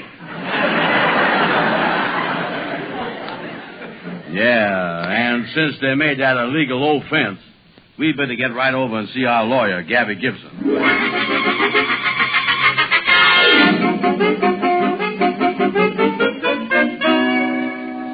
And now that we done told you the facts, Gabby, what we want to know is we really in trouble or is we just in trouble? Boy, you're in a mess. You're really in a mess. What you done is manslaughter. Yes, indeed, it's manslaughter. Manslaughter? Oh, me. How you figure that, Gabby? Well, you messed up the job of this man. When he find out he's going to slaughter you, that's manslaughter if I ever had it. Look, Gabby, you as attorney at law, now, can't you kind of peek around the corners of the law and see if you can't discover a couple of loopholes? No, sir, don't think I can. Really don't think I can. No, sir. Not even a little one that I could crawl through alone? Now, wait a minute. Never mind the kingfish. Find a size 42 loophole so I can squeeze through, too. There's only one way out of this, You got to convince Mr. Bennett this man he hired is essential and is frozen in his old job and therefore is not available. Now, wait a minute there now. What does this essential mean? What's this Rochester do? What's his job? He's a valet. A valet, huh? Sorry, boy, sorry. Valet ain't essential. Ain't essential, though, indeed. Now, hold on there, Gabby. Do you know what a valet do? Of course I do. Valet dresses people, put your clothes on. Yeah, and that ain't essential? Yeah, you just try going out in the street without your clothes on, you'll find out. Well, boys, I see what you mean. I really see what you mean. But I doubt if the law covers that. I doubt it covers that. Yeah, well, exactly what do the law cover? Because if you can tell us about it, I got an idea that we can use it to sort of convince Mr. Bennett.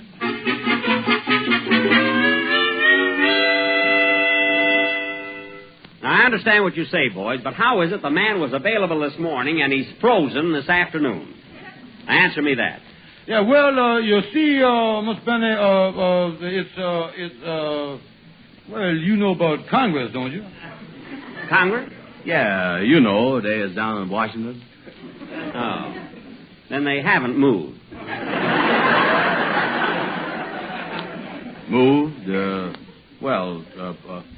Kingfish, were they supposed to move? Oh, no. They was lucky enough to get a lease renewed on their old place, yeah.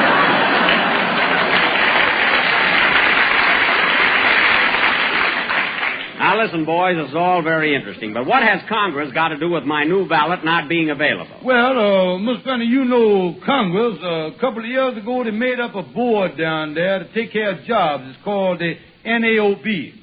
Oh, the NAOB? No. I don't think I've ever heard of that particular board.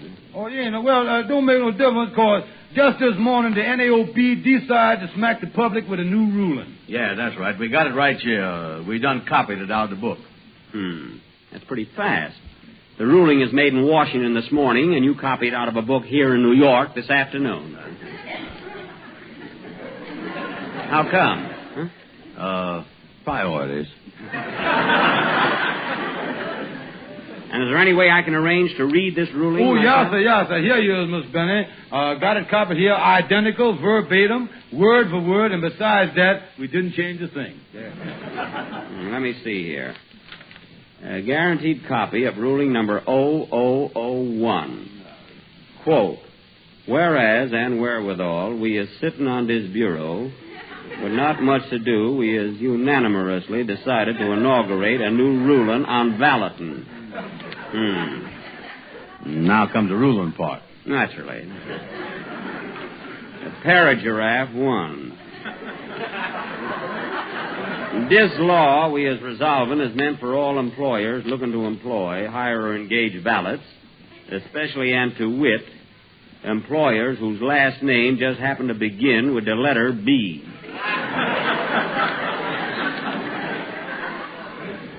Small world. Well, that's only because they does everything in Washington alphabetical, Mr. B. Well, I'm glad it's at least impersonal, not just aimed at me. Oh, sure. Well, go ahead. Finish reading the thing. Yes, I'd love to. Last and final paragraph.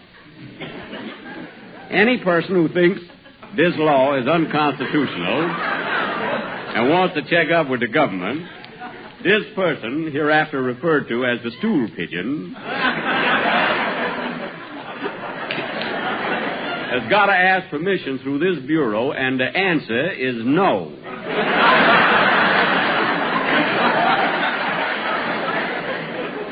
Yeah, them boys down there sure know how to plug up the loopholes already. Yeah, I'm glad there's not much more here. Witness my hand and seal, signed... Hey, wait a minute. Whose signature is that at the bottom of this legal booby trap? Oh, him. Why, he is the most important man in Washington. He signed all them big things. John Hancock. Look, boys, forgetting everything else, what this boils down to is you can't produce the ballot you promised me, and I've already fired my old one. Now, what are you going to do about it? Oh, don't worry about that. That's part of our business. If you just tell us the name of this man that used to work for you, why, we goes out and does our best to get him back for you. Well, all right. But if you don't have him working for me by 9 o'clock tomorrow morning, you two are going to be in plenty of trouble. Or my name isn't Jack B.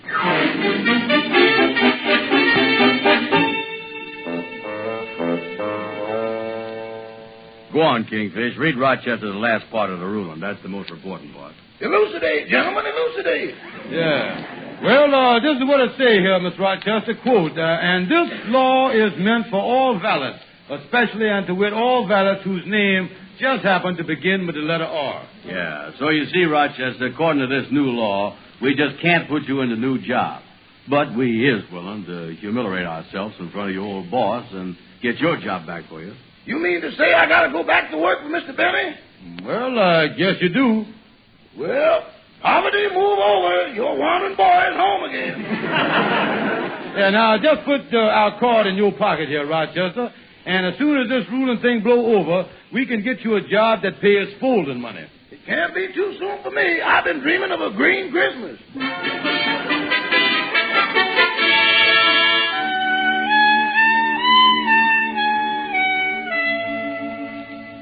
Rochester. Oh, Rochester. Yes, boss. I'm faced with a financial uncertain Christmas. A Christmas like I've always Rochester, will you please stop that squawking? Do all those things I told you to. Because if you don't, as soon as a certain ruling is changed, I've got a card in my wallet of an employment agency that can get me a high-class ballot. Just like that. And I'm just waiting for another ruling to take a card of an employment agency out of my pocket that will trump your card.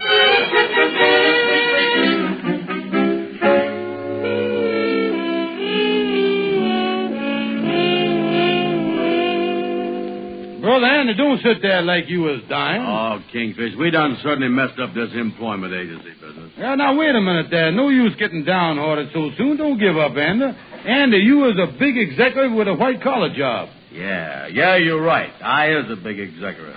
And I'm going to keep that in my mind all the time, too. Big executives like me never give up. See there, Andy? Maybe that's another client. Wait a minute. Yeah. Come in. Well, Shorty the barber. Hi, Kingfish. Hello, Andy. Well, Shorty, hello. How's business at the barber shop? Oh, it ain't so good. I've been losing money. I might go into bankruptcy. I just about busted, bro. I can't complain.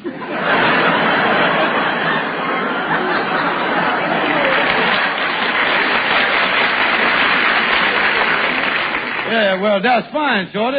Long as business is so good with you, maybe us executives can hire you some extra help. Yeah, well, that's what I come in for. You see, I need a shoe shine boy. Oh, yeah, well, here, I'll get an application blank right here. Now, Shorty, how much do you pay the shoe shine boy? Oh, it's the best paying job in the world. He can save a lot of. He'll get rich quick. He can make more than not enough to live on.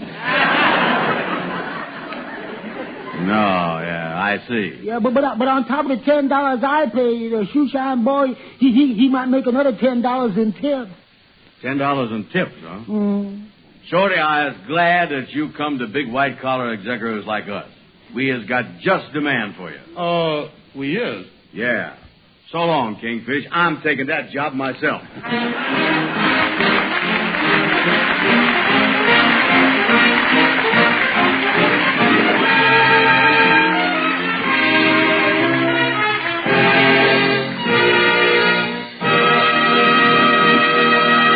Amos and Andy will be back in just a moment. Meanwhile, let me say that I'd be the last guy in the world to exaggerate. For instance, I wouldn't dream of telling you that when you use Rinso in your dishpan, your dishes march off the supper table, wash themselves, rinse themselves, and stack themselves neatly in the cupboard. But Soapy Rich Rinso will make dishwashing a lot easier than it is with bar soaps.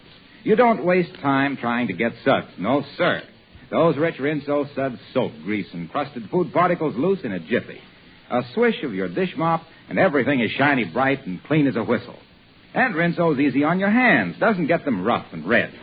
So tomorrow, get Rinso for dishes, for all the soap and water jobs around the house, and for a Monday wash that's Rinso White. And now, let's hear what Amos and Andy are talking about. In other words, Andy, Rochester's going back to work for Mr. Benny, huh? Yeah, too bad, Sue. I sure feel sorry for him. Yeah, that must be a tough job, all right, working for Mr. Benny. Rochester claims it's the only private home in America that's got a swing shift.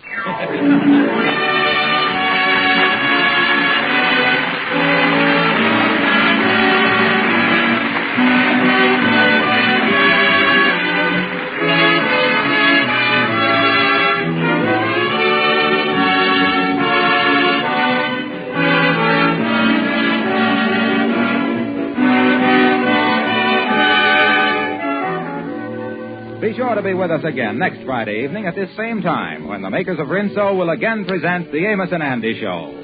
Our thanks to Jack Benny and Rochester for being with us tonight. They have appeared through the courtesy of the American Tobacco Company, makers of Lucky Strike cigarettes.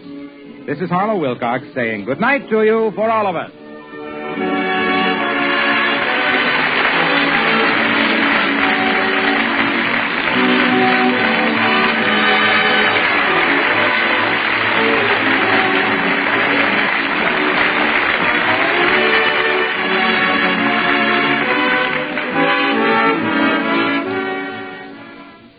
Why is Lifebuoy America's favorite bath soap?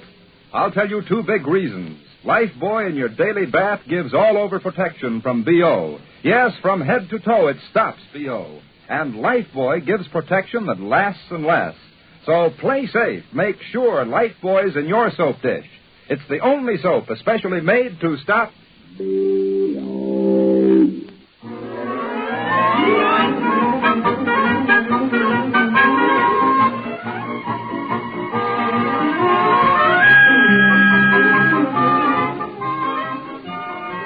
This is the National Broadcasting Company.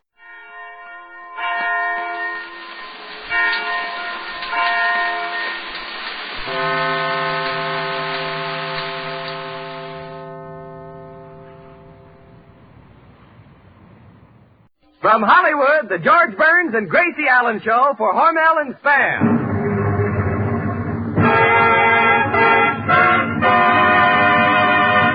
Crazy people.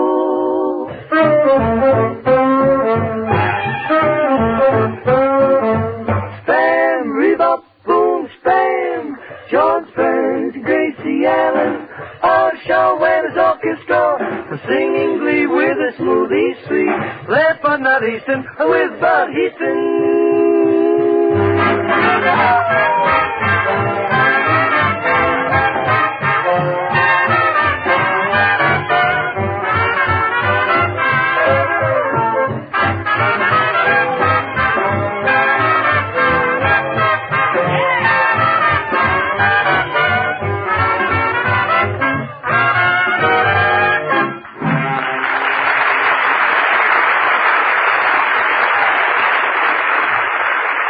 Way to bring the family to the breakfast table in a hurry. You don't have to yell or beat on the wall.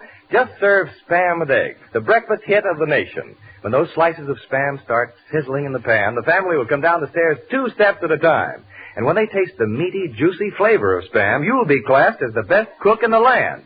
Serve Spam with eggs tomorrow. It's so easy. Open the Spam can, cut off slices of this delicious meat, and fry quickly in a hot pan. And there's a real breakfast that makes husky appetites say, that's for me. And notice the other recipes on the label of the Spam can. You'll discover Spam is grand for lunch, served cold, or baked for dinner. Ask for SPAM Spam when you shop tomorrow.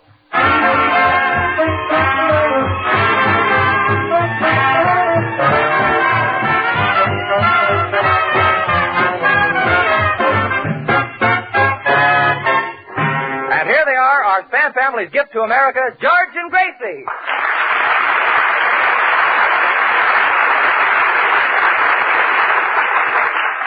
Thank you very much. Why, Gracie, you look very pretty tonight. I know. I got up late, had breakfast in the bathtub, and I was saying to myself, I said... You had breakfast in the bathtub? Yeah. Well, that way you can eat and wash the dishes at the same time.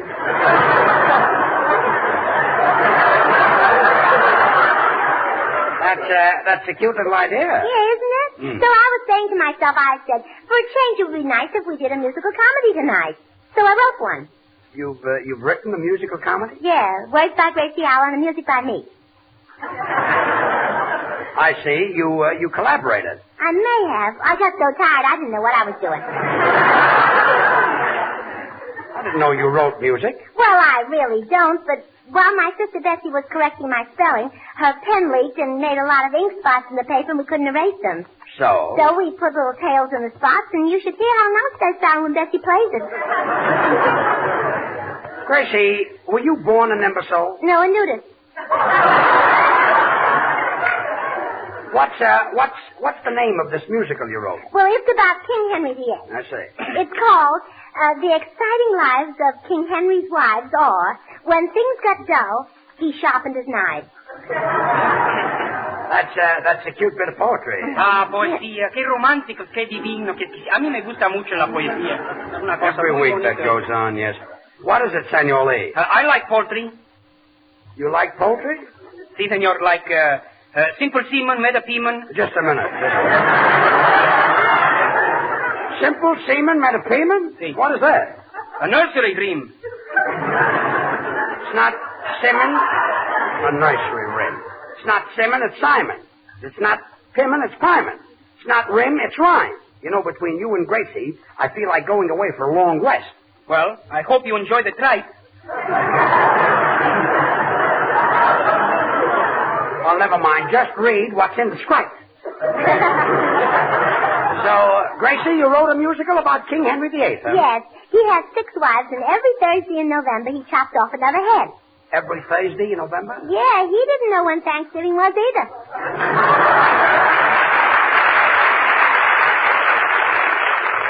Well, some stuffing, I'll say. Well, That's anyway. a joke. That's all I've got. All of Henry's wives were glamorous. They all look like that movie actress, Lamar, except for one thing. What's that? No headache. Neither have you. Now, I'll give out the parts. Now, Bud, can you play the part of a lover? Cold or hot, you've hit the spot. Okay. Now, you're Prince Vassal, and you steal away all the king's wives. You know how to do that, huh? Yes, I offer him a can of Spam.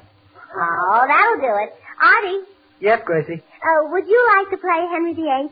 Well, gee, I got a wedding job on the 8th. Can't we make it the 15th? Gracie, I'll play Henry VIII. Oh, good. And Artie is going to be the king's royal advisor, the Earl of Castor. Earl of Castor? Or vice versa. Okay, Artie, it looks like you'll be in my cabinet. Now, where's the sound man? That's another joke. I like that better than the stuffing joke. Sound man, Yes, Miss Allen. we're going to do King Henry VIII. You know how to act. During my 4 years at Harvard, I might say I was considered quite a thespian. Don't change the subject. You know how to act. You know, that's almost the same thing, you know. The last time I played in Henry VIII, I had women kneeling at my feet. You did? Yes, they lost their heads over me. What part did you play? The executioner. Kid is really a killer. Well, you've got the job. Gracie, what part are you going to play? I play all Henry's wives. But he had 6 wives. How can you play so many? I play them one at a time. That's the way Henry played them.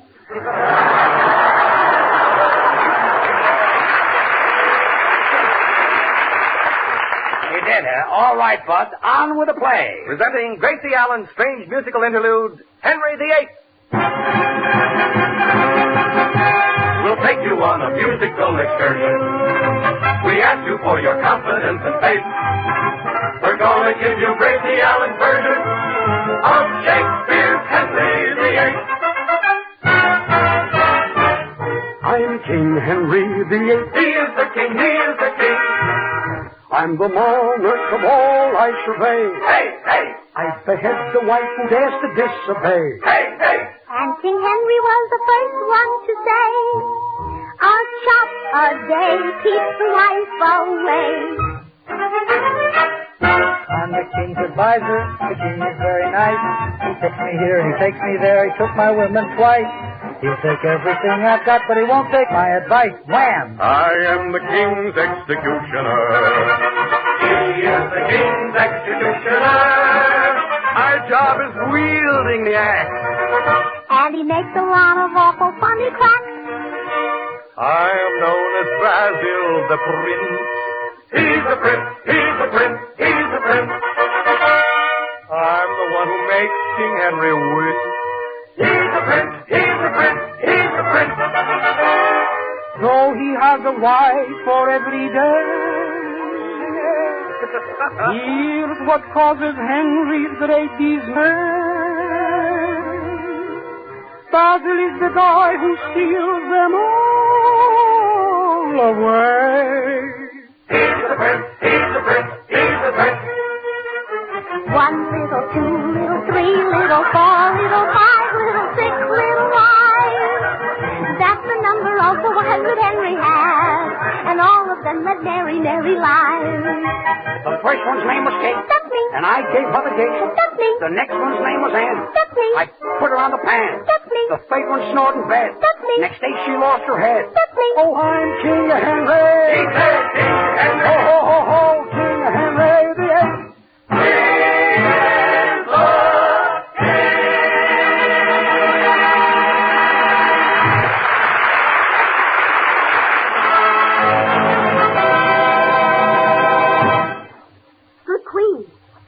Your lover is outside. Which one?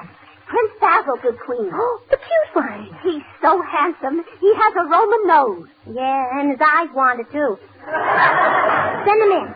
Enter, Prince Basil. Ah, my queen, I've been dying to see you. I kiss your hand.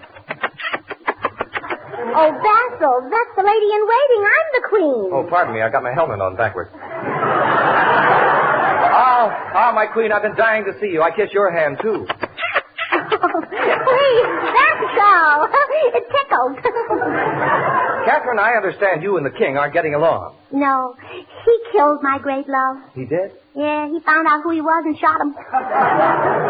Come, my beloved queen, elope with me before the king has you, too, beheaded. Prince, do you know what you are saying? Yes. Come, I will take you to a place where we'll be free from care and trouble, where we will find sunshine instead of sadness.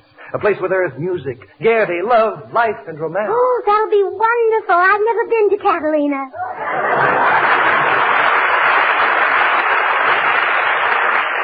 Meanwhile, in another part of the palace, we find King Henry pacing the floor, worrying about the Queen's not exactly platonic friendship with Prince Basil.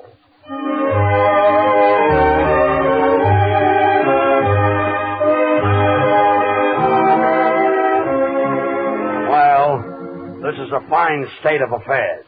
Where's my royal advisor? Here I am, Your Highness. I just got back from the bandstand. Stick to what's there. Where's my royal advisor? I see. Just got back from Nottingham. That's better. Nottingham. Yeah. What? Got back from Nottingham, huh? Yeah. What were you doing there? Nottingham.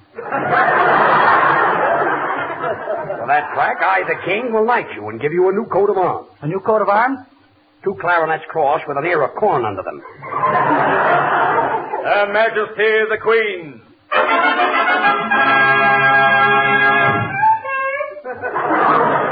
Hello, Henry. Did you send for me? Speak up, Queen. What is this I hear about you and Prince Basil making love? Well, what if I have? Well, that's bad. And I'm surprised. Well, I'm surprised, too. I thought it was pretty good. Frankly, Queen, as a lover, how is this Basil? He's colossal. He is? Well, wait till I get my hands on him. Now, watch out, King. He's very strong. Strong? Basso? He can wrestle any vassal in the castle. He can? Yassel. Yasso? You should feel his muscle. That's telling the old fassel. Silence. Look, if you people don't stop with these silly rhymes, I'll jump out of the window. Senor Burns. What is it? Now you're cooking with gasoline. Oh, quiet, quiet. Announcing Prince Basil. Say, he's prettier than Judgy Jasper. Well, that's enough of that, Gracie. Prince Basil, formerly of Stratford-on-Avon, now of Spam on the table. Spam? Loved by millions of women and needs no refrigeration. Prince Basil? Your Majesty, I demand an apology. What do you mean I've been making love to your queen? Hold on, Prince Basil. Who says you've been making love to the queen? Oh, haven't you heard about it? So, my queen, this is what happens when I'm away. I left my most trusted knights here to guard you, didn't I? Yes, Kingy. Tell me, when I was away, did the days drag? Yes, Kingy. But oh, those nights. Send for the executioner.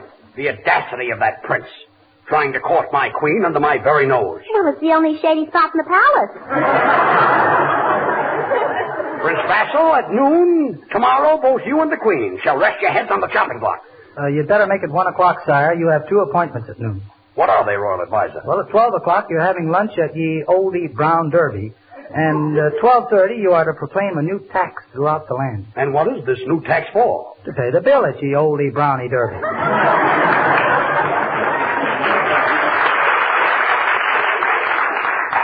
Every day the same thing. Nightingale's tongue, truffle, caviar, crepe Suzette, and a Tootsie Roll. Senor Burns, this play here reminds me of the Knights of the Round Table. It isn't stable, it's table. Stable is a place that, well, it has kind of a bad odor. This is Chanel number 5? Quiet, we're doing a play. Go ahead, Bud. Okay. Sire, if you will spare my life, I promise to bring you a new delicacy to delight your palate. A new delicacy? Did you say new delicacy? Yea, sire. Go, knave, and fetch it. However, should you fail... Yes? Don't buy a new hat. I shall not fail. Farewell.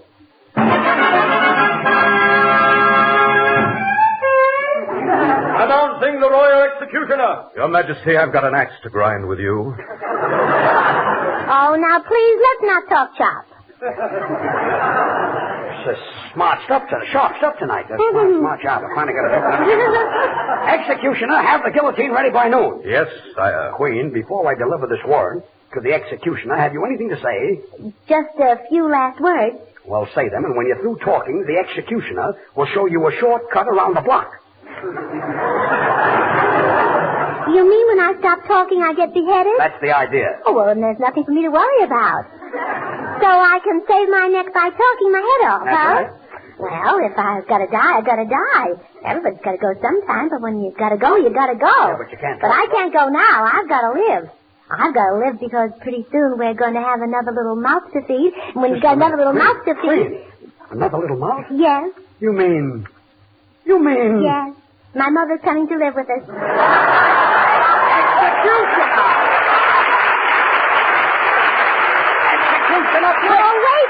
As the curtain goes down on the first act, the Queen is still babbling out her last words. Will the Queen be able to keep talking? Will the King give in, or will he? And so the curtain comes down on the first act of Gracie Allen's King Henry VIII. During intermission, you will be entertained by Artie Shaw and his orchestra playing Prelude in C-sharp major.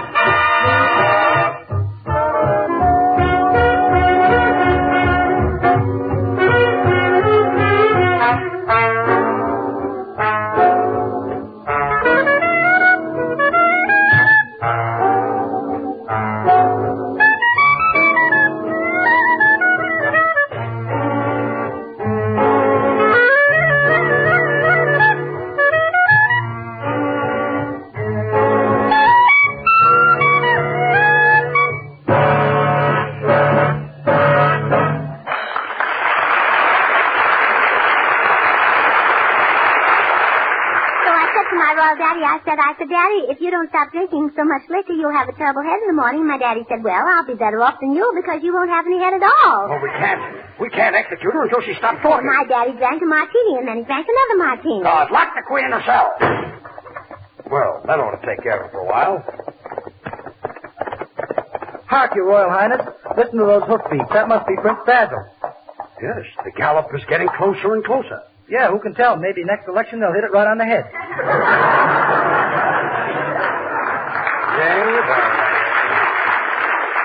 I'll wager he's brought the delicacy he promised me. Yeah, I'll wager he has failed. Announcing Prince Basil.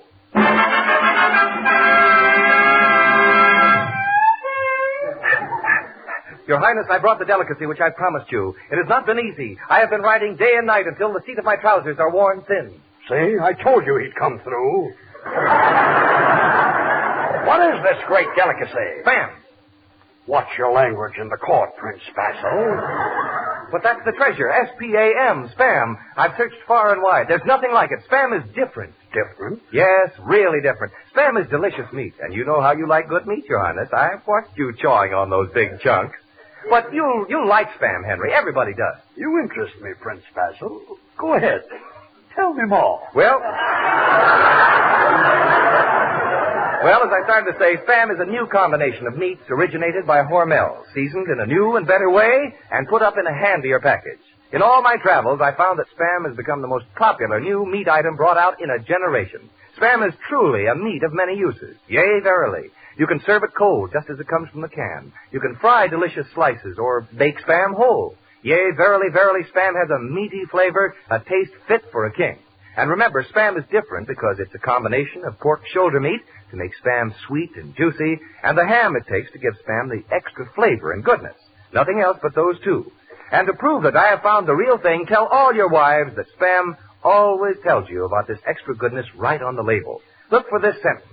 Pork shoulder meat with ham meat added. Be sure of that. Yea, verily, insist on S-P-A-M spam when ye shop at ye Oldie Market tomorrow. Well, I would like to sample the spam. Here it is, sire.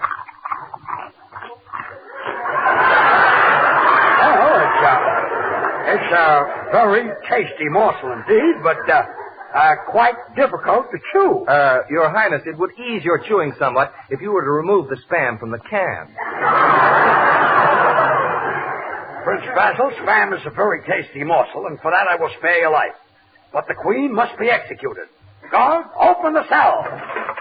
Well, I'm bound to think of something, but I'll talk about that right now. Quiet! Executioner. Yes, Your Majesty. Behead this talkative wife of mine and bury her beside a babbling brook. Yes, Your Majesty. Catherine Parr, here I come. Ready or not, you shall be cut. Take her away. If you execute this beautiful creature, I will have you arrested for bigamy. Your other 5 wives are still alive. They are? Executioner, why did you put those wives of mine to death as I ordered? Well, Your Majesty, I didn't have the heart to. You see, they're following the adventures of little Abner. Good night. 6 wives under one roof.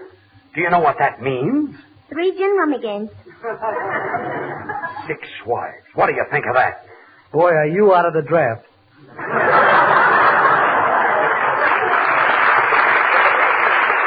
Hey, send for my wives, one at a time. Very well, Your Highness. I better execute them right away or I'll be arrested for bigamy. Announcing wife number 1, Catherine of Aragon. Hello, Henry. It's good to see you again. Executioner to the chopping block. Yes, Your Majesty. Come on, Catherine. Oh, Executioner, you can call me Kate as long as you're going to do the necking. Off with her head.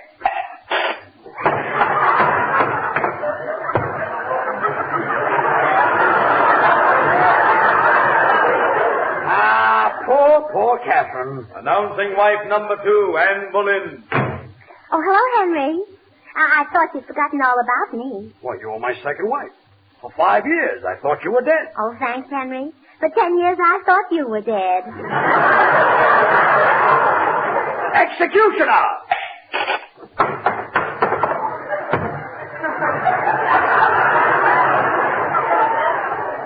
How do you like that? He banked it in the corner pocket. Wife number 3, Jane Seymour. Hello, Henry. It's nice seeing you, wasn't it? Yes, Jane, and you're looking very well, didn't you? To the block. Goodbye, Jane, dear. Goodbye, Prince Basil. I'll miss not having your pretty head on my shoulder. Oh, and I'll miss not having my head on my own shoulder. Executioner!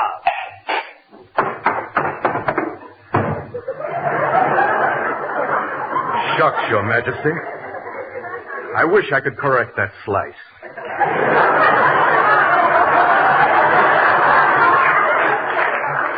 Wife number 4, Anne of Cleve. Goodbye, Henry. Goodbye, Anne. Goodbye, Basil. Goodbye, Anne. Before I go, wouldst thou kiss me? I will. First, wait till I kiss you. Executioner! Your Majesty, I'm getting tired of all of this work. When do I get my day off? Right after I get my weekend off. Put a block on the block. Wife number 5, Catherine Howard. Hello, Henry. Hello, Catherine. What's coming off here? Your head. Bye, Henry. Bye, Catherine. Ah, poor me. I'm down to my last wife. Wife number 6, Catherine Parr. Oh, Hank, you can't kill me. You promised me that as long as I keep talking, you wouldn't kill me. And I'm talking. I'm going to continue talking so you just can't chop my head off. Darned if he didn't.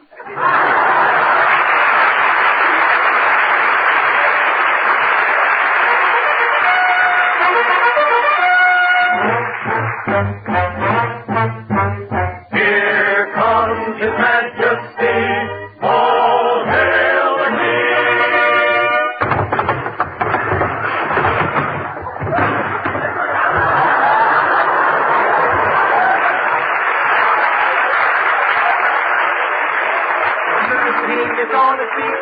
The king has something he would like to say. I want to say. All hail the king. I want to say. All hail the king. I want to say. All hail the king. All hail the king. I want to say. All hail the king. All hail the king. There's something I would like to say. He'd like to say. There's something I would like to say. There's something he would like to say. There's something I would like to say. He'd like to say. There's something I would like to say. He'd like to say. There's something. Oh, please, you forget that I'm the king. And the king can't do no wrong. The king can do no wrong. If I bestow a kiss upon a pretty miss, some evening when I'm mingling with the throng, surprised as she might be, she can't get mad at me, 'cause the king can do no wrong. The king can do no wrong. I command the queen to sing its song. The king likes to swing hard. When I sing, I've got to sing hard all day long. I'm swinging for the king. The king knows the right spot, spends his nights and all the night spots. He's the king who's got to have his swing. He doesn't want to hear you sing about the birdies in the spring. No, sir, it don't mean a thing to the king unless you've got that swing. The king is ascending the stairs and begs us all to stay. He has something important to say. My subject.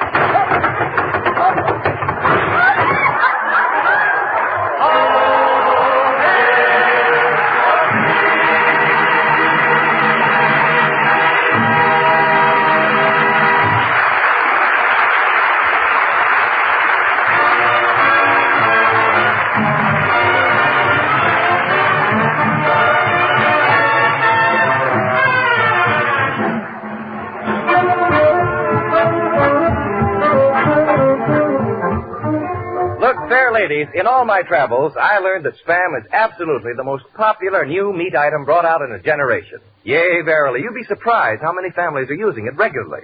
Now, you've been listening to the Court of Fun with George and Gracie each week. Have you said to yourself, I'm going to try Spam? If you haven't yet tried Spam, now is the time. You're really missing something.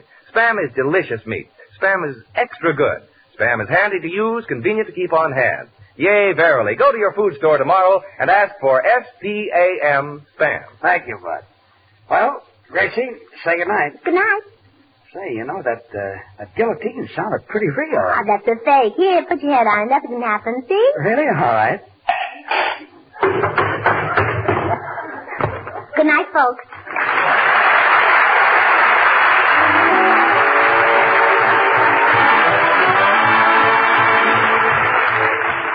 Join us again next week, same time, same station, for another Burns and Allen show with Artie Shaw and his orchestra and the Smoothies. This is Bud Easton reminding you to remember that cold or hot, Spam hits the spot.